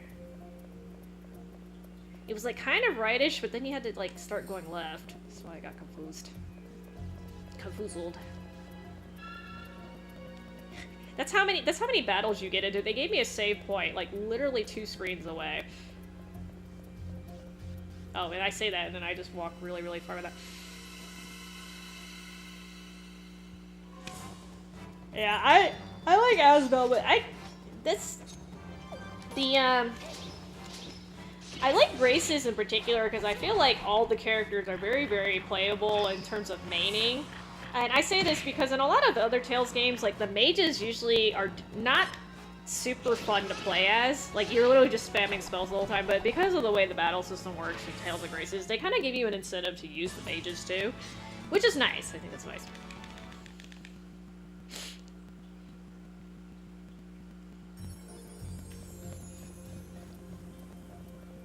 Oh god. Well, okay, so, you say that, True Light, but have you played the real Tales of Destiny 2? Because let me tell you, the mages do not suck in that game. In fact, 90% of your damage is going to be magic damage because of the way they designed that. And I think that's one of the reasons why people hate that game. I don't like the battle system in that game, I'm not gonna lie. Your meleeers are basically meat shields.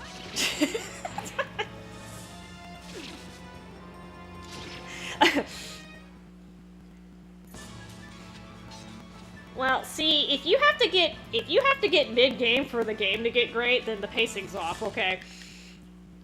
I would argue for an RPG, like, this game has a really slow start, too, I'm not gonna lie. But if it takes more than, like, 3 hours to catch your interest, like, most people are not gonna stick around for that. I don't know about Zestiria. And the only thing I know about Zestiria is like people are bitching about the camera angles. That's like the biggest complaint I've heard about the game, to be honest. I actually don't know much about it, except that it's like loosely tied to Bazuria too. And apparently your main character has an imaginary friend.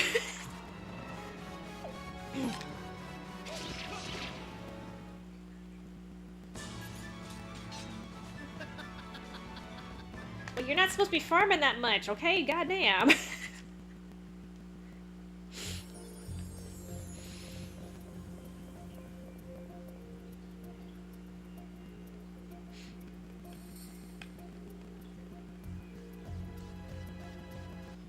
Okay, again, if you have to get halfway through the game, that's a pacing issue. God damn it.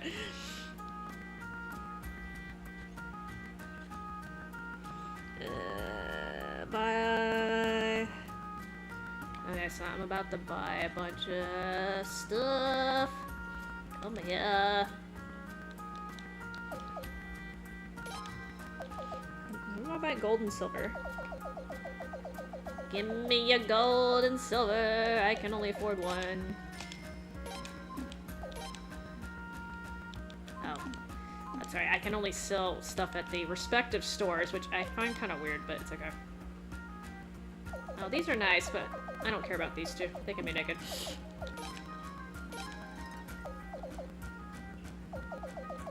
Oh, I could sell the antiques. Oh, damn, this thing's worth a lot. So remember I was telling you, like, people could farm that naval battle that I had to play twice because I messed up? Look how much these are worth. So these are the drops that you get.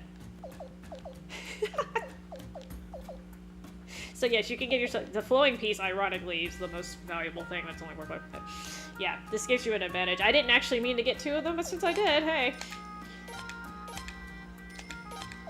Here, that makes me even. I just have extra shit. I don't think I need... I'm gonna sell some of this stuff, because...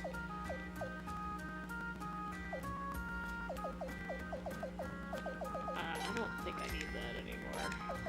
Oh, I have a firearm now. Oh, okay. That's good. Good enough. I don't know about this armor, because I don't know who I'm getting next. Premium chicken. I don't think I don't need that many. Oh, shit, no. I'm just trying to get a decent amount. Totally not worth it, but... I don't know if I need...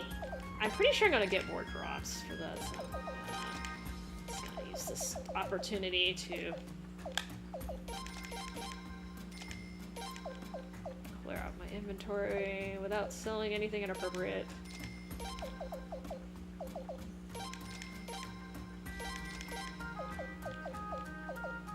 Yeah, I think I can buy better armor at this point. HP plus 20. I don't even know if that's worth it. Actually... okay, that's enough. I should be able to buy. I didn't math right, did I? Oh, I did. Okay. I just want to build. Okay, cool.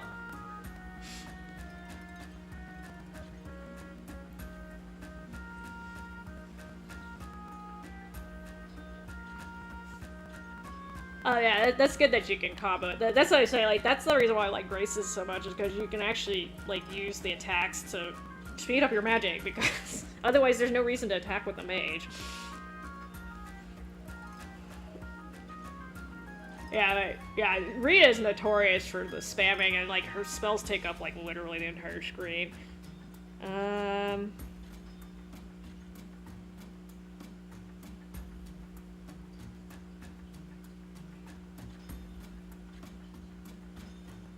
Hang on, I'm trying to make sure I... So I'm supposed to have Haley... Okay, let's salads.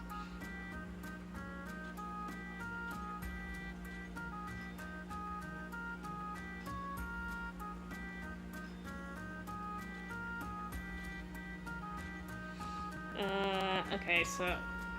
hang on. Streamer needs the stream.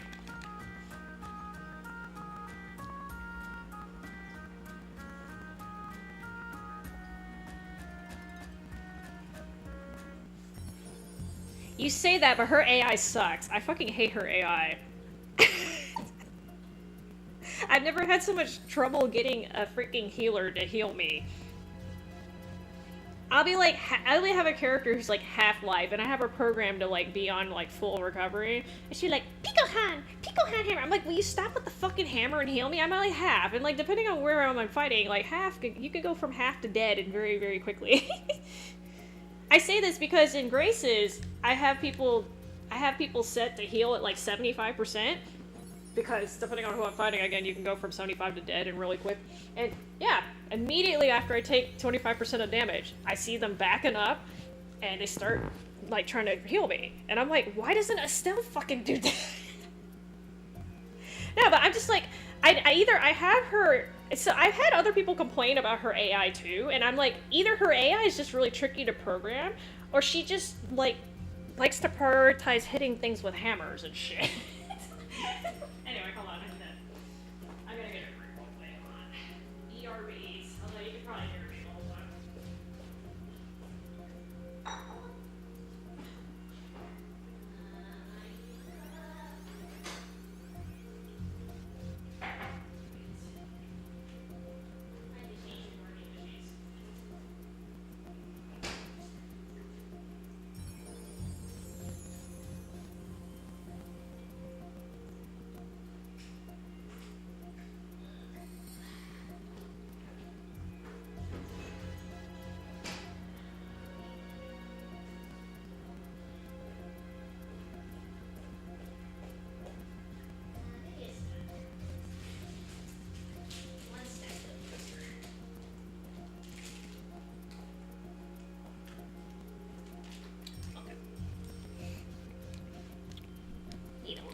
Not a DoorDash, but hey.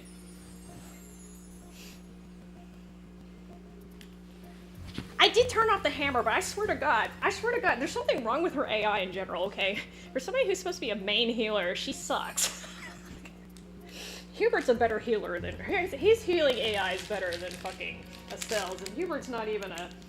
He's a hybrid.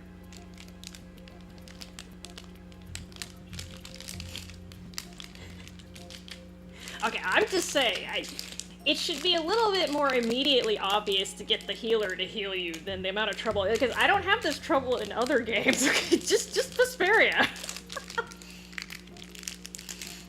So, I think her AI is, set up to be a little bit aggressive considering she's supposed to be your healer, is what I'm saying. Hold on, gotta fix my...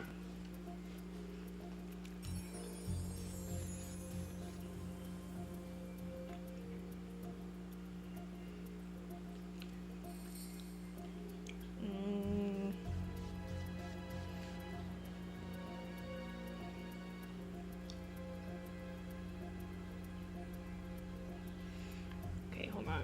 I just lost my... Okay, north.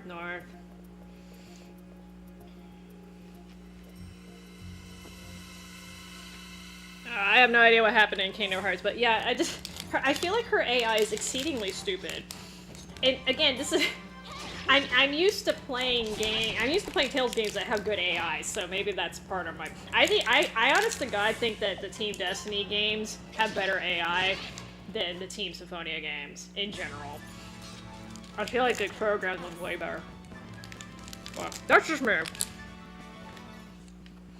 In fact, the AI is so good in some of the Team Destiny games that, like, I could put it all on auto, and they will sometimes do better than I would be doing if I played manually. That's really damn good AI. It was so good that people literally would rubber band their controller. People would rubber band their controllers to farm experience, and like just leave the system on and let the AI take over it. That's how good the AI is. I don't feel comfortable doing that in Team Symphonia games.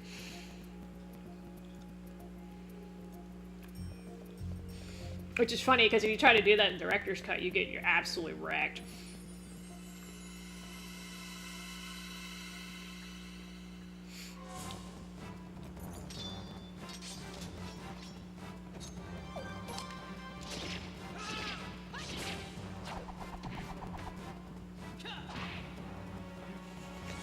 Hubert is better at healing.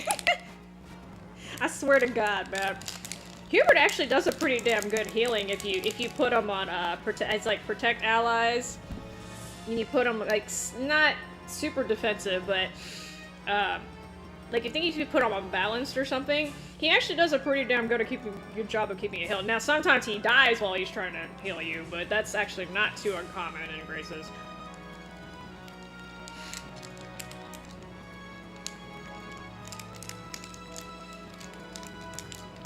I'm trying to think. So in Abyss, I don't remember having quite as much trouble in Abyss.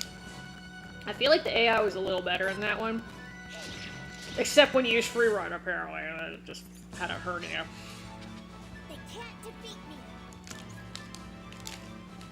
Rebirth is a little tricky because Annie's not a traditional healer, so... I actually didn't have her in my party a lot of the time, too. So... Because you can literally heal yourself. It's way more efficient to heal yourself.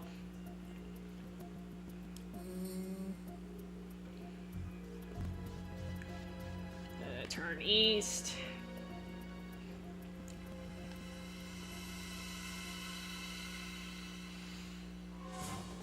It's not a gummy bear. These are fruit twists.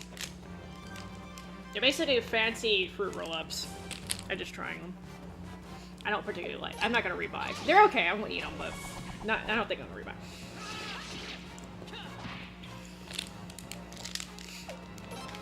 I mean, I don't know. Like I said, maybe my experience has been such, but I have very few problems with the AI in Destiny games. But the Symphonia game, it's hit and miss. Sometimes it's really good, but sometimes I'm just like, what the actual fuck? I'm not just talking about, like, I'm talking about your character AI, too. Like, not the monster AI. That's a different thing. I'm talking about, like, the way your allies move. Fruit roll-ups are, like... So first off, I would have to get my hands, like, all sticky for that. Yes, it has a little protective tape, but, I mean, realistically, what am I supposed to do? I'm gonna have to touch it eventually, okay? That's not good when you're streaming, alright? I don't want sticky controllers. And second off, too much, I try not to eat too much fructose. High fructose corn syrup, it's not that good for you. I just needed, like, a little snack, okay? When I was little, though, I ate a lot of fruit rolls, not gonna lie.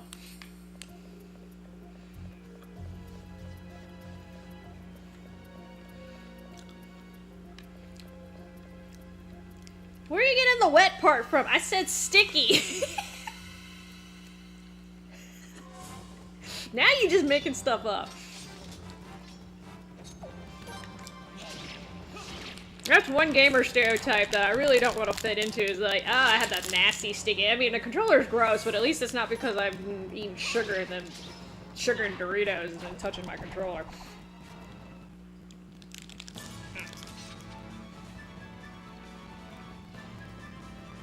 I'm trying to read this. Oh, no. Okay, so I'm supposed to go in. Oops. Not that way, apparently. It's supposed to go in the prison, but he wants me to save first.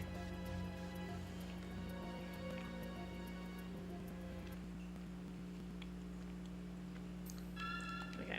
It says save.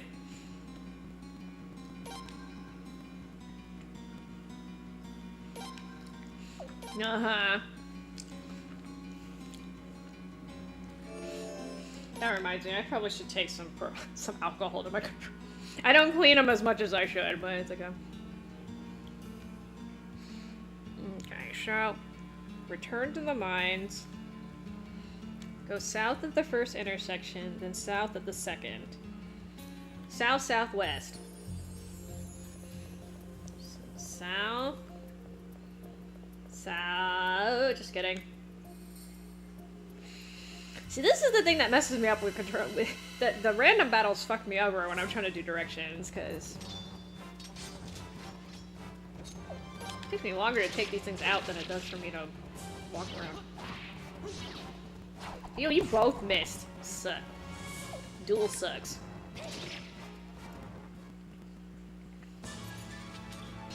We did it. I mean, fair, it's not necessarily immediately obvious how to clean your controller, And then if you clean it too much, you can possibly damage it depending on what you're using. That reminds me, somebody sent me a TikTok video, somebody, I don't know if this is true, it was probably like, this is probably scripted, but yeah, it was a video of like, I guess it was a girlfriend, like literally washing the controller, and I like, when I say washing, I mean like she treated that thing like it was a dirty dish. Like she had it under the sink with running water and dish soap and a scrubby pad.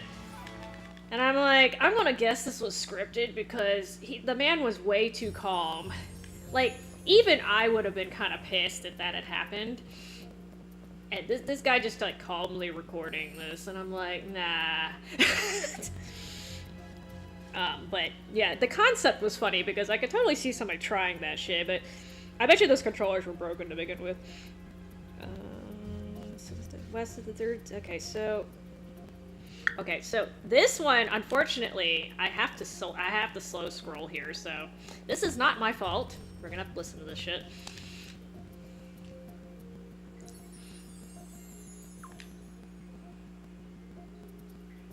So I have to make. This is why it tells you to save because you can fuck this up.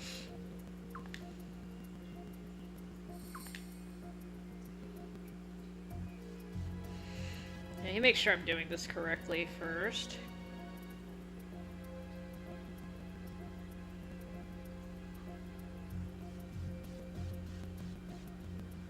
Okay.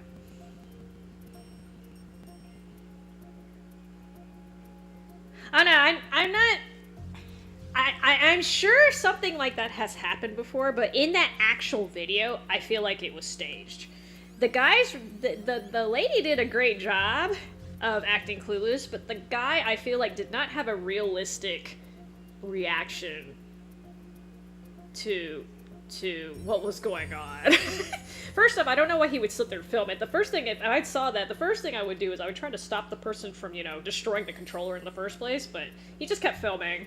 I feel like it was rigged because of the way he reacted, but I absolutely understand, like, people trying to clean electronics improperly, though, because that's happened to me before, although it didn't destroy the equipment, and I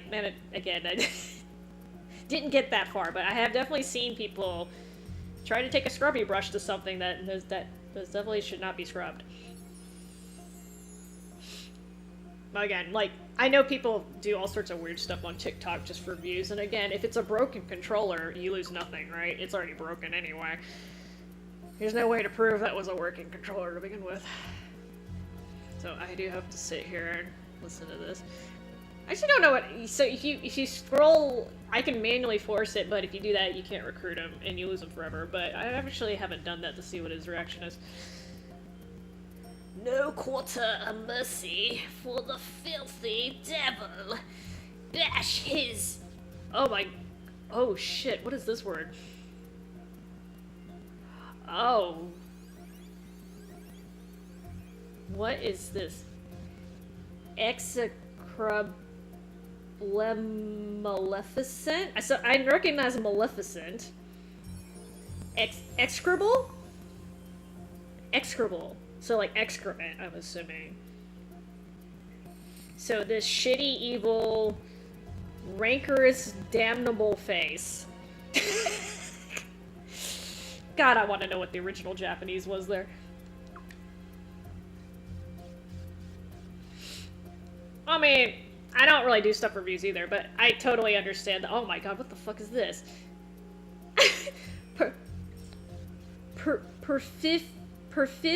Oh my god.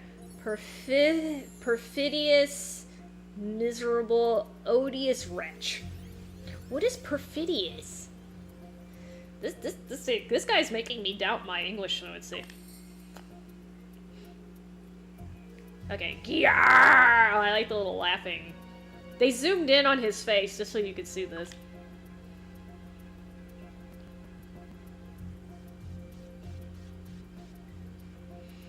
You know, Egbert, there's a reason why you're not supposed to hate like that, because it's a very expensive emotion. It takes a lot out of you, okay? just get over it. Life lesson here. Don't hold hatred like this. It makes you crazy, and it makes you tired.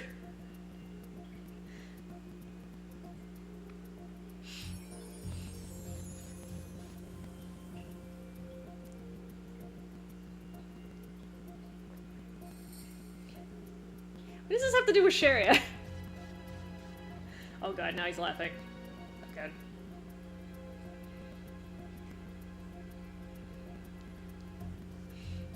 See, I know the text is scrolling really slowly, but I feel like I'll stab him in the forehead with my finger now. I feel like this is something that people would normally say very, very fast, even though the text is going really slow. Oh my! I lost my composure. I forgot myself for a moment. He calls that a moment.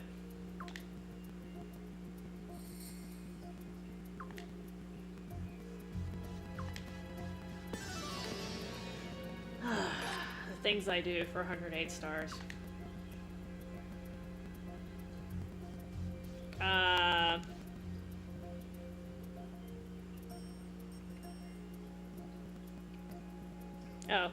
I'll take you with me. He gives me more punch, which is monies. Mana, mana, mana, mana. Mana. Okay.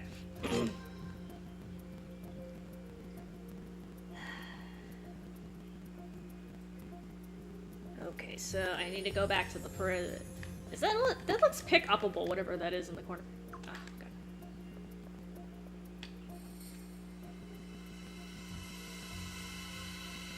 How many guys do I have? So in this game, you can have 6 people in your active battle party, and then 4 people in your support area, which is kind of cool. I always forget you have 4 support people in here. In most games, you have 0 or 1. Oh, you mean, how many people have recruited? I just started the damn game. Official stars right now? Actually, hold on. According to this guide, I have 15 stars right now. Although, this game's a little tricky because there are people who are stars, and I've met them, and they're definitely going to join, but for storyline purposes, they don't get added till later. So, George, for instance, is one of them. I don't think he's actually officially a star right now, even though he actually is definitely a star. It's just, for some stupid reason, the game doesn't add him till later. Am I out of anti-venoms? Oh, I have a SADS. So somebody has to have. Oh, you guys are kind of naked. No wonder you're getting hurt.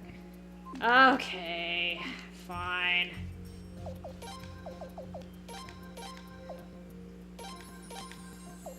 One way to get rid of it. Okay, so I'm supposed to go back into prison now. A little bit inefficient, but just in case, because you can accidentally tap the button and lose him. I mean, if you want a short Suikoden, you play the first one. That one, I think you can get you can get 108 in like what, 8 hours, easy, maybe 6 if you really book it. This ain't the speed run game. Oh yeah.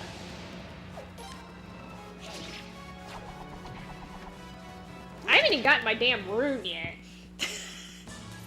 This is weird because normally you get the rune first and then you start recruiting. Nah, this game, it's just like, ugh. Oh yeah, this game does have some pacing issues. I can see why a lot of people don't have the patience for this, but still, I think it is one of the better Suikodens, despite the flaws.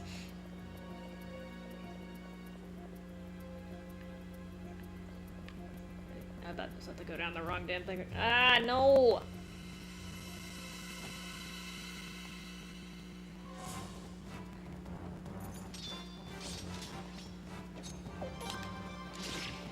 I am recruiting right now, though. I'm a recruit. 546.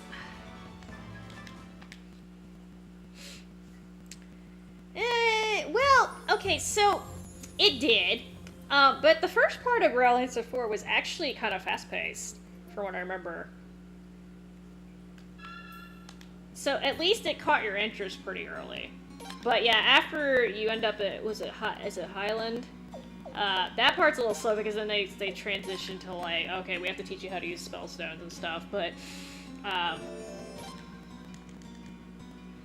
some games, like, you know, like, they gotta give you like an initial reason to stick around. But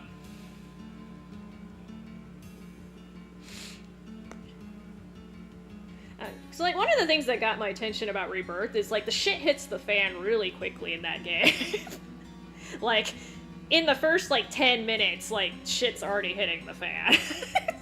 So, they didn't hold back with that one.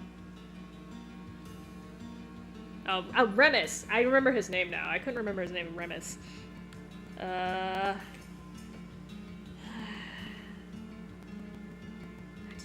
think I just go over here. I can't get you yet. Oh. So Sias apparently is the only one with the damn key.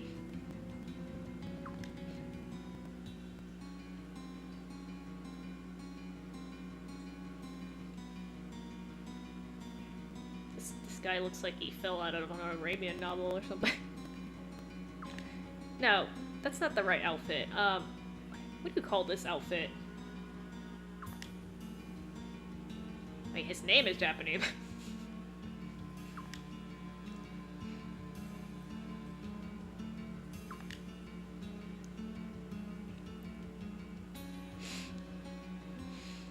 Yeah, he had good range, although he was not as good as Hans. Hans was fucking broken. Broken as shit.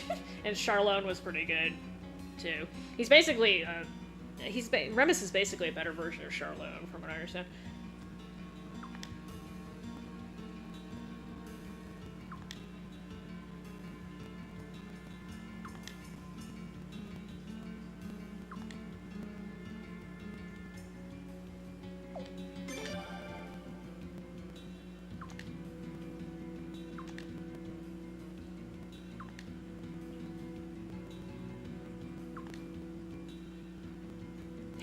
If it was that worthless, sir, they probably would have tossed it out.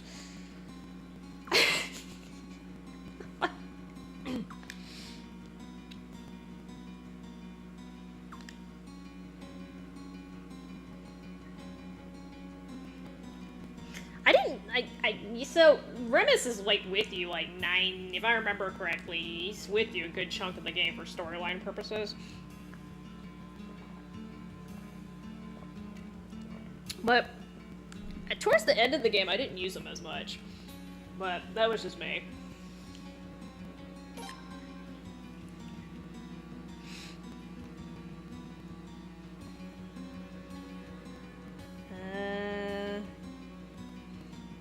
Go back to the basement near the hole in the wall. Okay.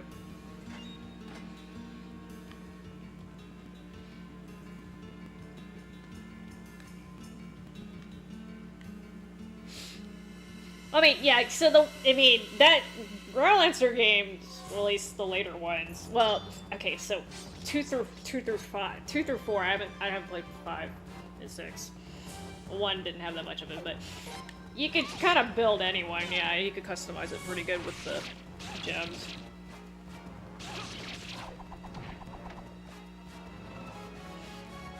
Yeah, so he basically if you gave Hans the rainbow gem, that's exactly what he was doing. Hans was ridiculous, but you did have to go through a lot of trouble for that gem, but I don't know, later in the game, I just used a bunch of, like, area AoE magic and just wiped people out like that.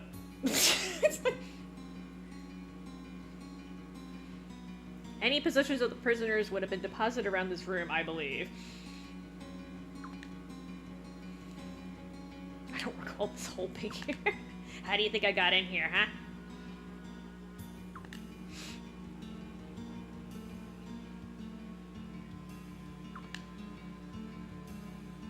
Don't put it on your map. It's supposed to be a secret.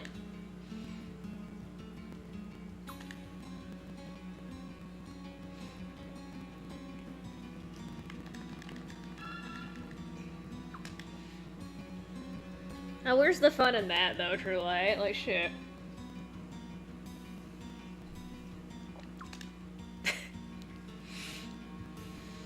Like, honestly, like, I only care about taking out the magic users late in the game. After that, I don't really care. The magic users are the biggest boo-boos.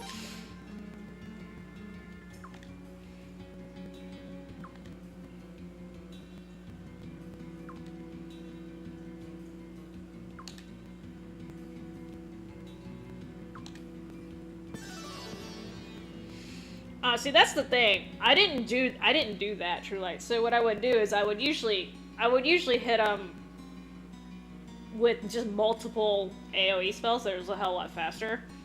And kind of on the cheaper end, if I remember correctly. But yeah, I'd have to hit them multiple times, but I wasn't trying to one-shot them anyway. As long as I took them out before they got to heal, that's all I care about. Usually I could get it to work, but, I mean, it's also been a minute since I played it.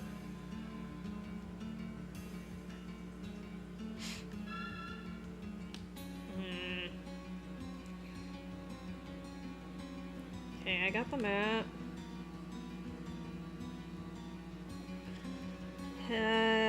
Okay, now I've got to talk to Killy.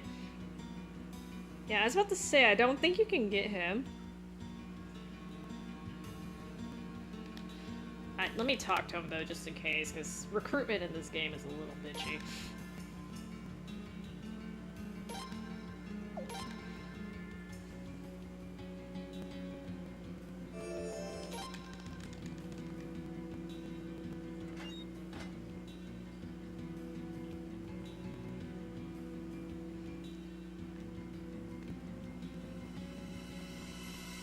Yeah, he had a lot of variety in the game, depending. Well, I mean, kinda.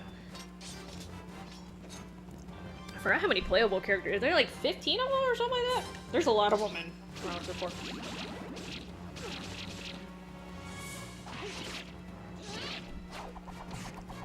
Lazy. Just gonna auto attack.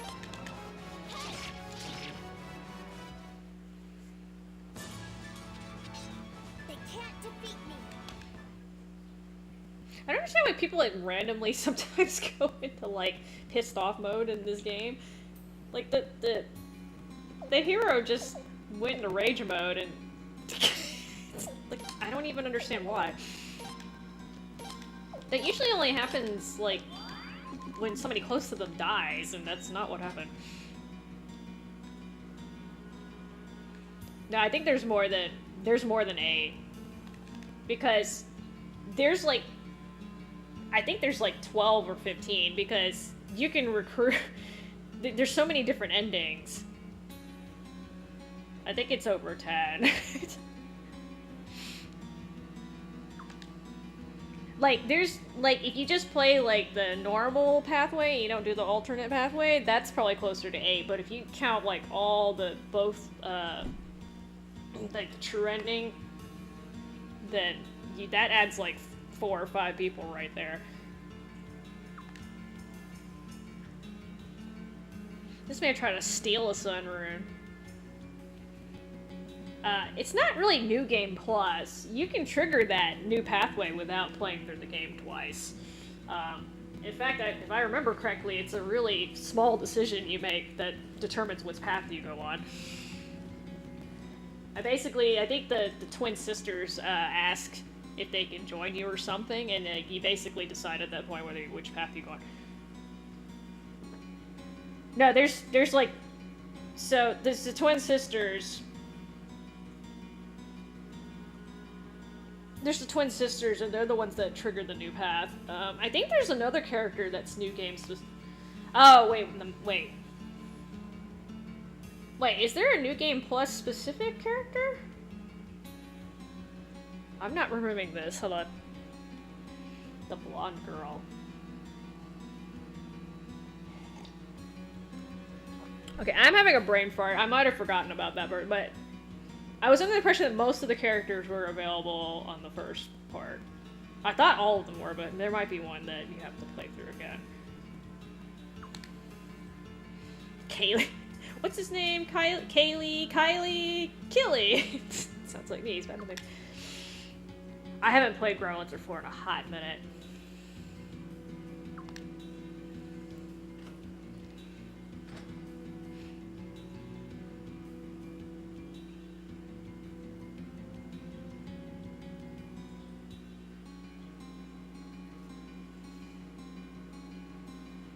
Yeah, so because we got the revised version of Growlitzer 4, because the original version was the original pathway, and then Wayfarer of Time is, I can't remember what the subtitle was to the original Growlitzer 4, but then they were like, There's the original game, then they released like a interim game, and then they released like final version of it. Whatever. It was a lot. It was a lot.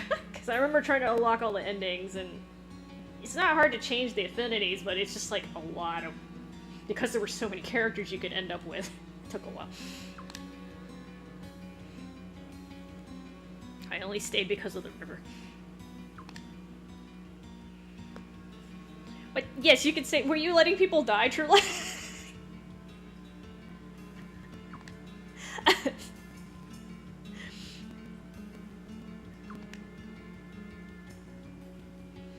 I don't know why he thinks I know this. I mean, yes, I might know this, but... I looked at the magical bush. That doesn't work. I mean, to be fair, like, how long has the royal family had this? If it's been more than, like, 2 or 3 generations, they're probably not gonna remember where they got it from. He's too smug to join me.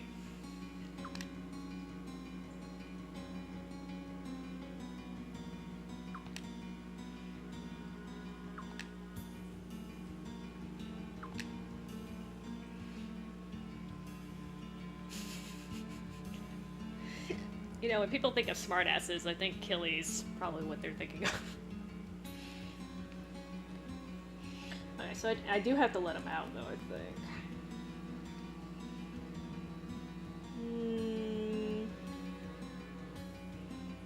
Okay, so go back to the dwarf cave. If the random battles will let me.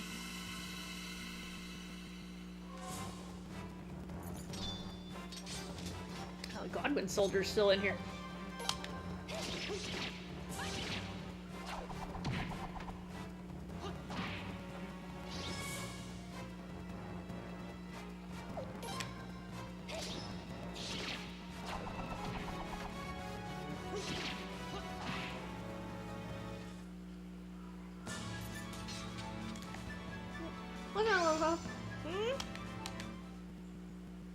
Singing the song of her people.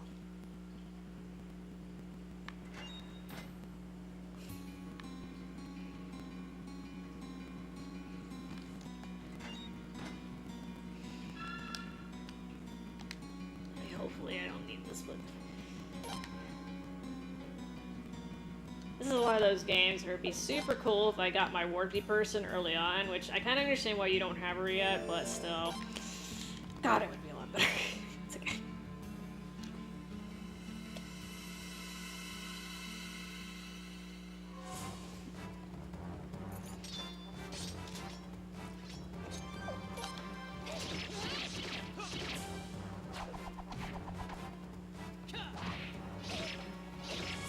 Stop picking on Leon, man.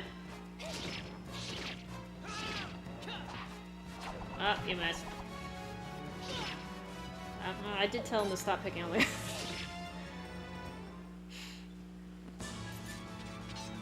We did it!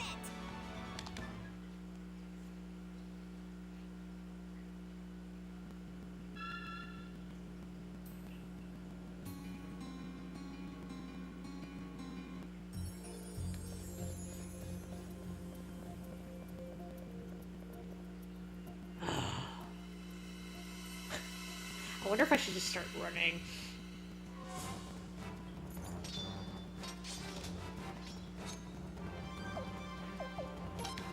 There. Okay, that's way faster. Let's do that. Still takes a while because of the loading screens, but... La-da-da-da-da-da. Okay. So, recruit Josephine next. Oh, fine, you're gonna bother me, alright.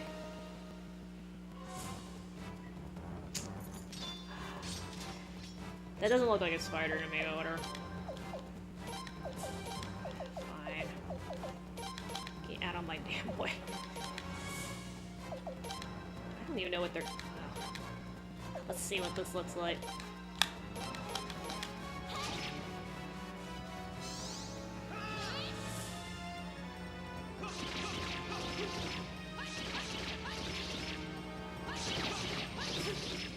Synchrony.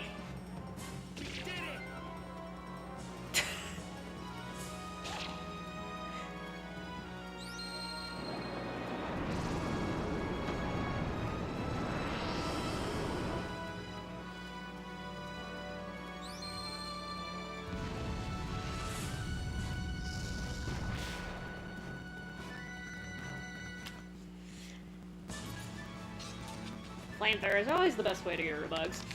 Alright.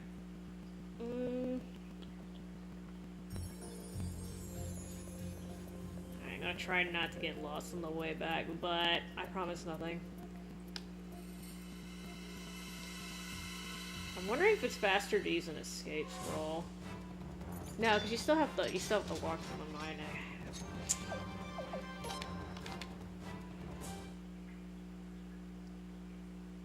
Can I use an escape scroll after I get into the dwarf part?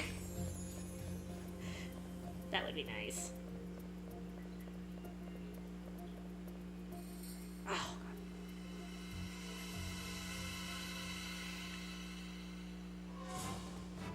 I need a holy bottle or something.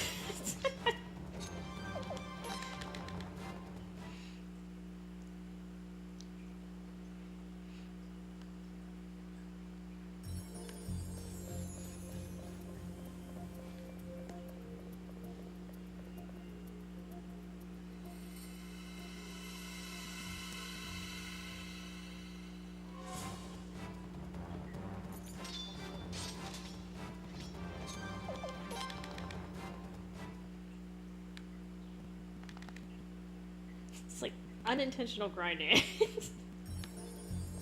Alright. So, would only be grinding for money because it's Suikoden. Okay, here we go. So I'm supposed to grab something while I'm in here.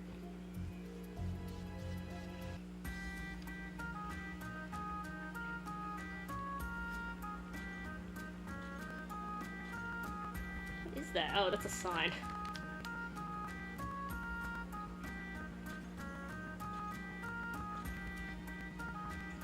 Okay, so I'm looking for a wooden fence.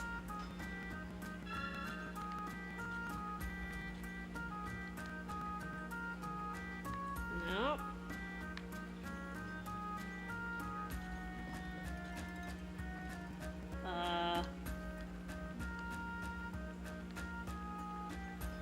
Wait.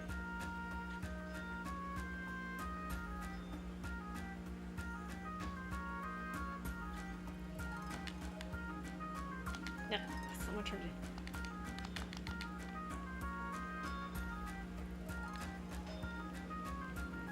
Okay, I'm getting a little sleepy, but I'm having a little reading comprehension issues here. Okay, so I'm in the... Oh, okay. I'm in the wrong section. I was like, I don't see this.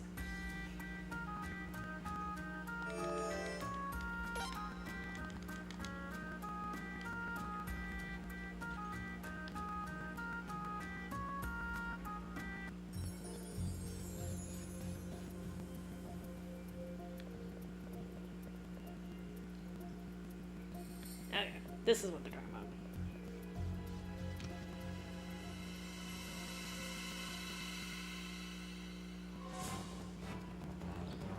Alright, there's a prosperity piece of equipment in here.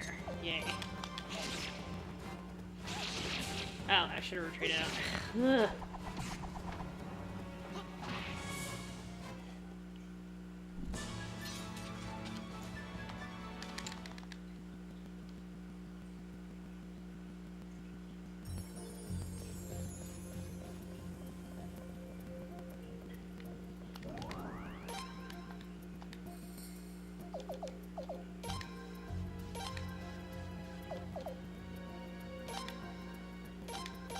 It's actually better than what I have on. That's kind of sad.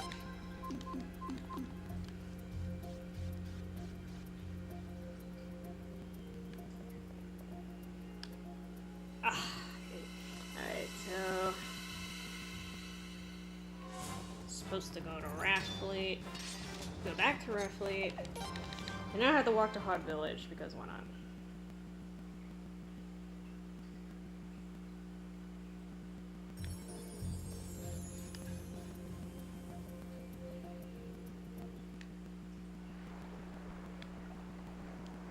I don't think you're not gonna join me yet, are you? Hi. Punk beaver. These people giving me rides, though.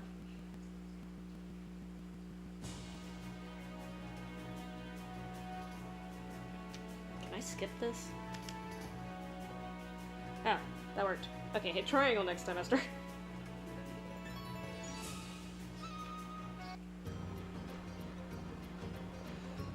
Okay, so...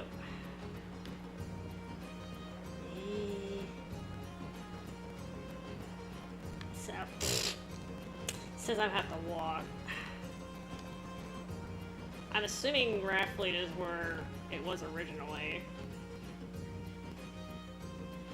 I know this place likes to move around.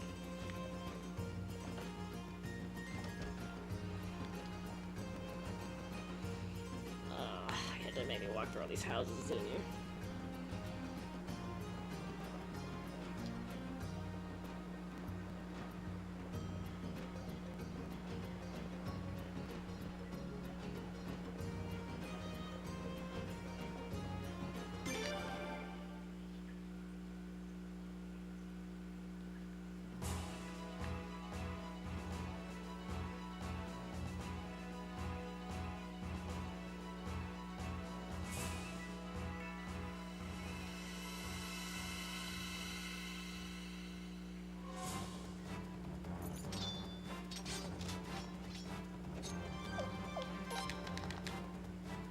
The enemy fled, even though I released them.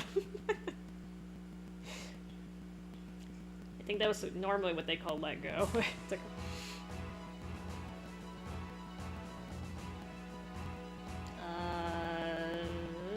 Okay, well.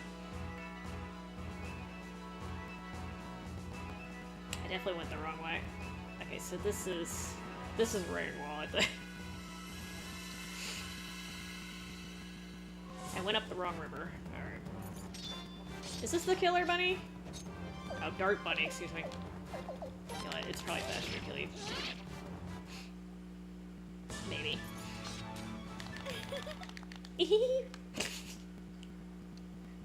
I've been up too long. Alright, so... I believe it's up this way.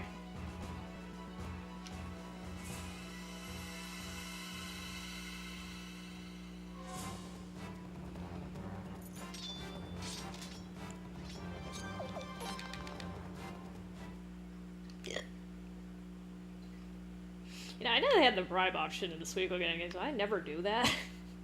That's because I'm a cheap ass, but...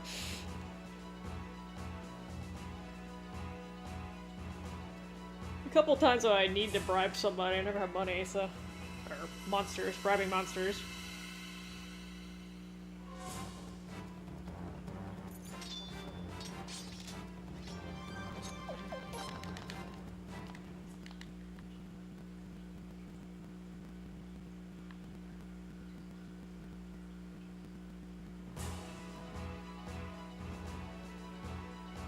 Alright, hottie. Sell the gold and silver, and then talk to Josephine.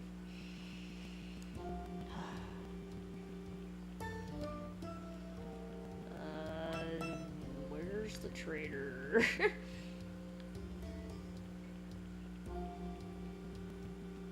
Well, that wasn't the right way to go anyway. Is it to the north? I can't remember this. Oh, here we go. Ask and ye shall receive.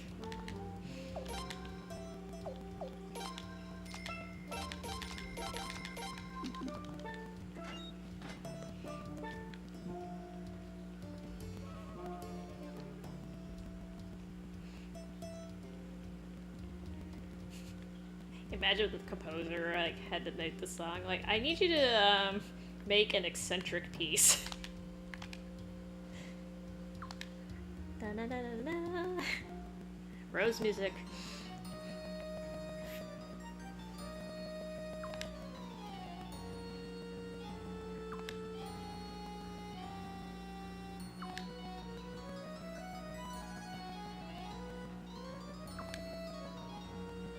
By yourself?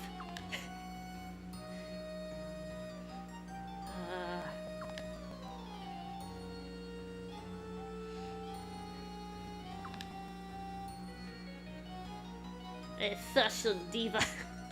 Let me think of TJ Maxx.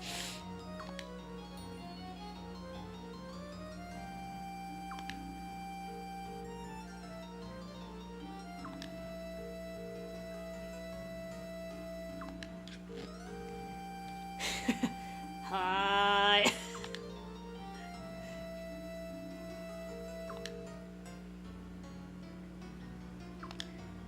Yeah, she's gonna attack people with her umbrella.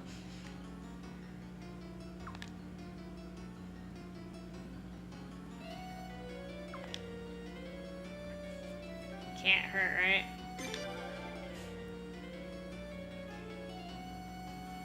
Excuse me.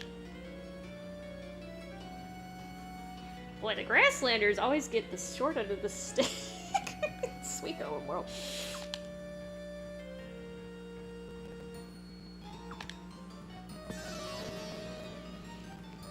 Yeah, you're getting shelved. Oh, she has a rage rune. That is good for her. That is good for the war battles.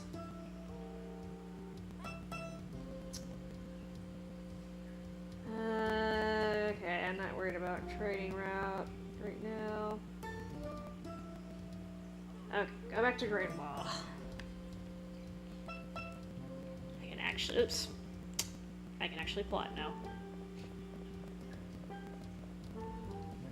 Actually, just kidding. What am I supposed to grab?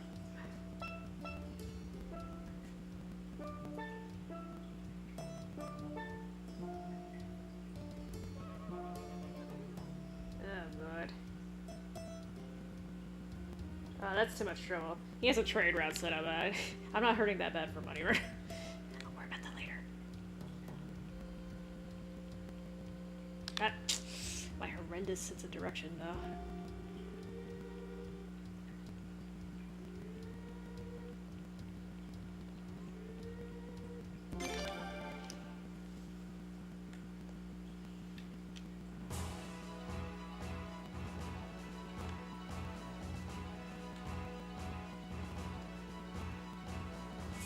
Apparently I officially recruit Kyle now. That's good. If I can get there.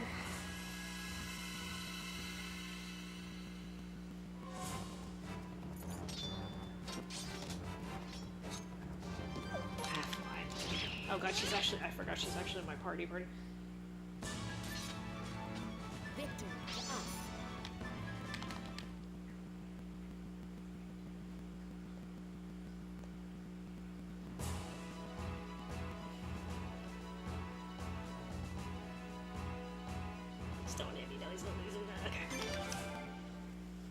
Without getting another random encounter.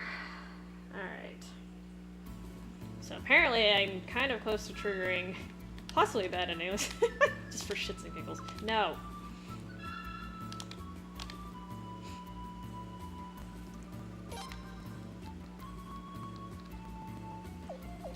Yeah, I should trigger the bad ending and end the stream there. That's Suikoden 5, y'all.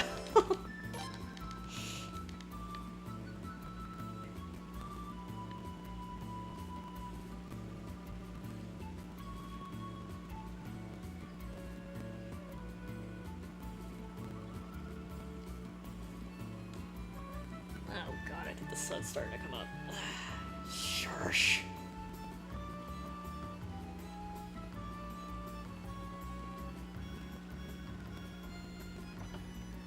A long cutscene, apparently. Hopefully not Xenosaga long.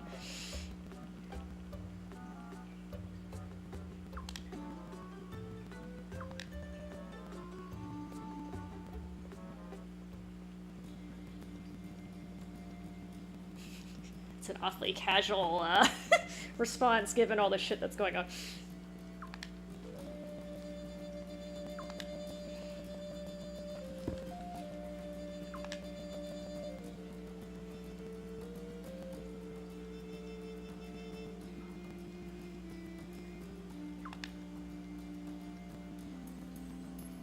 Oh, boy. Can't leave the room. That sucks.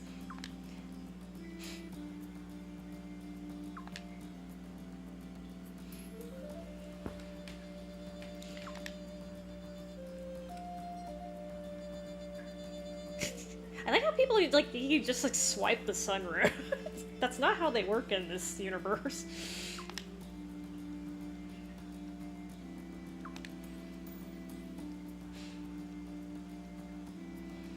mean, I'm sure you could pick up the bus, but, like, still. Well, actually, I don't even know if you could pick up the bus. It might be stuck there.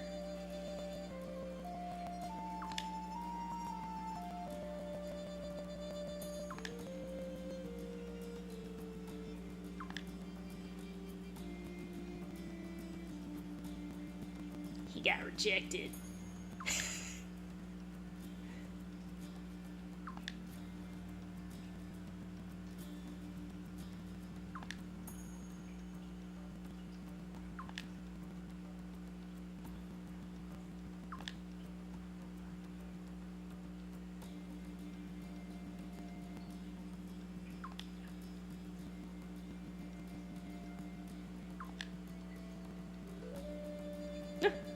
I must be in a way. I'm just in a hurry. Yes, yes.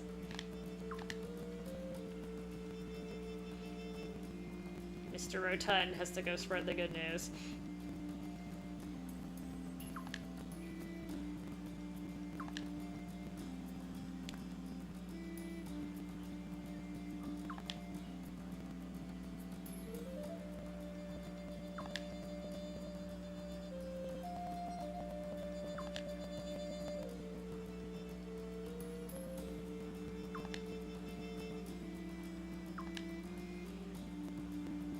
Bad Kyle.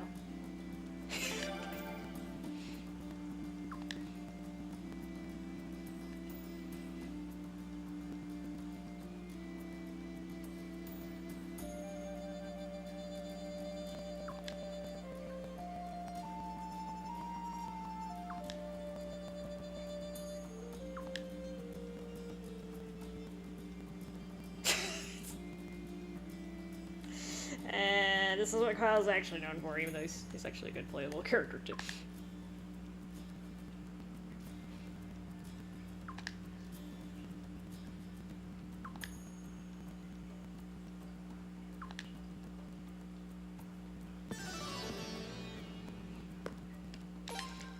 Super late recruitment.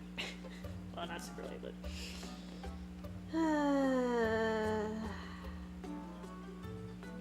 Okay, so they said leave and save your game. Oh. Oh yeah. Shit. Okay, so this is the last time I get to save before I get triggered to that ending. Is there really not a save point closer? Am I being a dummy and walking to the entrance the whole time and I don't have to? Oh, speaking of which, you can save at the inn. Which I need to recover anyway, so it's a little bit shorter.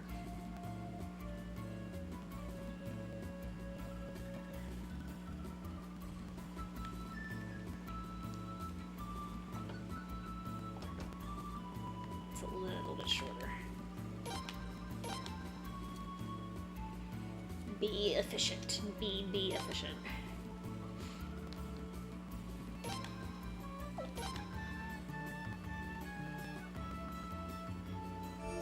I still have Josephine with me.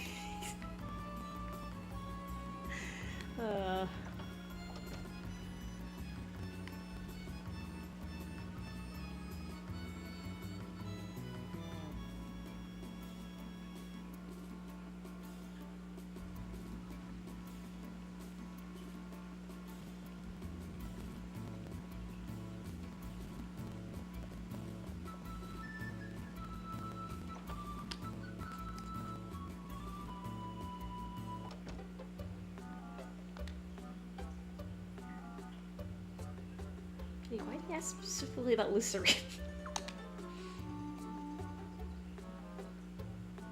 Okay, there's been talk of an engagement.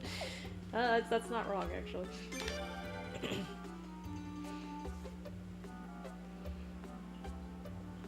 I should have picked the second one.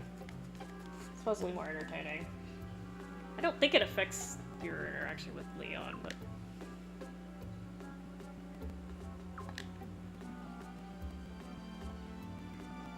I wouldn't mind breaking her in. I don't know, Kyle. I don't like the way you worded that.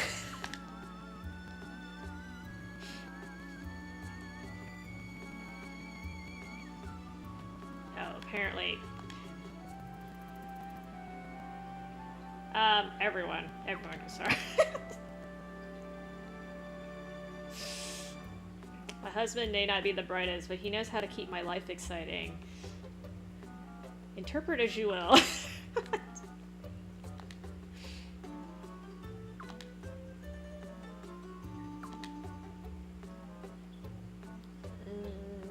Okay, go to sleep.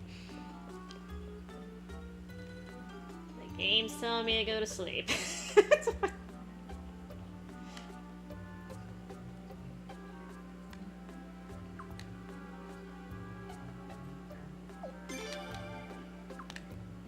Alright, bad ending, here we go.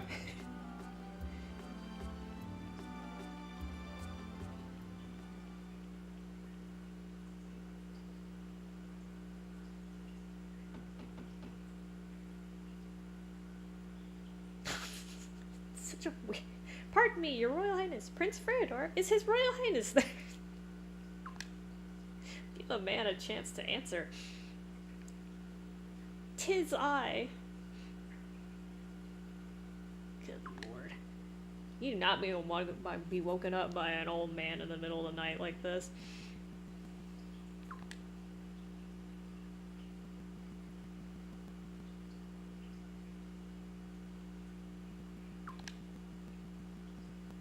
The future.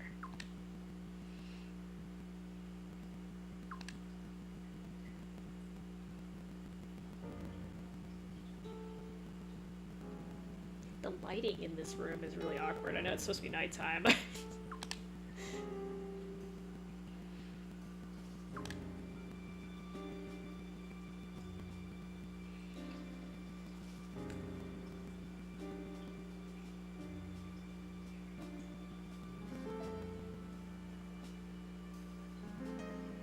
I'm trying to figure out which choices actually matter for the bad ending, as I normally don't pick the...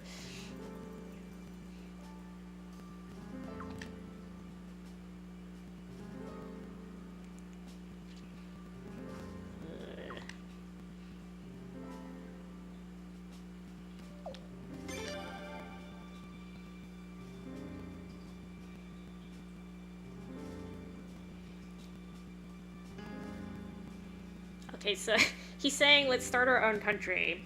Then we don't have to worry about the sun rune. But he's conveniently forgetting that Linslia is still in the capital, and she can eventually take the sun rune and barbecue everyone. So I wouldn't use that as a good argument that we're safe. Plus they have armies to the east too, so yeah, anyway. Okay, he has connections, but there's no guarantee. They could just turn on his fat ass, but whatever.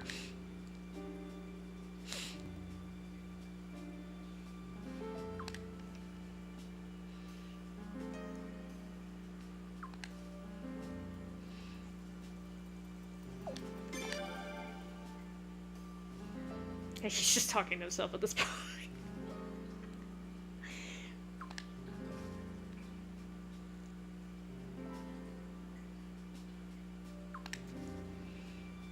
Like, it's like, that's my sister. I mean, I know royal families can mess that. Like I said, I think this one I have to.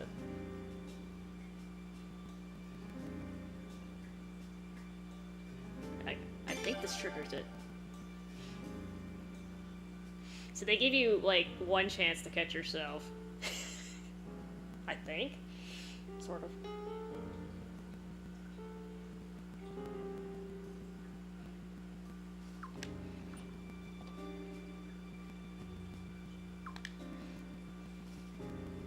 Little girl.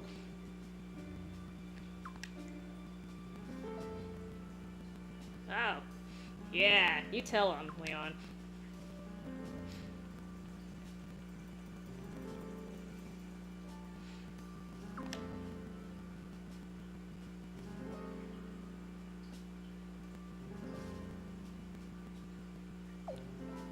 There you go. So they put in a failsafe in case you pick the first choice back, or you keep the other choice. Because I'm a bad boy, okay? Ha ha ha ha ha ha ha ha ha ha ha ha ha.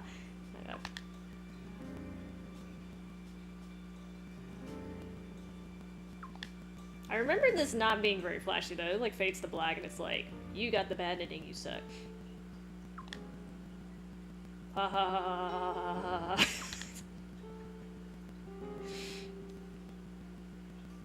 I'm really damn sure I couldn't beat his army by myself, by the way, but it's okay. I can pretend. I have a report for you, Your Majesty. Under the pretext of supporting the East Kingdom, the Armis army has crossed the border and occupied Rainwall.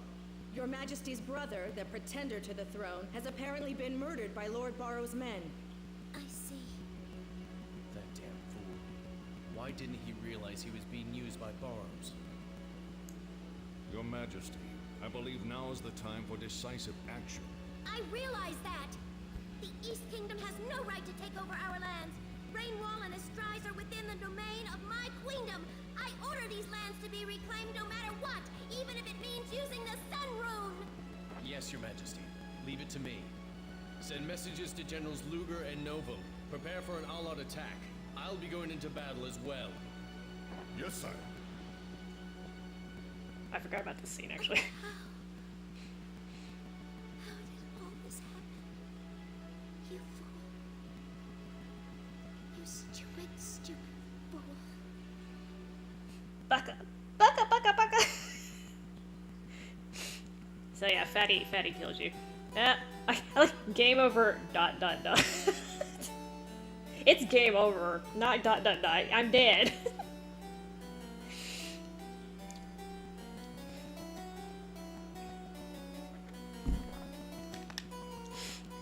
How the hell he managed to kill me is kind of interesting. I guess he poisoned me or something. There's no way he could kill me in legit.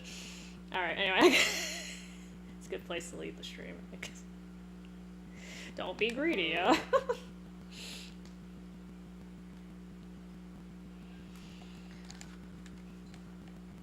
Alright.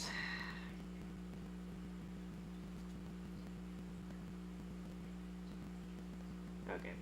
I seem to end the stream right before major battles, but it's okay. Alright.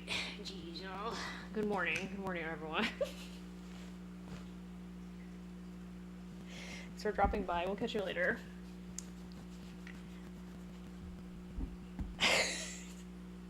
Well, in case you haven't seen the bad ending, there it is. Alright. Everyone be safe. Take care of yourselves. Later, laters. Boop.